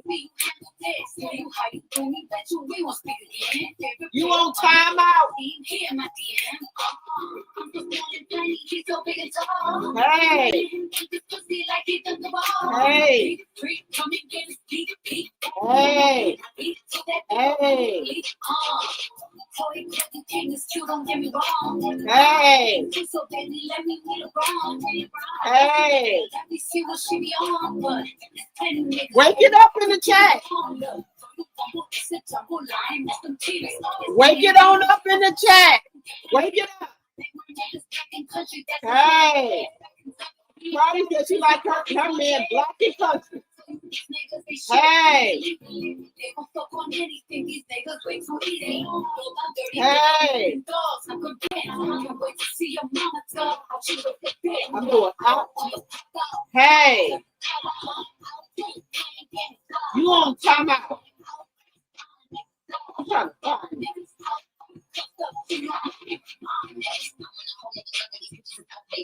Okay, y'all. Y'all woke up now? Let me see what y'all saying in this chat. Y'all woke up? Let's see. Let me see what y'all saying.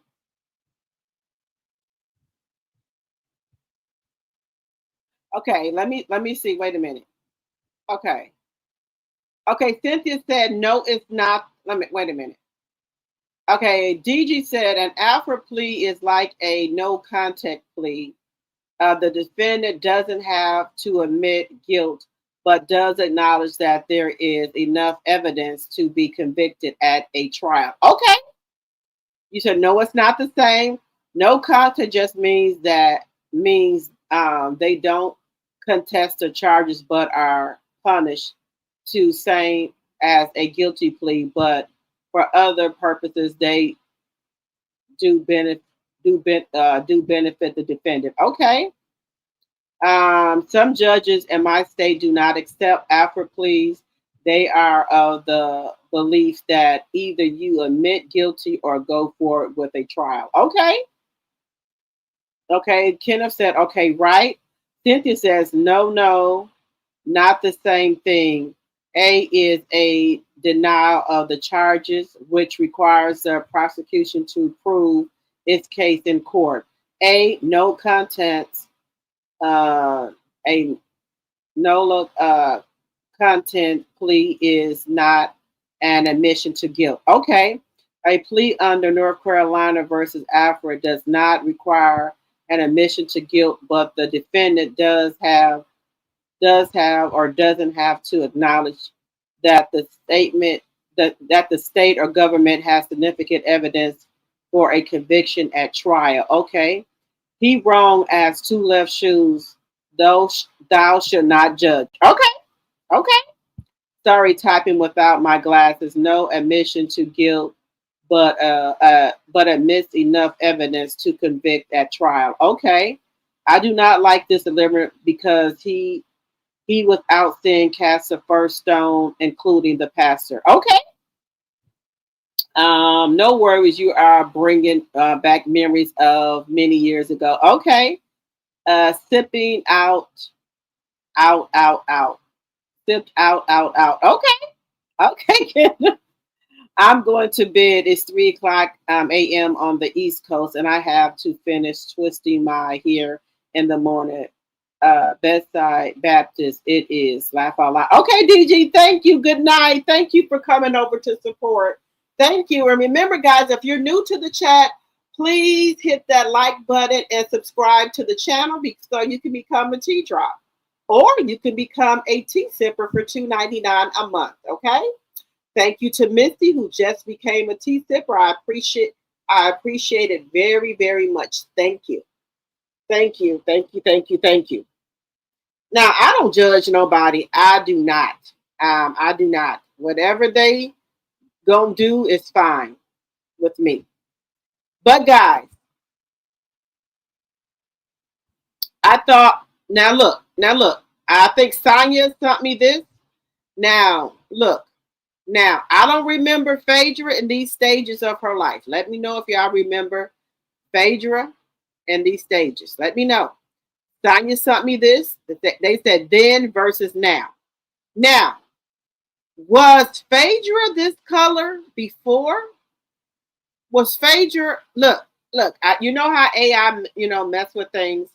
Now, was Phaedra this dark before? Thank you. Shout out to my tea sipper and my mod Sonya for sending me this. Was Phaedra dark skinned. Now I'm this color, probably a little lighter, but Phaedra has went from this to this. Now it's okay with you upping your looks. Now, what has happened here? Phaedra, I think she has got, look at the eyes, guys, to now. You think Phaedra had something done with her eyes? They're more slanted than here. Now the nose. Now, hey, the nose, this is a black person's nose. Let's just be honest. To this. This to this. Now the lips are the same. I don't think nothing happened to the lips. Maybe the chin. The chin, yes. The chins are not chinny. Look at Phaedra's chin now. Look at Phaedra's chin then. Look at now. Okay, let's do cheekbones. Let's do cheekbones and things like this right here, all up in here. Let's look at it now. No, ma'am, you didn't have some fillers or something, because this is not, this is all up in here, Phaedra. Now we know AI does stuff. This is the new Phaedra. The nose, definitely. The nose, look at this nose compared to this nose. The nose has, some work has been done on the nose. Look. And then look at this right here. The cheeks, look at this around here. Look at it now. Right, I'm just keeping it a buck. The eyes, right? You see the eyes right here? Look at her eyes now. There's no, you know how we got little bags and stuff under here? There's none of that no more. Phaedra has got rid of all of that. What y'all think?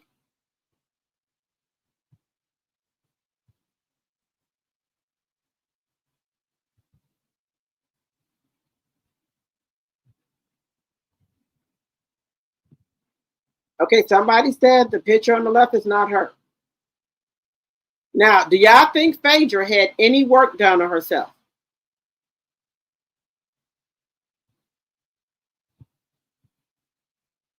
They said even if she had some work done on her face, you can't touch her now. Quit trying to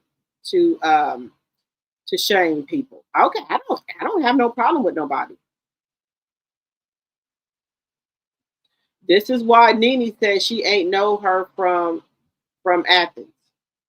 This is why Nene says she don't know this Phaedra versus this Phaedra? Just saying. They said, is Phaedra Parks in the room with us? Okay, here we go. The Nene meme, guys.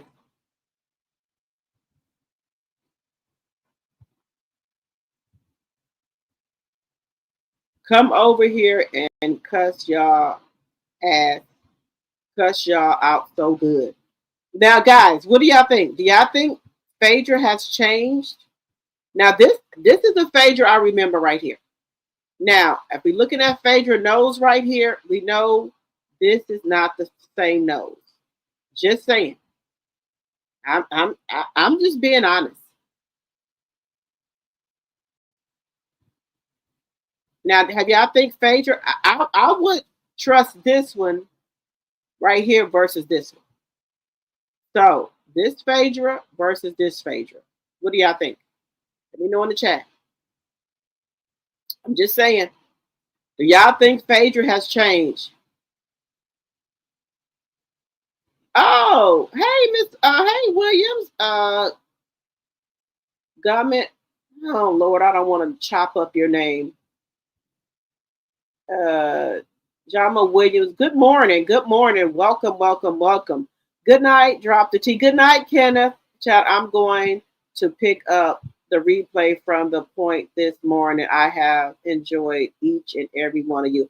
I have enjoyed you too. Thank you so much, Kenneth, for coming over and supporting the channel. Thank you, thank you, thank you. Hello, my degree is real. Hello, hello, hello. Hello, Gama Williams. I hope I'm pronouncing that right. Let me know if I'm pronouncing it wrong. Now, y'all, do y'all think Phaedra has changed since she's been on Married to Medicine and The Real Housewives of Atlanta? Do y'all think she has changed? Let me know in the chat. Let me know in the chat if y'all think Phaedra has changed. Let me know. Let me see. Now, guys, this was really nice that New York put on for Michael Jackson. Let's take a look at this, guys. Look, I wish I would know ahead of time about these things that's going on. I would go to them. Look at what New York put on for Michael Jackson for Halloween. Look at this, guys. Look at this. 2025 Village Halloween Parade, New York City. Look at this. This is wonderful.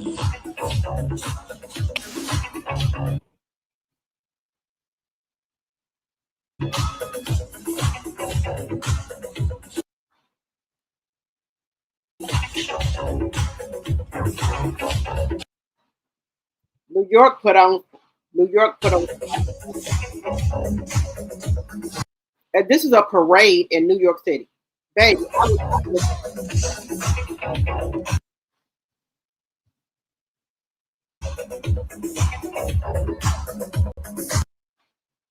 I wish I could have went to this, guys.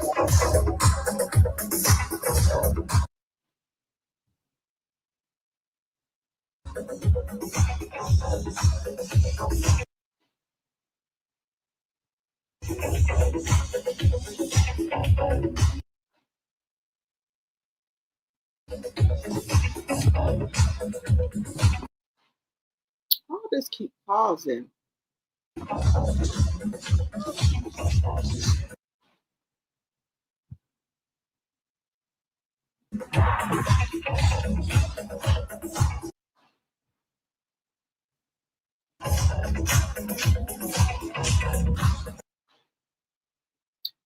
This is the parade.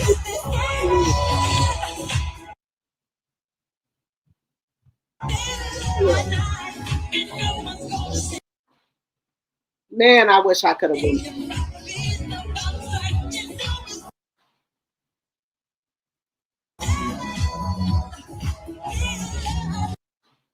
Let me see if I could get a better thing here for y'all. Give me 1 second.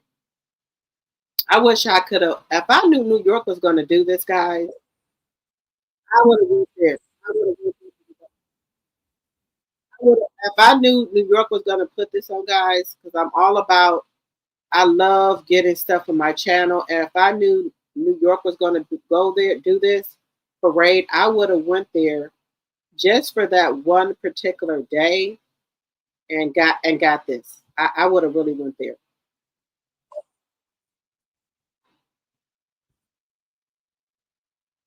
Okay, let me put it back on, guys. If I would have knew this, I would have went there for that one day for my channel. If I would have knew that New York was going to do this, I would have went there for my day and got the footage for you guys.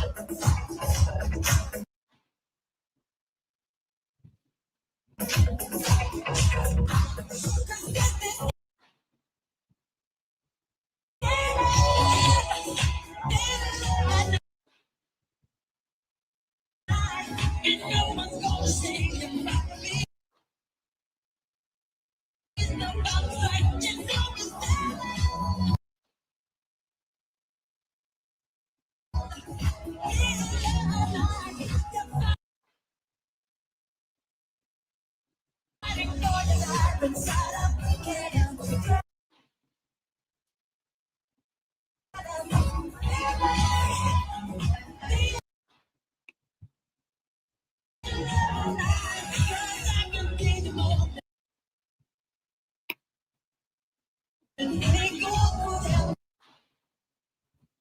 is so good.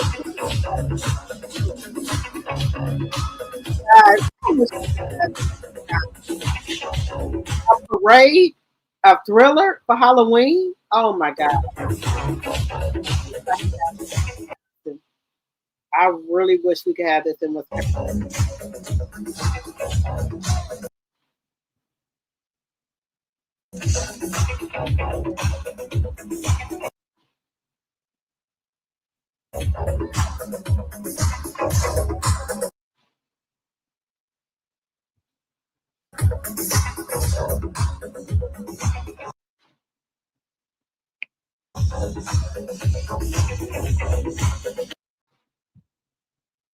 Man, I wish.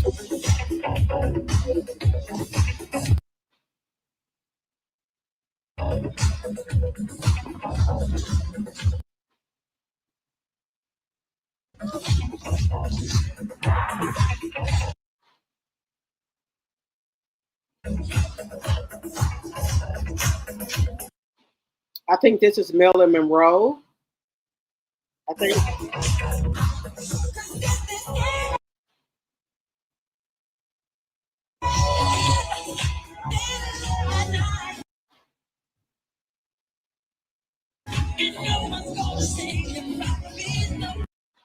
They got the dances and everything. They got the dances and everything. They got everything down.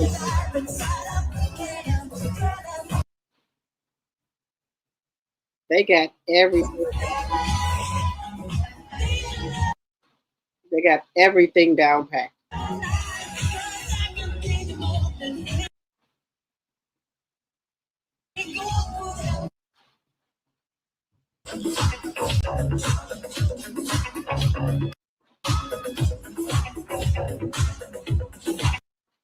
What y'all think about that parade that New York put on for Halloween? What do y'all think?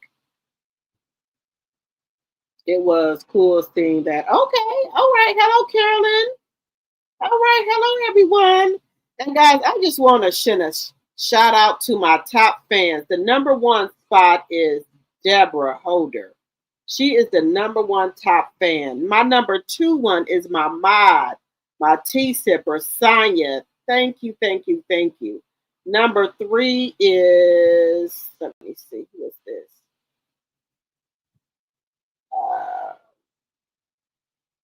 I think number three is My Sweet. Thank you, thank you, thank you. Number four is Kenneth. Thank you, thank you, thank you. Number five is Paper Chase.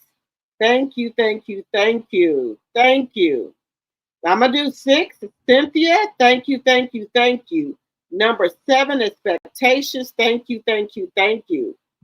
Number nine is Black People. Thank you, thank you, thank you. Number 10 is Linda Gambo. Thank you, thank you, thank you. I appreciate you guys so much. Thank you. Thank you, thank you, thank you, thank you. Y'all be in my chat. Y'all be rocking with me. I appreciate every one of you, each and every one of you, that y'all come over here, y'all support my channel. Thank you, thank you, thank you. Thank you guys from the bottom of my heart. I very much appreciate you guys. Thank you. Let me see who else is in here.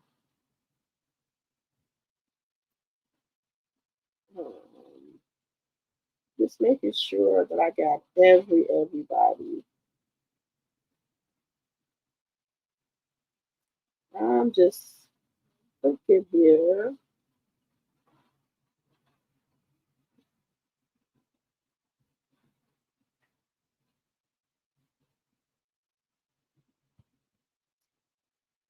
Thank you, thank you, thank you, everybody. I very much appreciate y'all. Without you guys, I wouldn't have a channel. So thank you. Thank you, thank you, thank you. Because if people gotta, you know, they have to make sure that they let their members and their members and their subscribers know that they appreciate them. You got to do that, guys, because they don't have to come over here and listen to your damn channel. They don't have to come over here and do shit. They do that because they want to, and I had to learn that from Sassy. And it's like they gonna come over to your channel because they like you. And I'm like, I don't think nobody's gonna come over, but you guys come over every night and support me. Thank you so much. I do appreciate you guys more than you know, more than you would know.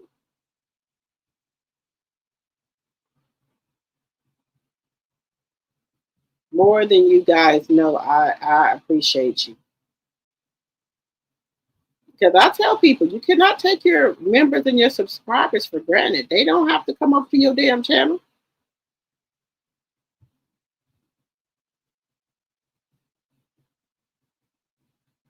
And people don't understand that. They gonna come over here.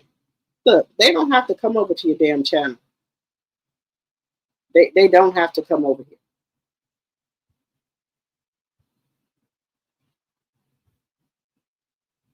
Okay, guys, let's just get into y'all president, the orange man, Donald, the orange man says Democrats are the main group of people that use SNAP. When you talk about SNAP, you are talking about largely Democrats. They are hurting their own people. Motherfucker. Democrats are the main people that get SNAP benefits. You better try again, motherfucker. The Republicans in these world states get motherfucking SNAP, bitch. These motherfuckers in these red states get SNAP, bitch. Excuse me. This motherfucker orange man, just Cheeto print of a man, shitty ass, instead the Democrats is the mostly to get the damn SNAP. Orange man says Democrats are the main group of people that use SNAP. Bitch, think again. You better talk about the motherfucking red states that use the motherfucking SNAP, bitch. The motherfucking what you call them? The rural cities and towns use the motherfucking SNAP benefits, bitch. What the fuck is you talking about? When you talk about SNAP, you're talking about largely Democrats. They're hurting their own people. Bitch, what the fuck you think these red states and these rural states use? Bitch, look at this. All they have to do is say the government is open. And we only need 5 Democrats, but they've become a radical left party. They've become a very radical left party now. And they've lost their minds. All they have to do is say the government is open, and that's the end of it. And, largely when you talk about SNAP, you're talking about largely Democrats. But I'm president. I want to help everybody. I want to help Democrats and Republicans. But when you're talking about SNAP, if you look, it's largely Democrats. They're hurting their own people. Thank you very much, everybody. Do anything. They don't have to agree. All they have to do is say the government is open. And we only need 5 Democrats. But they've become a radical left party. They've become a very radical left party now. And they've lost their minds. All they have to do is say the government is open, and that's the end of it. And, largely when you talk about SNAP, you're talking about largely Democrats. But I'm president. I want to help everybody. I want to help Democrats and Republicans. But when you're talking about SNAP, if you look, it's largely Democrats. They're hurting their own people. Thank you very much, everybody. Do anything. They don't have to agree. All they have to do is say the government is open.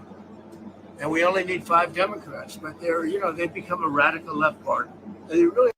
So this person said, this man who spoke to the president of Puerto Rico, this person said, I'm tired. Trump believes Democrats are poor when in reality, most Democrats are hardworking individuals who have empathy, share their blessings, and believe in helping those who may need some assistance. I'm confused. Isn't he supposed to be the president of the United States and not just MAGA? Why does he continue to get away with these shenanigans? I don't know. Why is no one ever correcting him or these Republicans when they publicly state misinformation like this? I don't know. I don't know why. I can't believe y'all were okay with this man leading us. Red states literally rely on blue states to survive. Hello, hello, hello, it's me. Hello, hello. I told them, I said the blue states need to quit giving red states money for shit. Worry about your own states. Let the red states worry about them. Quit putting all the money in the pot and let the states take care of their own people. Then the red states will see the Democrats are helping them. Who is going to tell him? Somebody needs to tell him. No, Democrats are not playing. They are tired of you acting like a dictator and mistreating the less fortunate. I do not blame them one bit for not giving you what you want. Right. The lies he tells. It's funny how food stamps in Section 8 is not only used more by white people, it was created for them, and we had to fight to have the rights to them. He loves to try to rewrite history, but truth is they never stood on the good side of it. Right. You really aren't mad enough for me. Okay. Red states receive more SNAP than the blue states. Hello. 48% of SNAP recipients work full time. The issue is America aren't being paid a livable wage. Hello. I work in social services, and white and Mexican people are the main two group of people who are on food stamps. Right. Right. Yeah, y'all know that's Bella. Somebody said, Lord save us.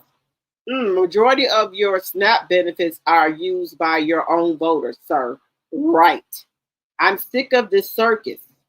I work for EBT customer service and all get calls from is mostly white people, especially in those red states. Hello. The gaslighting is crazy because red states use the significant surpass blue states. Right. And it is honestly alarming to see a president view the world as Democrats versus Republicans instead of recognizing that we are one nation with red people hurting on all sides. When you hold that office, you don't lead a party, you lead a country. Right. This man is delusional. He's not in touch with reality. He's not, guys. He's not in touch with reality. The man is crazy. The man is crazy.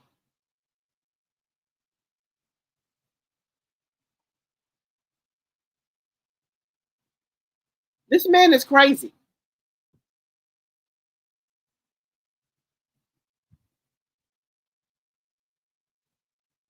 So the judge did rule, guys. The judge did rule that let me just show y'all.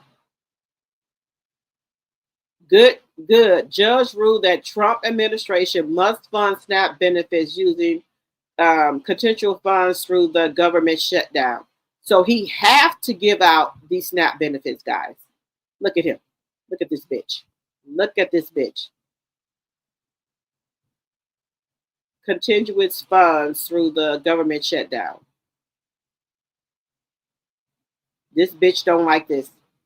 This bitch think that, like he said, he can walk down New York or walk whatever street and shoot and pow somebody and not go to jail. The judge, the Supreme Court didn't check your ass. They didn't check your ass. They said they got to reel you back in, Orange Man. They said you are not above the law. And we heard about you shooting shit in the office when your lawyers went to court and they told y'all. They for to check over every fucking thing y'all did. And if y'all did anything that's not constitutional, y'all gonna be charged for it. That's why y'all bitches calling y'all lawyers now Pam Bondi, Kenneth Patel, whatever. Y'all calling y'all lawyers. Because them Supreme Court justices told y'all, they said the orange man is not above the law. And they said, if y'all did anything that is unconstitutional, they charging y'all. Now y'all bitches running scared, calling for lawyers and shit. No, no, no, no. Rubio, your motherfucking ass going down. You should be even, your country should be ashamed of your ass. How you got up there and threw them on the motherfucking bus. Rubio, count your days, partner. Your days are numbered. The Supreme Court said he's going over a fine-tooth comb with the Orange Man administration. And if y'all did anything that's unconstitutional, y'all getting prosecuted, bitch. They getting their lawyers together, trying to figure out if they did anything unconstitutional. Get your fucking lawyers together. Pam Bondi, Ken Patel, maybe JD Vance. What is the other man that works for Fox 6? I forgot his name. And then what is the other lady name? Secretary of State. That other brunette. Y'all going to jail. You're going to fucking jail. The Supreme Court said they didn't had enough of y'all shit, thinking y'all are untouchable, thinking that the president has no immunity. No. They said, oh no, we got to reel y'all back in. They said they finna go over all y'all shit that y'all did with a fine-tooth comb. And if anything is unconstitutional, you're getting fucking charged. So, Pam Bondi, count your days. Kenneth Patel, count your days. Rubio, count your motherfucking days. The Supreme Court said they had enough of the shit with y'all administration, especially the fucking Orange Man. They said they could go over everything that y'all done. If y'all done did shit unconstitutional, y'all ass going to jail. You're going to jail. Just saying, you're going to motherfucking jail. So you better be getting your lawyers and shit on the phone, because y'all are going to jail. Just saying.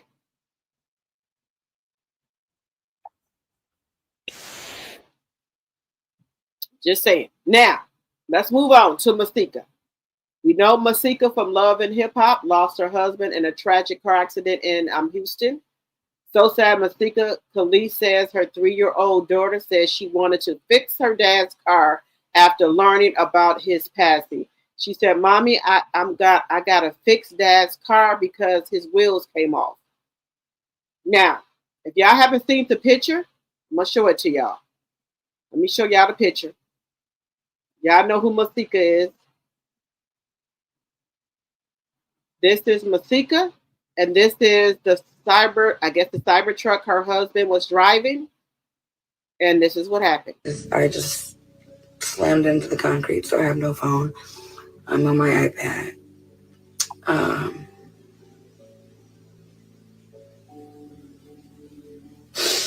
I think nothing can prepare you for this. I have to go bury my husband. And, you know, my daughter, she had a little toy hammer and a little toy wrench. And she was like hammering away. And she said to my sister and her godmom and her nanny and to me all at different times, she said,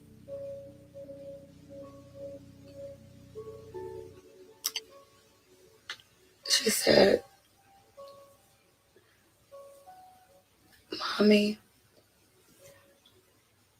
I gotta fix my daddy's car because his wheels came off and I gotta fix it. Mommy, I'm gonna fix it, Mommy."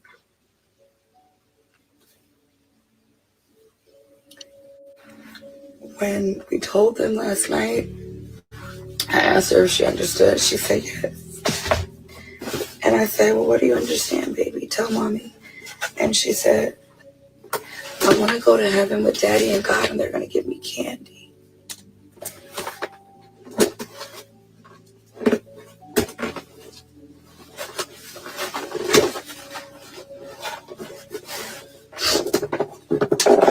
And then,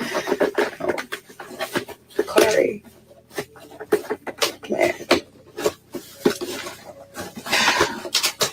she understands, but she doesn't. And she said to me, I don't want to go to Houston, mommy. I said, well, why, baby? She said, because I want to see daddy, but I don't want to see daddy. And I said, baby, mama feels the same way. I smashed my phone today. I just slammed into the concrete, so I have no phone. I'm on my iPad. What do y'all think about this, guys? Some people were mad at Masika. They said she's coming out here with her face and her makeup all done and her hair all done. Do y'all think that has anything to do with how she's feeling about her husband? They said that she didn't got her makeup done, her hair done to come out here live. Now, you can't tell anybody how to feel, or what do y'all want her to come out here with a fucking hair all on top of her damn head? There's nothing wrong with keeping your appearance up. Maybe that's something she always done. But I don't see nothing wrong with it. They said that people are saying if she was grieving, why is her makeup done? Why is her hair done? What y'all want her to come out here with her fucking hair on top of her head, her hair on top of her fucking head? I'm just asking, guys. Just asking. Hello, Paula. Good morning. Good morning. That message is from a dummy that thinks Democrat means black people.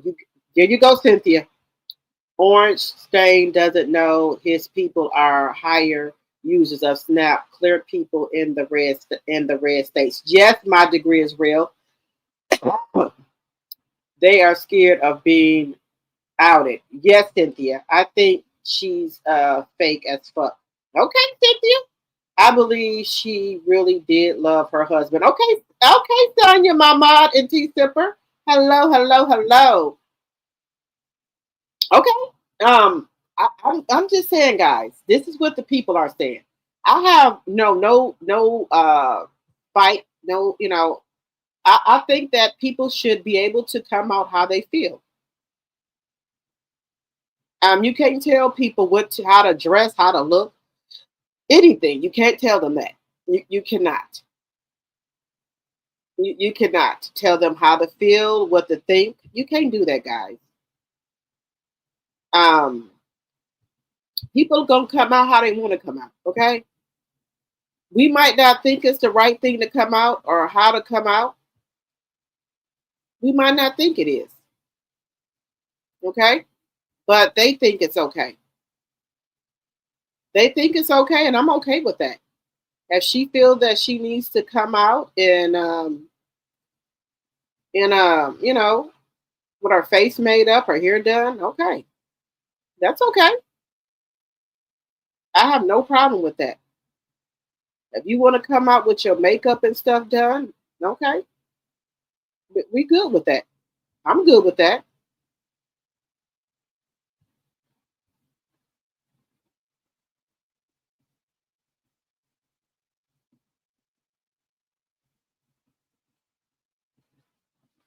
Okay, guys, we gonna wait a minute. I'm gonna get into this in just 1 second, but I'm looking for something in particular right here. How the fuck Amy? Look, y'all know Amy Luciana admits she almost fumbled the love of her life after filing for divorce just 6 months in. Says her advice to young new wives is simple: learn to shut your mouth. Now, guys, y'all know she's married to Dwight Howard. This man sleeps with men and women. But you want to come out here and give us fucking advice, Amy? Bitch, please. You are look here. I know you can get HIV or AIDS from anybody, but your man is out here messing with transgenders, gay people. Look, I'm just saying for me, it's a no for me. If my husband come out and say that he likes transgender or gay people, I'm just saying for me. I'm not judging nobody else. I'm saying it's a no for me. Okay, I got to go. Just like I'm already 2 feet out the door anyway. But anyway, 2 feet, arm, and everything is already out the door. But I'm just saying in general. There's no way you could come on this here Beyonce internet and give anybody any advice about any damn thing. Your man is messing with transgender and gay people and whatever. He not even trying to be down low. It's just out and out. And you saying that women should keep their motherfucking mouth closed, bitch. You want some shit. Listen to this, y'all.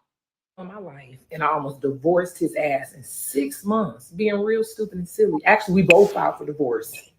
Let's talk about the struggles of being a new young wife. First thing I can tell you as a new wife, I know this is gonna be a hard practice, but shut your mouth. Shut up. Now I know some of y'all gonna say, oh, you gotta shut up because you married. What is he silencing you? No, sis, I'm not saying shut up. I'm saying pick your battles and sometimes pick them quietly. Understand when you became one with your husband, that means you became one. Y'all are one. You have to literally die. Wait a minute. So are you saying that if your husband is sleeping with gay people, GAY, and transgender people, you supposed to shut your fucking mouth? Just let me know if I'm tripping, guys. Do you supposed to shut your mouth if your husband is sleeping with GAY, transgender people? So I don't be supposed to be concerned about if I'm gonna get HIV or AIDS or any sexually transmitted disease. Shut your mouth, bitch, please. You fucked up. To your old self. You don't want to do that yet. What does die to my old self mean? Because I'm very much still alive. Simply means adjustments. You got to make a lot of adjustments. Again, heavy on your one now. Know your spicy attitude isn't passion. It's a nasty attitude. That has to die for your husband. Confrontational spirit. Your attitude has to die for your husband. So again, ladies, if your husband is DL or GAY, sleeping with transgender, you supposed to shut your fucking mouth? Let me know in the chat, guys. I girl, but baby, bye. I'm not. I will not. I will not. Bitch, I've been married for 19 years. You don't tell me that if my husband GAY or down low or sleeping with transgenders or gay people that I should shut my fucking mouth, girl. You is hidden by passion. You're not passionate, sis. You just got an attitude problem. Lose it. Quick gem. Successful top tier men, they just want peace. They don't want anything else. You can't do anything else for them besides bring them peace. Mistake I made, me and my husband going through issues, telling my friends about it. Don't do it. Dying to yourself is hard, okay? You spent your whole life talking, probably talking too much, getting the last word, being overly opinionated, being emotionally unstable. Some people settle for that, but this person married you, they're not going for it. Passive aggressive attitudes. Most Black men, when you do that, it reminds them of somewhat what they grew up with their mom, their siblings. They married you. They don't want to feel with the trauma from childhood. And I'm about to say something that's probably going to hurt y'all feelings. Black successful men do marry Black women. But my girls, let's be for real. Let's talk about it. I already know, sis, life was not easy for us. And along the way, we formed a little net roll that we can't get rid of. Because life was hard doesn't give you the right to be rude, a bitch, confrontational, nasty attitude, uncooperative, any of those things. Married now, sis, so you're joining with one. It should be a peaceful harmony, right? Which means you have to die to yourself with all the ugly things that do not create peace. Let's talk about the maybe I rule. If there's conflict going on in your marriage, in your home, silently to yourself, not out loud to your husband, ask yourself, maybe I am understanding this wrong. Maybe I am processing this wrong. Maybe I am being overly emotional. Maybe I am not listening. If you silently ask yourself the maybe I's and then go in a corner and process them before you respond, you'll see that maybe I can do something to meet him more in the middle versus pushing the confrontation. I did not say you cannot have an opinion. I never said that. I said, stop process your emotions, okay? You married now. You basically just said, I love you for the rest of your life, my life, no matter what we go through. Me not really understanding the real concept of marriage, I was thinking like, oh, Dwight, you're doing this. I don't like this. I'm going to flee. I'm going to run. Listen, y'all, you ain't ready for marriage if that's the way you think it. I met the love of my life and I almost divorced his ass in 6 months, being real stupid and silly. Actually, we both filed for divorce. Let's talk about the struggles of being a new young wife. First thing I can tell you as a new wife, I know this is going to be a hard practice, but shut your mouth. Shut up. Now, I know some of y'all going to say, oh, you got to shut up because you married. What is he silencing you? No, sis, I'm not saying shut up. I'm saying pick your battles and sometimes pick them quietly. Understand when you became one with your husband, that means you became one. Y'all are one. You have to literally die to your old self. You don't want to do that yet. What does die to my old self mean? Because I'm very much still alive. Simply means adjustments. You got to make a lot of adjustments. Again, heavy on your one now. Know your spicy attitude isn't passion. It's a nasty attitude. That has to die for your husband. Confrontational spirits hidden by passion. You're not passionate, sis. You just got an attitude problem. Lose it. Quick gem. Successful top tier men, they just want peace. They don't want anything else. You can't do anything else for them besides bring them peace. Mistake I made, me and my husband going through issues, telling my friends about it. Don't do it. Lying to yourself is hard, okay? You spent your whole life talking, probably talking too much, getting the last word, being overly opinionated, being emotionally unstable.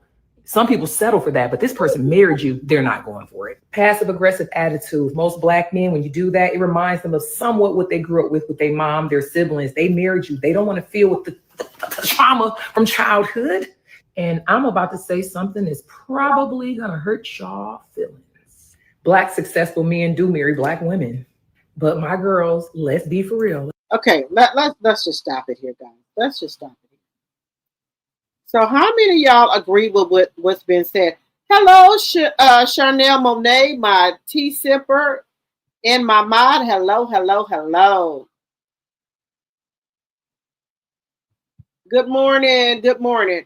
How do y'all feel about what Amy said about Dwight Howard? We know that he is GL or GAY.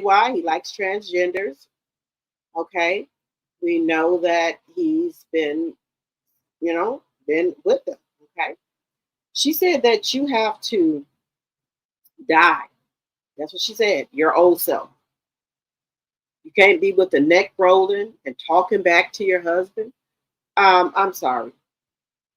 I'm not going to accept my husband being with a transgender. I'm not going to accept my husband being down low, gay or whatever. I'm not going to do it for no marriage. I'm already 2 feet and 2 arms off. All right, anyway, so just saying. But Amy is giving y'all marital advice. What do y'all think about her advice? How do y'all feel about it? How do y'all feel about Amy giving y'all marital advice, guys? What do y'all think about Amy, Luciana giving y'all marital advice? Let me know what y'all think in the chat, guys. She said y'all need to put neck rolling and talking back. What she said. Y'all heard her. How do y'all feel about the advice that that Amy has given out, guys? Let me know in the chat. Hey, y'all need to wake up. What do we need to wake up, guys? Let's wake up. You bitches ain't batting like me. You bitches ain't better than me. You bitches don't count me. You bitches can't count. I am not the one 2 or 3. You bitches look up to me. You say you look up to her, but you look up to me. I can't be playing with niggas. I'm married to G. Got them niggas that do what I say. If I tell them to shoot, they pull up on the tree. I'm going outside. Wake up, chat. Wake up, chat. Let me know what y'all think. I'm in the city, I travel location. All of the kids come out. These niggas be fucking with y'all, but they take back when the kids is out. The kids is out. Cut them all and the things is out. When mommy touched them all, but the bitches is out. Keep them by the two. Hey. Ain't nothing like you.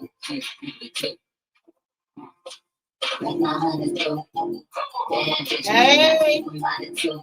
It's a big hey. Oh, wait a minute. They got a remix outside with Nicki Minaj, Megan Thee Stallion, Spice, Doja Cat. Okay. All right.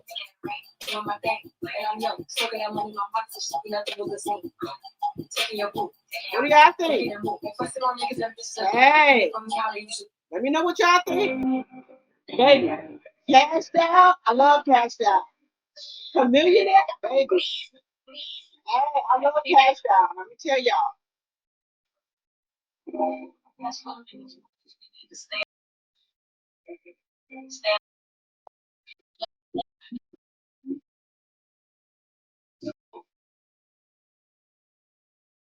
Hey, hey.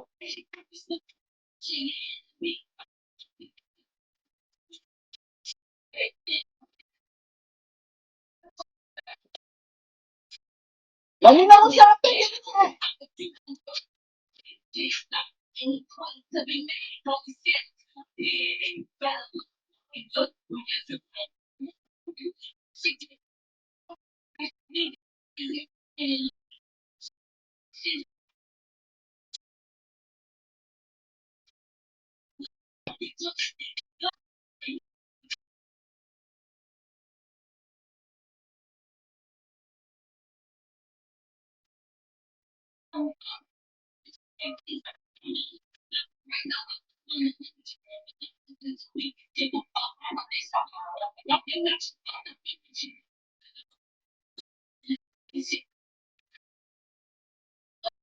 Never let a nigga fuck you over more than one, two. Anybody owe you pray do not accept the cross.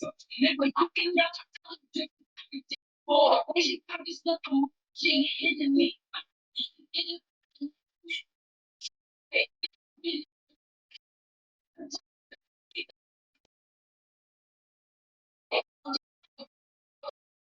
It's not any point to be made. You can't move it. And you better like don't be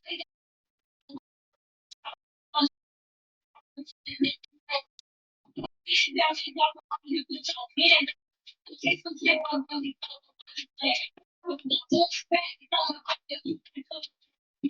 and now I'm fucking with you not teach you not you just don't have a nail I'll let you play around.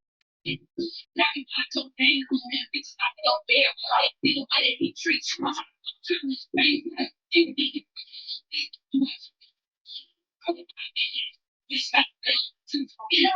Never let a nigga fuck you over more than one. So anybody owe you bread and I accept the crime. All right. Okay, guys. Just had a little music to get y'all woke up here. So y'all ain't telling me how y'all feel about what Amy Luciani said about married people. Y'all ain't telling me why y'all ain't talking to me in the chat and telling me how y'all feel about what Amy said. Let me know in the chat how y'all feel about that. Let me know in the chat how y'all feel about that, guys. I need to know what y'all thinking. Are y'all going to take advice from Amy? Let me know.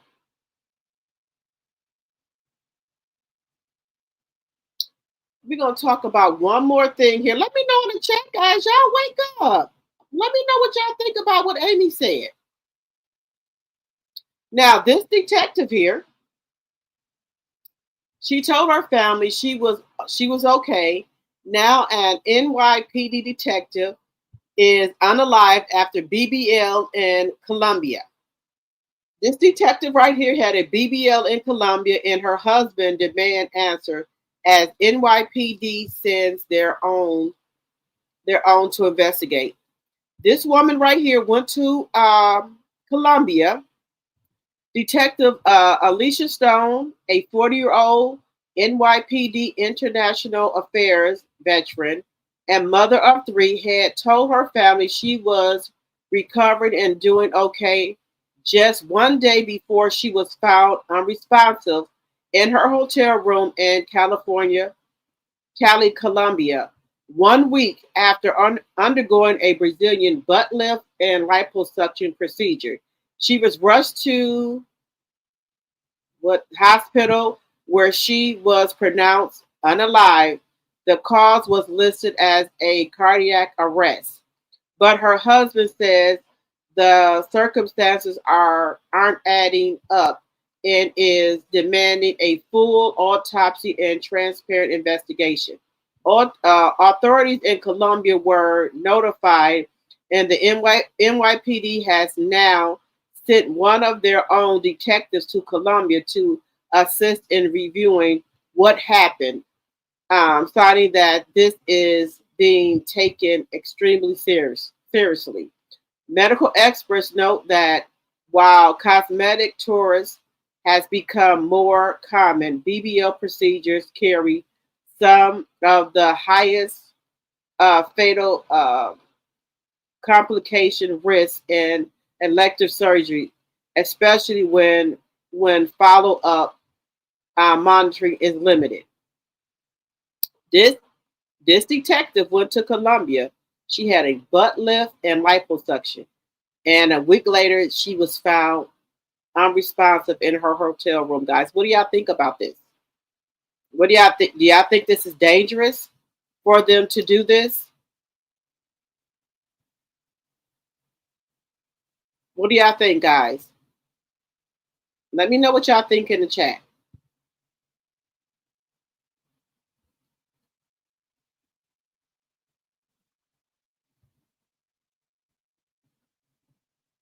Let me know what y'all think in the chat.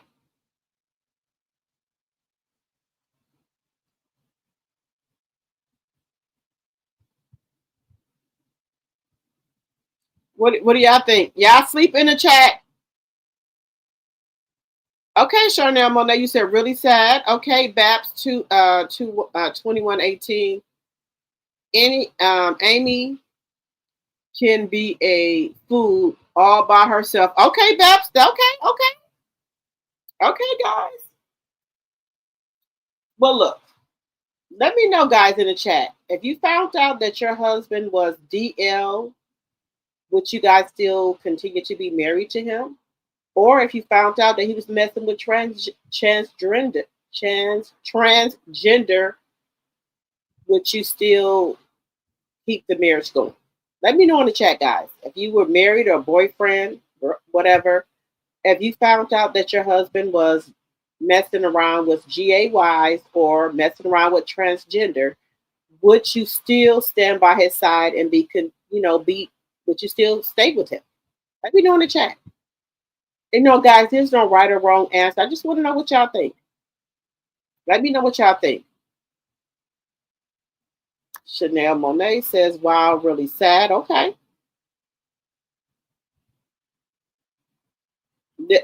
Look, me personally, hell to the fuck no. I'm already 2 feet and 2 arms out the fucking door.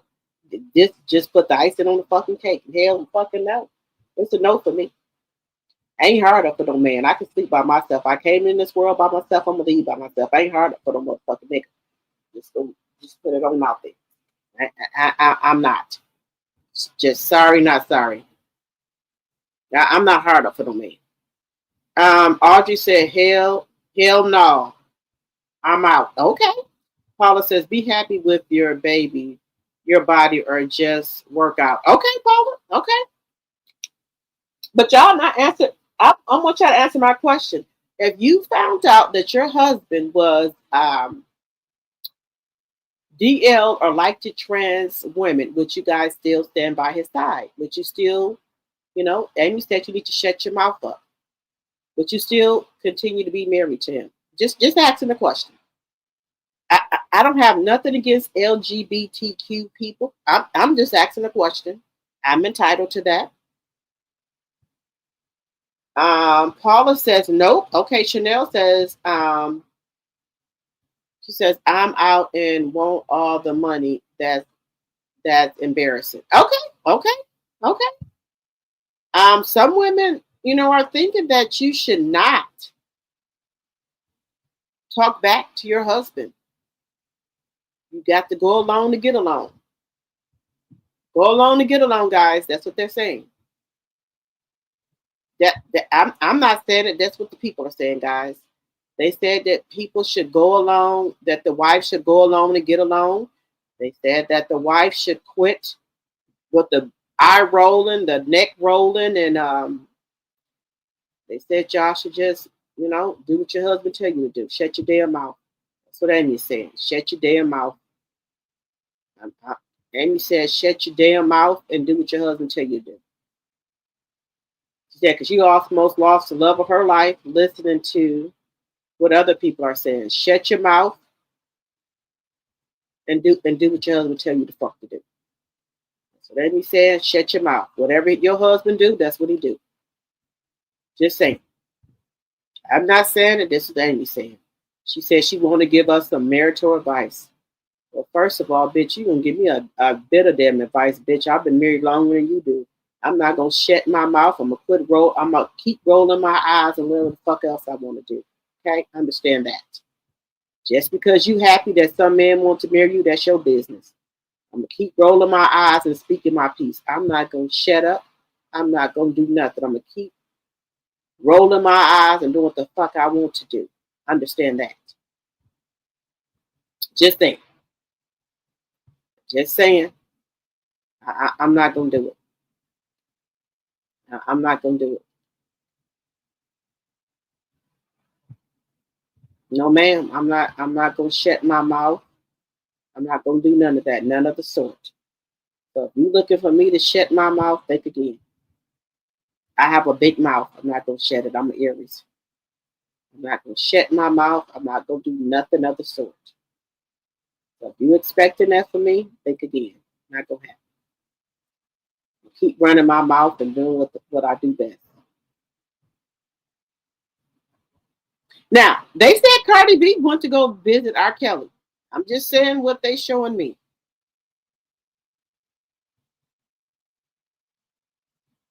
Now, do y'all think Cardi B really want to go visit R. Kelly? This is what it's saying, guys, that people want to go visit Cardi B went to go visit R. Kelly. When Cardi B stepped into the Chicago Federal Correctional Facility, the air seemed to shift. No cameras, no entourage, just a woman who wanted answers and a man who had spent years searching for redemption. R. Kelly was seated across from her in the visitation room, his eye tired but alert. For a long moment, neither spoke. Then Cardi leaned forward and said, I didn't come here to judge you. I came here to understand you. To understand how you lost your way. He looked down, his voice soft. I used to think fame made me untouchable, he said. But fame is just noise. When it's gone, you finally hear yourself. For almost 2 hours, they talked not about music, but about regret, faith, and forgiveness. When Cardi B stood up to leave, she said something that would later echo across social media. Sometimes you gotta visit the fallen to remind yourself where not to fall. R. Kelly nodded, tears in his eyes. Thank you, he whispered. The visit didn't make headlines right away, but weeks later, Cardi shared a single post, a lit photo of two hands touching through prison glass, captured every sinner was once a dreamer. Somebody said, I love Kelly and don't care what anyone says. So this is Cardi B and R. Kelly. Allegedly, she wanted to go visit him. She wanted to know how he lost his way. He said fame right now is nothing but noise to him. Because when you behind bars, all the groupies, all the people are gone. It's just you. And you can sit there with yourself and think about the shit you've been charged with. You can think about everything. And that's what he's saying here right now with silence. All the attention, all the groupies, all the fans, they gone. So you got time to sit with yourself and think. So Cardi B went to go visit him, but it didn't make headlines. What do y'all think about this?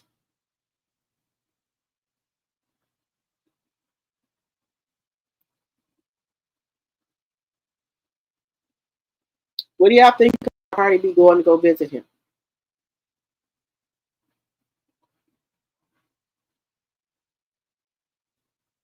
Let me know what y'all think in the chat. Let's see here. No, not waiting to exhale. He is not for me. Okay, Babs. I'm outspoken, so I talk back all the time. Tell her to shut up. Okay, Paula. Really, Cardi B, shaking my head, and as many people who don't like R. Kelly will give her a pass for going to see him. Okay. Chanel Monet. Okay. Do y'all think Cardi B shouldn't have went to go see R. Kelly? She said that by talking to him, she knows what not to do. Well, you maybe should have talked to Offset about this, about what the fuck he shouldn't have been doing. Just saying.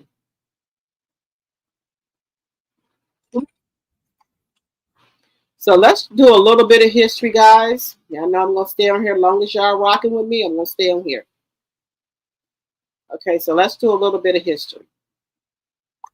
After Hurricane Katrina has actually made me lose sleep. And I don't just mean the bodies that would have obviously been floating around after floodwaters took them away. No, there was this phenomenon that kept occurring as rescuers worked to recover victims that were killed when the levees broke or soon thereafter. Because the flooding was so bad, a lot of people had no choice but to start living on their roofs or out of their attics. Now, when floodwaters would rise suddenly, the poor people living in their attics would often get trapped, ultimately drowning in their own homes. So when rescue workers went out to search for survivors, they had a system of operations. Knowing that most people couldn't stay on the ground level of their homes because the waters had risen so much, but not knowing if it was safe to enter the home because the rescue teams themselves were worried they would get trapped, they came up with this knocking system where they would approach a home, knock on the doors and the walls, and call out to anybody that might be inside. After knocking, they would wait a few minutes and listen for someone to respond. Even if all they heard back was a faint tapping, potentially coming from the attic, they would do what they could to force entry into the home. But remember, a lot of these rescue teams are actually just civilians with boats, so they weren't always equipped to do so. Well, when they made entry into these homes where they heard knocking, they would often find people floating in the water. Sometimes there was still a person alive inside of the home knocking back that had been forced to try and survive in the home as their deceased loved ones floated around them. Other times, rescuers would enter the home after thinking they heard movement, only to find that whoever was inside was already gone. And this was reported quite frequently. When they did find a body, they would usually recover it and bring it to higher ground to await the help of mortuary teams. The rescue teams would then go around and mark the homes that were already cleared with an X on the door. But when a second team would come back through, they would continue to find bodies in the houses that already had X's on them. This kept occurring, where they would remove a body from a flooded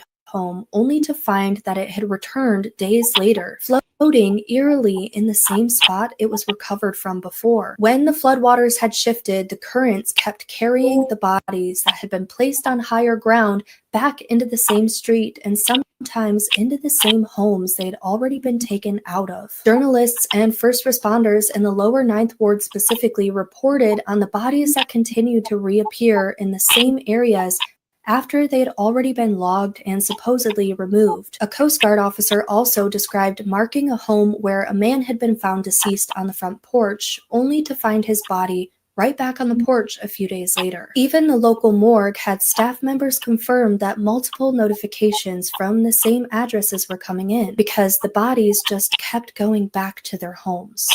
Learning about the bodies that came back after Hurricane Katrina has actually made me lose sleep. And I don't just mean the bodies that would have obviously been floating around after floodwaters took them away. No, there was this phenomenon that kept occurring as rescuers worked to recover victims that were killed when the levees broke or soon thereafter. Because the flooding was so bad, a lot of people had no choice but to start living on their roofs or out of their attics. Now, when floodwaters would rise suddenly, the poor people living in their attics would often get trapped, ultimately drowning in their own homes. So when rescue workers went out to search for survivors, they had a system of operations. Knowing that most people couldn't stay on the ground level of their homes because the waters had risen so much, but not knowing if it was safe to enter the home because the rescue teams themselves were worried they would get trapped, they came up with this knocking system where they would approach a home, knock on the doors and the walls, and call out to anybody that might be inside. After knocking, they would wait a few minutes and listen for someone to respond. Even if all they heard back was a faint tapping, potentially coming from the attic, they would do what they could to force entry into the home. But remember, a lot of these rescue teams are actually just civilians with boats, so they weren't always equipped to do so. Well, when they made entry into these homes where they heard knocking, they would often find people floating in the water. Sometimes there was still a person alive inside of the home knocking back that had been forced to try and survive in the home as their deceased loved ones floated around them. Other times, rescuers would enter the home after thinking they heard movement, only to find that whoever was inside was already gone. And this was reported quite frequently. When they did find a body, they would usually recover it and bring it to higher ground to await the help of mortuary teams. The rescue teams would then go around and mark the homes that were already cleared with an X on the door. But when a second team would come back through, they would continue to find bodies in the houses that already had X's on them. This kept occurring, where they would remove a body from a flooded home only to find that it had returned days later, floating eerily in the same spot it was recovered from before. When the floodwaters had shifted, the currents kept carrying the bodies that had been placed on higher ground back into the same street and sometimes into the same homes they had already been taken out of. Journalists and first responders in the lower 9th Ward specifically reported on the bodies that continued to reappear in the same areas after they had already been logged and supposedly removed. A Coast Guard officer also described marking a home where a man had been found deceased on the front porch, only to find his body right back on the porch a few days later. Even the local morgue had staff members confirm that multiple notifications from the same addresses were coming in because the bodies just kept going back to their homes. Learning about the bodies that came back after Hurricane Guys, this is kind of spooky to me. Why was the bodies keep coming back? Why are the bodies keep coming back, guys? Now, I know my Charnel Monet lives in Louisiana. Have you heard this, Charnel Monet? Let me know. Why are the bodies keep coming back, guys? They said the bodies in, Hurricane Katrina, they keep coming back.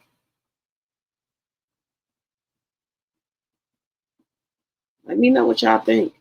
Hey, Robert's Runner, you back in here? Okay. Cardi wants a feature. Okay. Tracy Warren, no. Okay, welcome, Tracy. Welcome. We love to have you over here in our chat. Welcome. Everybody, welcome Tracy. Welcome, Tracy. Welcome, Tracy. I thank you so much for coming over here and joining our chat. Thank you so much. I very much appreciate it. Guys, they said that the bodies, when they had already marked the house as the body, they would go back and that it would be the bodies would be back in the house. How is that? Now, Charnel Monet, I know you live in Louisiana. Let me know, is that true? Why are they saying that the bodies are coming back? Let me know, guys. Why are the bodies coming back? Let me know, guys. Let me know in the chat. Why are the bodies coming back? This is really kind of scary. This is really scary, guys, that the bodies are coming back after they already have marked the house as, that there is no living people in the taps and stuff. Let me know if Charnel Monet, because I know you live on the outskirts of Louisiana, let me know if that's true about these bodies.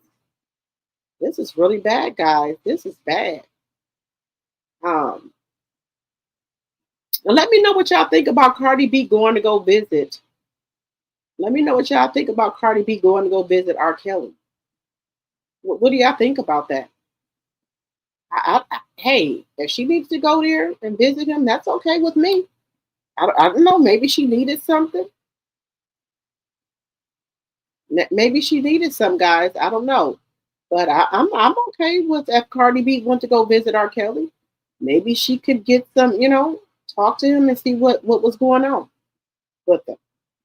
How do y'all feel about Cardi B going to go visit R. Kelly? And let me know what you guys feel about. Let me know what y'all feel about that. Let me know.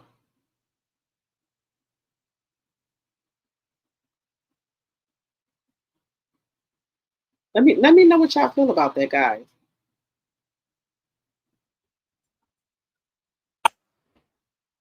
Okay, guys. Now, I want to get into Safari defends Gucci Mane and Keisha Kaori against toxic and reckless people days after Nicki Minaj slams Gucci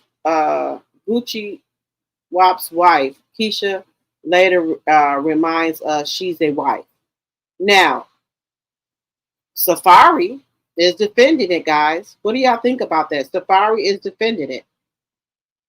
Safari, out of all people, who your ex-wife said you don't take care of your kids, but they said Safari defends Gucci Mane and Keisha Kaori against toxic and reckless people days after Nicki Minaj slams Guwop's wife. Keisha later reminds us she is a wife. Okay. Okay. Hating on She was a fairy. She was a fairy. She was a fairy with a fatty on my daddy. He want grab it, he want smack it, he want have it on my daddy. This shit smack. Let me see touch your toes to it back, make it clap. Bow, yeah. Don't stop. She is his handler. They saying that she is a handler. They said, Keisha Kaori, what you are looking at is a wife. She says she doesn't let Gucci Mane get on the internet. She takes his phone. She has deleted all of his apps such as Facebook, Instagram, TikTok, everything. She said because she's saying he got schizophrenia. He gives stuffs away and things like that. I didn't see that with Gucci Mane. I did not. But hey, I don't deal here a lot, but she takes his phone or she deletes all of his apps where he cannot get on any social media sites. What do y'all think about that?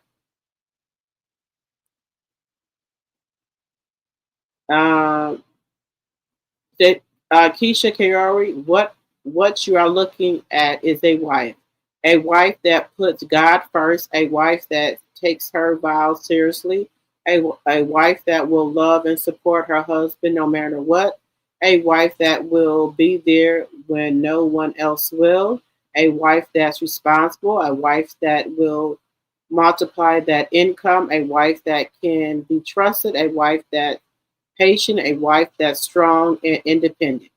Okay. Why would you have had to decide if you were still going to do a show because you got bit by a bee? You see how you just revealed that the show was to talk to you? You see how you just revealed that it was not about Gucci Mane? You silly. I have no idea why we entertaining this. Like, what? I don't even know what you're talking about. Just I I have have no no idea. idea. Nikki would be amazing on Broadway, but first of all, we didn't even know Or Keisha voiceover, we a didn't- cartoon. Yeah, what amazing. Yeah. We didn't even know Keisha KO was coming until she actually Why got are into you the room. explaining this, bro? Yeah. Bless Nikki's heart. We sending Nikki healing energy.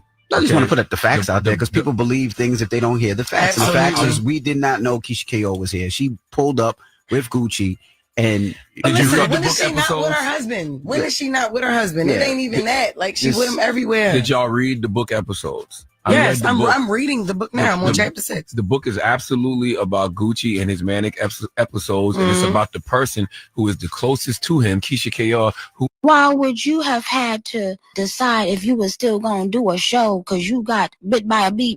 You see how you just revealed that the show was to talk to you? You see how you just revealed that it was not about Gucci Man? You silly. I have no idea why we entertaining this. Like, what I don't even know what she's talking about. Just I side have no note, idea. Nikki would be amazing on Broadway, but Also had to live through those episodes with correct. him. Taking Like, come care on, of man. him. What are we talking about? Yeah. Well, yes. And I don't even understand how she's making this about her, but God bless her heart. We send Nicki Minaj healing energy. but even outside of her being a big part of the book because she's her husband's saving grace, she always with him. Yeah. It's her husband. It's hard to not see Keisha K.O. when you see Gucci Man. Like, And I'm glad what are you Keisha talking was about? in the interview because Exactly. nobody ever talks to the individuals who have to deal with the people who have mental illness. Yeah, and not only that, she was able to break it down, what she happened, what she saw. She was able to help people who are dealing with family members who have mental illness and I the love signs it. to see. I thought that was dope and it's amazing. crazy. So And we always see Kenneth with Nikki. All the time he'll be saying them. He always, sitting off to the side. But we always see them together. It's like, what's the problem? Well, Nikki talked about for a second. What's the problem that she was with her husband? I don't get it. Well, yeah. So Nikki did mention. Also had to live through those episodes with correct. him. Taking Like, come care on, of man. him. What are we talking about? Yeah, I think Gucci Man got some type of mental problem. Yeah, I've never noticed Gucci Man have any type of issues, but hey, I only see him on the stage and everything. But Keisha Kayari lives with him, and she said that he suffers from schizophrenia. I don't know that to be true. I'm not saying it. This is what she said. So, do y'all think that they're calling her his handler? Do y'all think she's been a good wife, or do y'all think she's trying to take advantage of Gucci Man if he has some type of mental illness or episode? What do y'all think? Let me know in the chat. Yeah. Well, yes. And has been on the spaces. She also talked a bit about, she says that the reason why Keisha K.O. was in the interview and made it a priority being in the interview is not because of any of the reasons you guys just said, but because Keisha K.O. is a narcissist. And the X Spaces actually got interrupted by her son. Let's take a listen to number 2. The is so insecure at her face, simply being her face. You see, not everyone ages like the generous queen, because my light inside, my grace, my peace, my love, my paradox, my conundrum, my truth, my generosity, my humility, my restraint, when I have the power to do so much damage and choose not to. Now, I'm no psychology major. I don't know much about much, but boy, do narcissists sure have a way of pushing them. Her husband on the spaces. She also talked a bit about, she says that the reason why Keisha K.O. was in the interview and made it a priority being in the interview is not because of any of the reasons you guys just said, but because Keisha K.O. is a narcissist. And the X Spaces actually got interrupted by her son. Let's take a listen to number 2. The is so insecure at herself to the front by any means necessary. They will step on you. They will treat you. Wow. It ends today. You do not honor Gucci Come on, Man. Papa. Wait a baby. So when isn't that the pot calling the blueprint pink? Like, what you mean? She's making this about her. Okay. Listen, someone needs to read that Gucci Man book episodes and learn something from it, okay? And intervene in this life that Nicki Minaj is living. Yo, because this is ridiculous. Side note, Nikki would kill voiceovers. What? No, I'm not even joking. Like, could you, when she was, I closed my eyes and I was listening to the Scary Movie and just what she was saying, I was like, she would kill voice, not like on the side. No, she could spit, she could rap, but Jesus. Why are we entertaining? I'm sorry. We can move on now. Selves to the front by any means. Most obvious, the bitch said she had allergy, but she figured she would do the show anyway. Do what show anyway? Who would have needed to see or hear you? You see how you gave yourself away? Shut your silly ass down and go and fix that filler. The fuck wrong with you, bitch?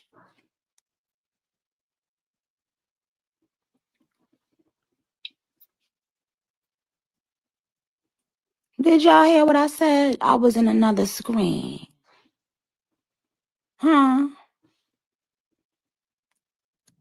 What do I always tell y'all about anybody that will sit up in your face and lie like that? Most obvious, most the bitch said she had allergy, but she figured she would do the show anyway. Do what show anyway? Who would have needed to see or hear you? You see how you gave yourself away? Shut your silly ass down and go and fix that filler. Yeah, what do y'all think is wrong with Nicki Minaj? I think The fuck wrong with you, bitch? I think Nicki Is a motherfucking fool. okay. Okay, Nicki. Why would you have had to decide if you was still gonna do a show because you got bit by a bee? Bitch, is you Okay. Nicki Minaj reacts to Gucci Man. Keisha Ori's Breakfast Club interview. Gucci wife has been trying to be me for years. That's what Nicki said. She said Keisha Ori has been trying to be her for years. That's what Nicki is saying. Nicki says Gucci wife has been trying to be me for years. Been dying for the spotlight for years. She's there to keep Gucci sedated. Gucci hates Deborah. Deborah. They don't want Deb around me. She's around me now. Charlemagne, the fraud, friends and business associates using iHeartRadio for this disgusting false against what did she say? Innocent families. He was around Wendy before her life went to hell. The buck stops here, baby. Bookmark this tweet. You really do not understand who I really am. Bring it. Let's play. Y'all want attention? Let's do it. LAPD. Here's the evidence of my home being squatted with a toddler inside 4 times, guns drawn. Y'all. So, Nicki Minaj is saying that Gucci Man wife wants to be her. Now they have took Nicki Minaj page down. They saying that Nicki is having some I'm just trying to think of a nice some episodes. They said Nicki is having some episodes that she needs to seek counseling for. Okay, I'm not saying it. That's what they said.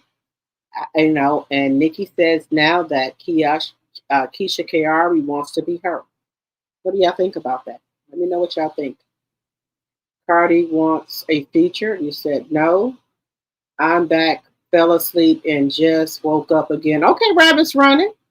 Cardi can, let me see. I can't stand that Liars Club. Okay.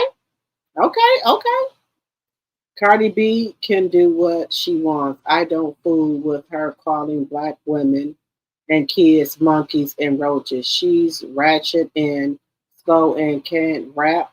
She's loud and slow. Nicki loud and smart, but definitely can rap. Okay. All right. Safari is a clout chaser. Okay. All right, you said Safari's a clout chaser. I'm with you, Chanel Monet. Can't stand them. Okay. All right, guys. I just wanted to bring y'all the information to let y'all know what's going on out here in the world. I do that all the time. Just to let y'all know what's going on. Just so y'all are up on game. Just so y'all are up on game and know what's going on. So now we're going to get into a little of Black history, guys. We got to get into a little Black history. Let me see here. I think this is the one. So let's get into a little Black history, guys. And make sure if you're new to my channel, think about becoming a tea drop, okay? Or you can become a tea sipper for $2.99 a month. You can also support the channel by any type of Cash App that's going across the screen, or a super chat or a super sticker. Any amount helps. Let's get into it.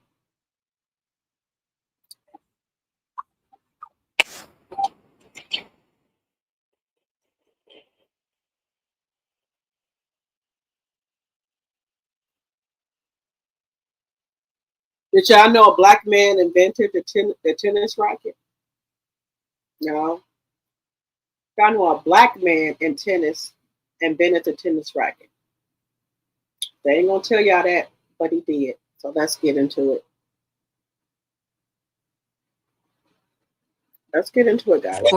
Johnson noticed something incredible. Traditional string patterns were completely wrong. He spent months calculating the perfect angles, measuring string tensions to the exact pound.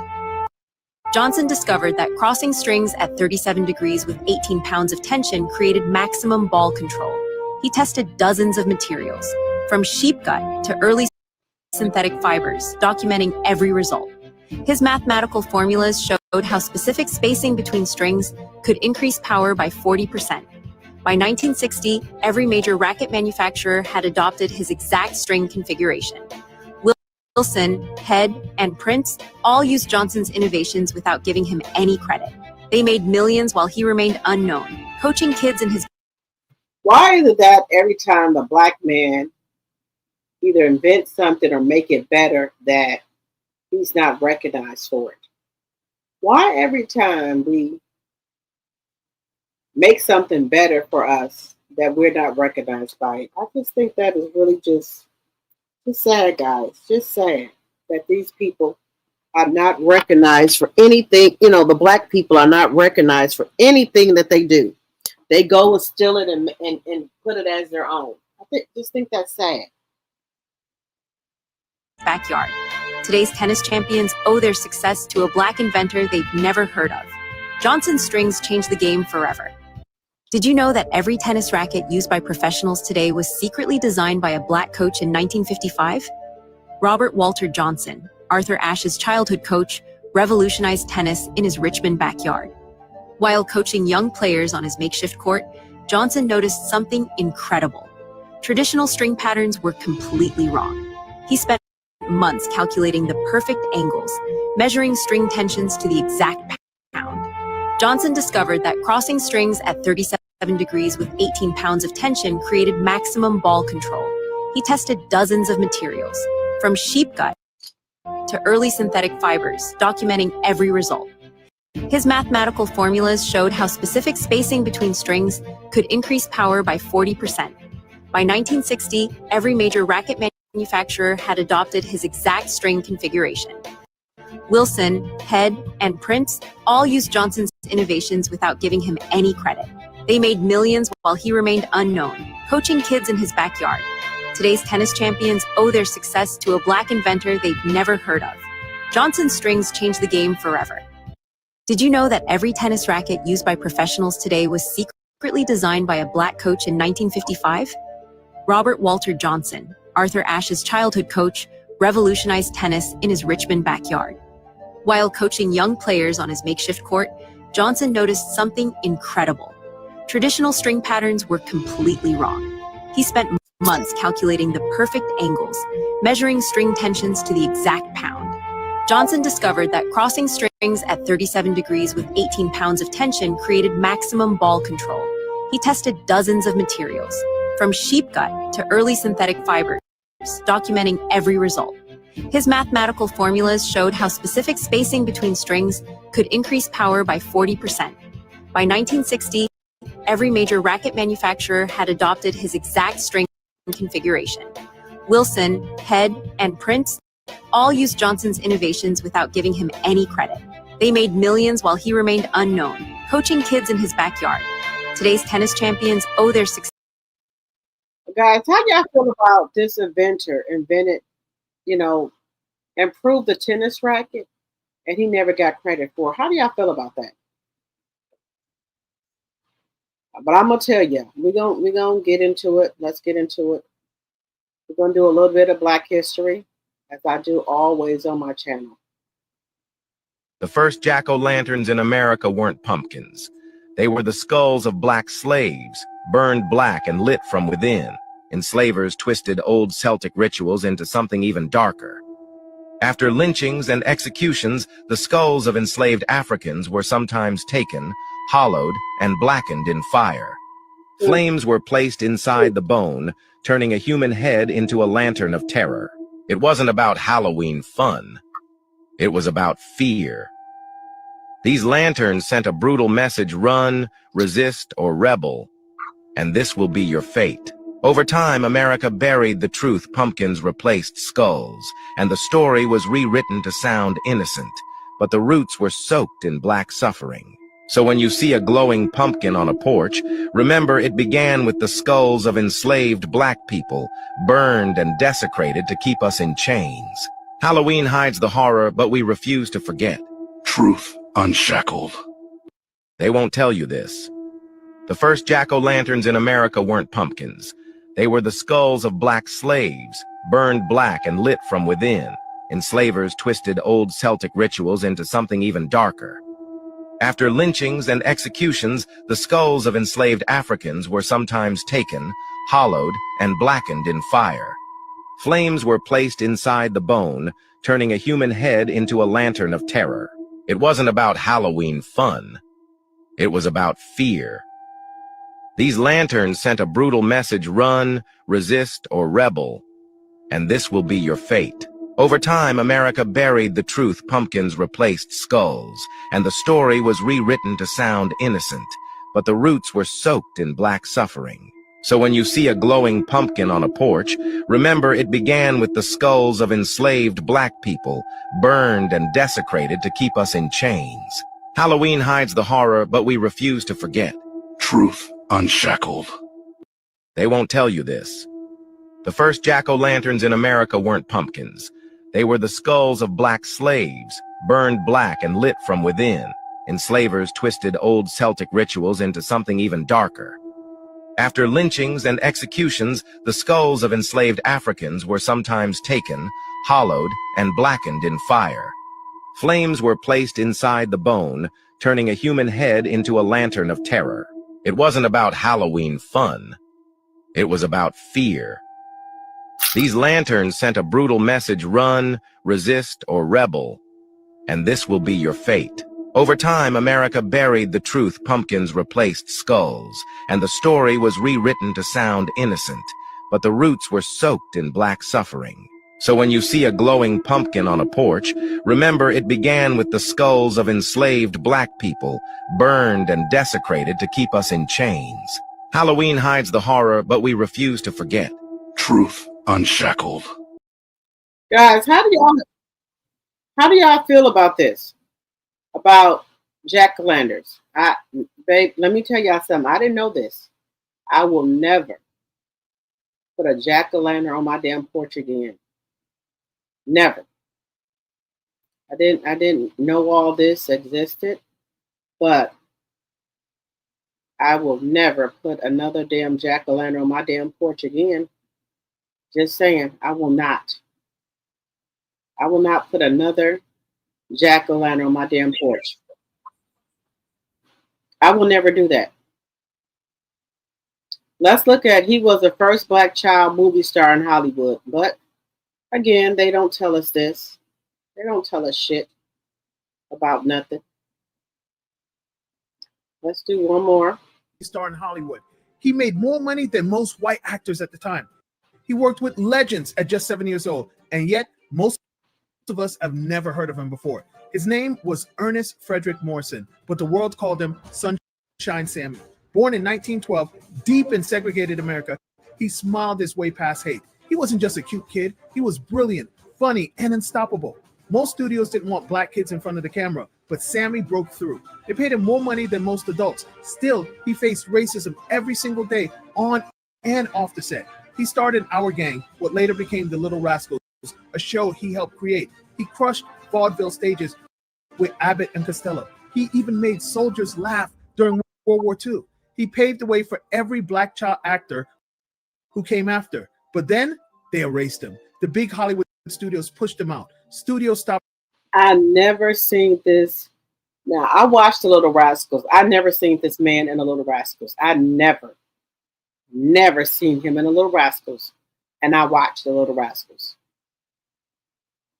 Calling. His name disappeared from the spotlight. Why? Because they didn't need him anymore. But he walked away with dignity.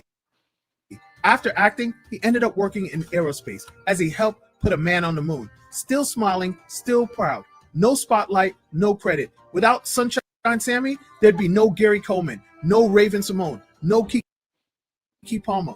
He broke the door open and never got a thank you. Say his name, right. Ernest Frederick Morrison, aka Sunshine Sammy, and let's share his story. He was the first black child movie star in Hollywood. He made more money than most white actors at the time. He worked with legends at just 7 years old, and yet most of us have never heard of him before. His name was Ernest Frederick Morrison, but the world called him Sunshine Sammy. Born in 1912, deep in segregated America, he smiled his way past hate. He wasn't just a cute kid, he was brilliant, funny, and unstoppable. Most studios didn't want black kids in front of the camera, but Sammy broke through. They paid him more money than most adults. Still, he faced racism every single day, on and off the set. He starred in Our Gang, what later became The Little Rascals, a show he helped create. He crushed vaudeville stages with Abbott and Costello. He even made soldiers laugh during World War II. He paved the way for every black child actor who came after. But then they erased him. The big Hollywood studios pushed him out. Studios stopped calling. His name disappeared from the spotlight. Why? Because they didn't need him anymore. But he walked away with dignity. After acting, he ended up working in aerospace as he helped put a man on the moon. Still smiling, still proud. No spotlight, no credit. Without Sunshine Sammy, there'd be no Gary Coleman, no Raven Simone, no Kiki Palmer. He broke the door open and never got a thank you. Say his name, Ernest Frederick Morrison, aka Sunshine Sammy, and let's share his story. I've never heard about, guys, I've never heard about Sunshine Sammy ever. And he broke the door open for all these black child actors. That is so sad that they erased this man's name, but he left in dignity, and went and was at the aerospace. But this is sad that we have to now learn about all these, different black people who broke the door open for us, who created things, who invented things, and they just don't get no credit for it. That is sad. Hello, Stacey Bell. You said Jazz is very sneaky. Okay, Rabbits. Okay, Charnel Monet. Okay. Stacey Bell says we are in Central Jersey. My father family is from Valdosta, Georgia. He's the youngest of 10. Him and his closest born siblings were born here. A large part of the family are Heels. Okay, all right. Rabbit's Running says they are trying to say Nicki spazzing out, and I would. Wait a minute. Let me see what you're saying. They trying to say Nicki spazzing out, and I would too, cause they always coming for her. She's been calling people in the industrial out, especially Jazz. He's trying his best to take her down. Okay. Good morning, Lori Bell Carter. Let's see, Ray. Oh, good morning, Ray Mail, my tea sipper. Good morning. Good morning.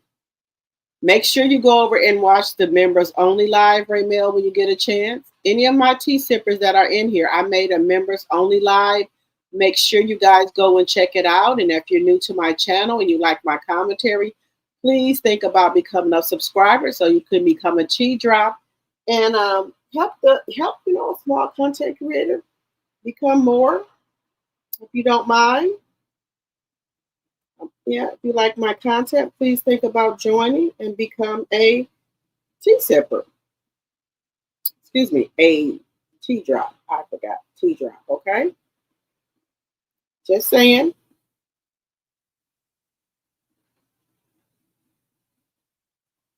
And make sure, guys, if you guys did not see the previous lives, please go and watch those. And if you like the commentary, please give it a thumbs up. That keeps me in the algorithm. Thank you. Thank you. Thank you. Thank you.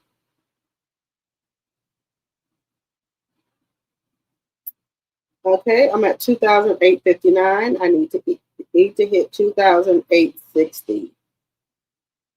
I need to hit the 60 mark. I'm trying my hardest to hit the 60. Okay, guys, let's see here. Let me see. We are in Central Jersey. My father's family is from. Okay, I read that. Hey, Stacy Bell. Hello, hello, Bama girl. I don't know about any of these stories. Okay, that's why I'm here to bring them to you guys. I'm here to bring them to you.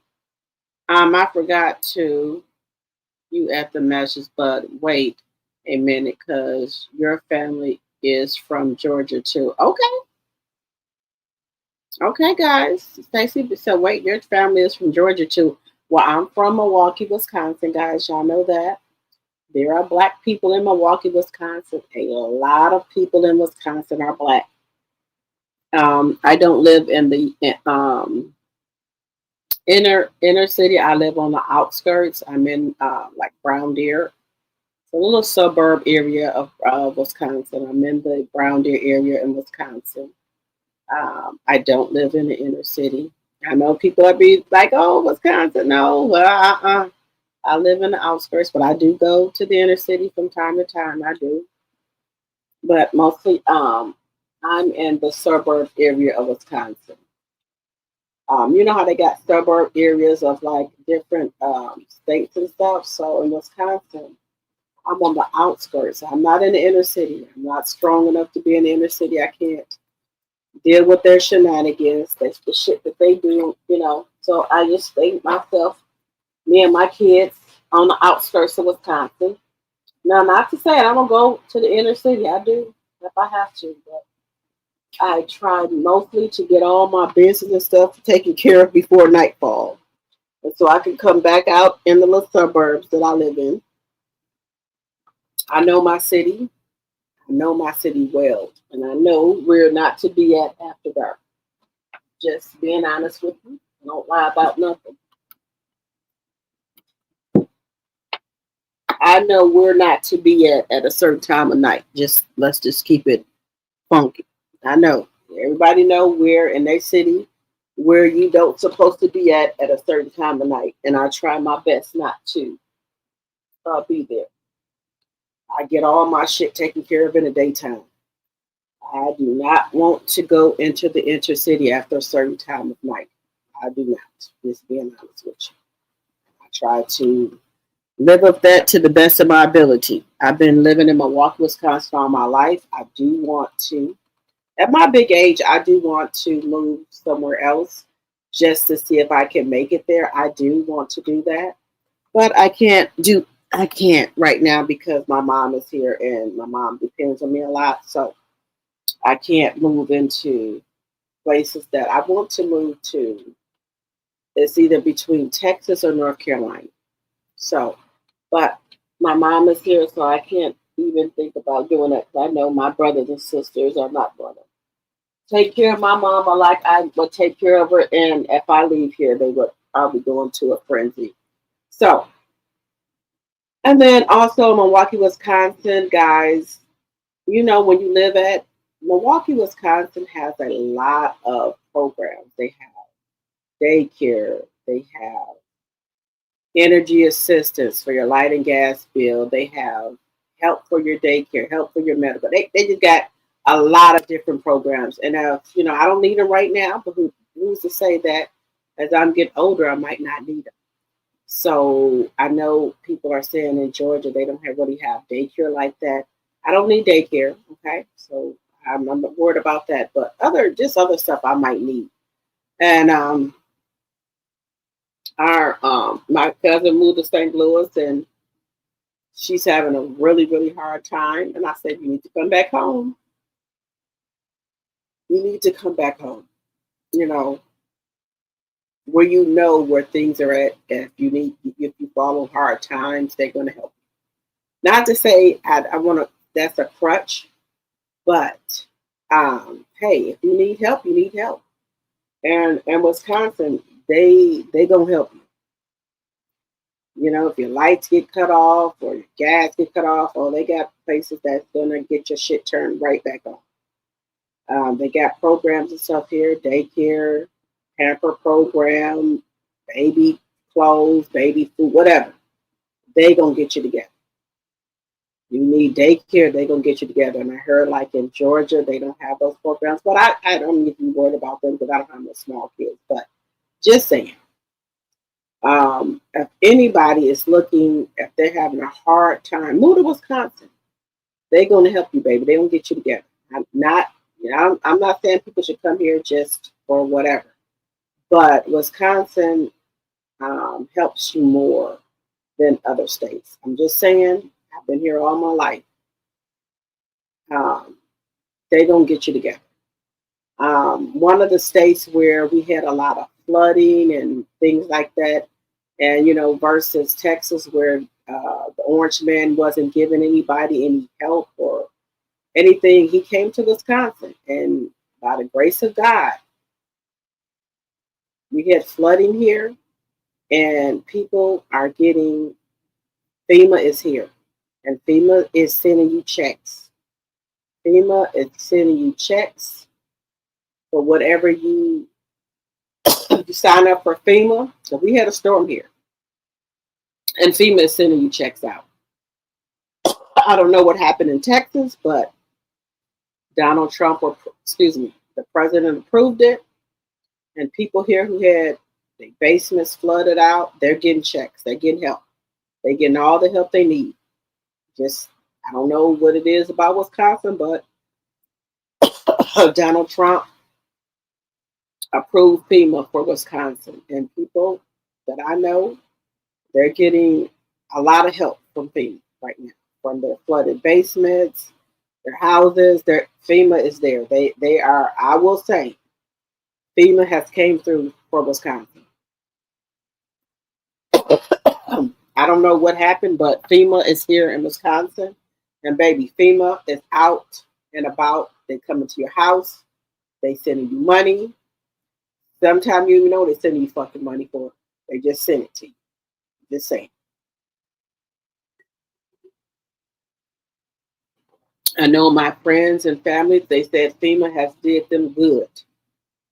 And, you know, they have came through for them. So I can't talk about the other states, but he approved FEMA for Milwaukee, Wisconsin, and people whose basements and whatever got messed up. I will say, people I've talked to, they said FEMA been treating them good. Even Red Cross has been sending them gift cards, talking about they sending them gift cards or calling them on the phone, telling them to go to Walmart, pick you up a $500 gift card. My auntie told me that. I didn't even know that. She said, honey, I don't know what the Orange Man told them, but Red Cross and FEMA and other programs are reaching out to people, sending them gift cards or telling them to go pick up the gift cards. So they have, FEMA in Wisconsin has been really good to people. Now, I don't know what happened in Texas, if FEMA came or not, or if they gave them any money, but I know in Wisconsin, the Orange Man approved a large amount of money for FEMA. And people that I know have been getting a lot of FEMA money. Red Cross have been reaching out to them, giving them gift cards, go to Walmart, get whatever you need for your house. So FEMA has been coming through. Just saying. Just saying, guys. Good morning. Good morning. Good morning, y'all. Good morning. Yep, because they all messy. Nikki's a mess too, but ain't nobody touching her in the rap game, period. Those before her, she highly praised, but they don't like her because she passed them. Okay, that part. Okay, rabbits running. Okay, Paula. Okay, y'all. Okay, I hear y'all. Make sure, guys, if you are new to the channel, please think about subscribing to the channel because I want to grow over here. So let's get into a little bit of Black history. I know some of the stuff I'm going to mention y'all have never heard of. So let's make sure we know our roots and what our ancestors then went through. 3 of the most right here. Let's get into it, guys. I got to bring y'all Black history. I can't. Let's bring a little bit of Black history. Cruel acts inflicted on enslaved Black people, and the last one will absolutely break your heart. For 3, skinned for boots. There are records of enslaved men whose skin was used to make items like boots, not rumors, documented. Their humanity stripped, turned into trophies, and it was spoken about with pride. 2, hair for furniture. Some Black women were forcibly shaved, not just to shame them, but because their hair was used as stuffing for chairs and cushions. They sat on our stolen beauty. Here's the part that's hard to swallow. These weren't just punishments. They were public displays meant to break spirits. Families were forced to watch, children made to cry out. This wasn't discipline, it was domination. 1, boiled in sugar. On some sugar plantations, the worst punishment? Being thrown into boiling sugar. It was slow, painful, deliberate. And they called it sweet justice. That's the history they hide. If they only taught us about cotton, remember the boots, the chairs, the sugar. Comment pure evil if these truths deserve to be known. Follow for more untaught truths. Oh my goodness. 3 of the most cruel acts inflicted on enslaved Black people. And the last one will absolutely break your heart. For 3, skinned for boots. There are records of enslaved men whose skin was used to make items like boots, not rumors, documented. Their humanity stripped, turned into trophies, and it was spoken about with pride. 2, hair for furniture. Some Black women were forcibly shaved, not just to shame them, but because their hair was used as stuffing for chairs and cushions. They sat on our stolen beauty. Here's the part that's hard to swallow. These weren't just punishments. They were public displays meant to break spirits. Families were forced to watch, children made to cry out. This wasn't discipline, it was domination. 1, boiled in sugar. On some sugar plantations, the worst punishment? Being thrown into boiling sugar. It was slow, painful, deliberate, and they called it sweet justice. That's the history they hide. If they only taught us about cotton, remember the boots, the chairs, the sugar. Comment pure evil if these truths deserve to be known. Follow for more untaught truths. 3 of the most cruel acts inflicted on enslaved Black people's skin was used for boots. Black women hair was shaved off their head, used for cotton for a chair. And some of the Black people were burned with sugar. I just feel, really bad about all the shit that our ancestors went through. This is just terrible. Just terrible. All the shit that our ancestors went through. All of it. Burnt as punishment. Burnt as punishment. And sugar. This is terrible. One more thing I'm going to bring y'all. One more thing I'm going to bring y'all about these designers, guys. One more thing I'm going to bring y'all about these designers.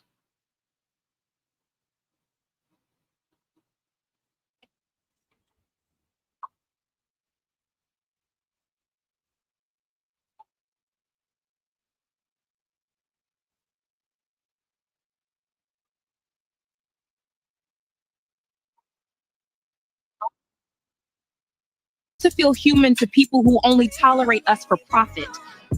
That is the sickness. We flex Balenciaga for worth from people who despise us.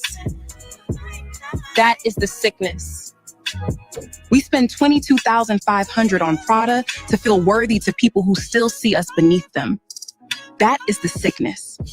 Versace never valued our people, yet we still wear it like it proves our worth to those who despise us. That is the sickness.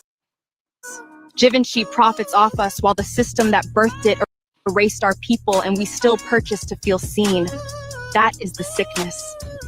We stopped seeking validation in their brands, and we chose modesty and lost sheep instead, because we waking up now. Ooh. Ooh. Louis Vuitton never respected us, yet we still buy it like slaves trying to purchase validation. That is the sickness. Why do we treat Gucci like salvation when the people behind it do not even want us breathing the same air? That is the sickness.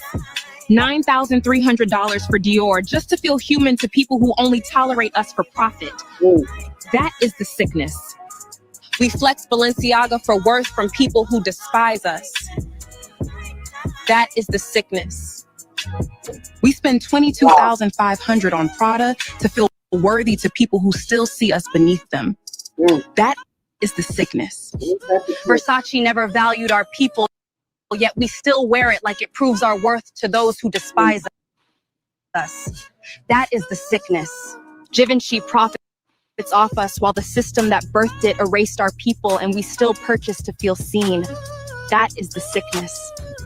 We stopped seeking validation in their brands, and we chose modesty and lost sheep instead, because we waking up now. How y'all feel about that? How y'all feel about that? We know how y'all feel about that, guys. That is true. I'm not going to argue with that.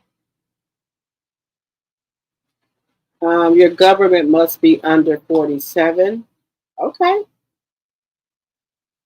My Georgia family are women's. Okay. Then the girl said, wow. Okay. It's so true. It's so true, guys. We want to wear Prada, Dior, Gucci, Chanel to be seen. And these people can't stand, they hate our guts. They can't stand us. They just want our money.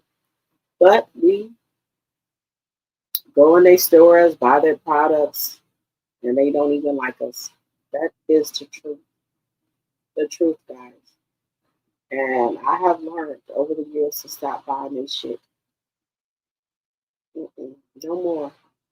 I'd rather buy from a black designer, black purses. I will be purchasing me a black purse from this black designer. I have showed y'all on my channel. I will be purchasing me my purses from here on out. Why should I buy shit that people don't even like us, despise us? So I'd rather walk through the malls or anywhere, Walmart, with a black person, a black designer. That's for me. No more Gucci, no more Louis Vuitton, no more Dior, Chanel. The black lady that I advertised on my page, her products, her purses. I love purses. So I'd rather walk in any store with a black person's design than a person that don't even like us. Just want the money.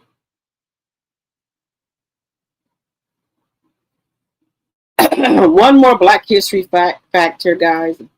President Thompson Jefferson hidden room where his slave mistress lived and his children were born. One more, guys. One more. We're going to do one more. We need to know this, guys. This needs to get out. Thomas Jefferson's hidden room where his slave mistress lived and his children were born. The secret chamber that had existed for decades that no one knew about, with a second family that no one knew about. A forbidden secret beneath the marble halls of Monticello, Virginia's most celebrated estate. There existed a room that appears in no official tour guide, no architectural blueprint preserved for public record.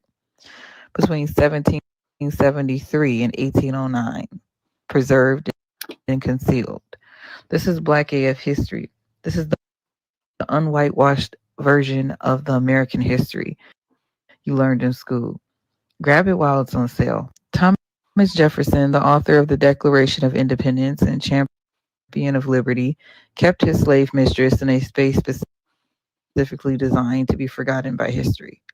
What makes the story even more chilling is not just what happened in that hidden room, but the systematic campaign of silence, destruction of evidence, and calculated lies that followed for over 2 centuries. The truth was so dangerous that Jefferson's own grandchildren would take conflicting stories to their graves. Martha Jefferson brought more than her considerable charm to this marriage. She brought property, land, 40 enslaved people from her father's estate. Among them was a girl named Sarah, though everyone called President Thomas Jefferson's hidden room, where his slave mistress lived and his children were born. The secret chamber that had existed for decades that no one knew about, with a second family that no one knew about. A forbidden secret beneath the marble halls of Monticello, Virginia's most celebrated estate. There existed a room that appears in no official tour guide, no architectural blueprint preserved for public record. Between 1773 and 1809, preserved and concealed. This is Black AF history. This is the unwhitewashed version of the American history you learned in school. Grab it while it's on sale. Thomas Jefferson, the author of the Declaration of Independence and champion of liberty, kept his slave mistress in a space specifically designed to be forgotten by history. What makes the story even more chilling is not just what happened in that hidden room, but the systematic campaign of silence, destruction of evidence, and calculated lies that followed for over 2 centuries. The truth was so dangerous that Jefferson's own grandchildren would take conflicting stories to their graves. Martha Jefferson brought more than her considerable charm to this marriage. She brought property, land, 40 enslaved people from her father's estate. Among them was a girl named Sarah, though everyone called President Thomas Jefferson's hidden room, where his How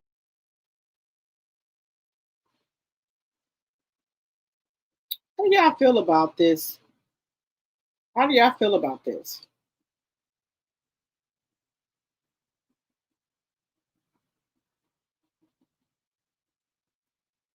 This is so sad. Thomas Jefferson had a black slave that was his mistress. He had kids and everything by her. And he had a hidden room, but it's off records. It shows you that white men love the black women.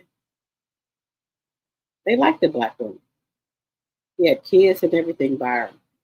Left her things. So they love the black women. Don't let them fool you that they don't like black women. They love black women. Don't let them fool you. They love black women. They do. You said my phone automatically started updating and knocked me out of the chat. Laugh a lot. I'm back. Okay, Rabbit's running. Okay. Guys, we've been on here for 6 hours and 28 minutes. Guys, I don't know how I do this. I try so hard not to be on here this long. I do not understand myself how I be on my lives for this long, but I appreciate each and every one of you guys for rocking with me, going to sleep, waking back up with me. I love you guys so much. All right, guys, it's 6. I've been on here for 6 hours and 28 minutes, almost 6 hours and 30 minutes, guys. I'm going to get off. I love you guys. Thank you so much for rocking with me. Thank you. If you're new to my channel, think about subscribing. And guys, I will see you later on today. Good night, everyone. And thank you from the bottom of my heart for coming and joining my live. Thank you for all my members, for all my tea sippers, and also for my tea drops. Thank you, guys. And I will see you guys later on today. Bye-bye for now.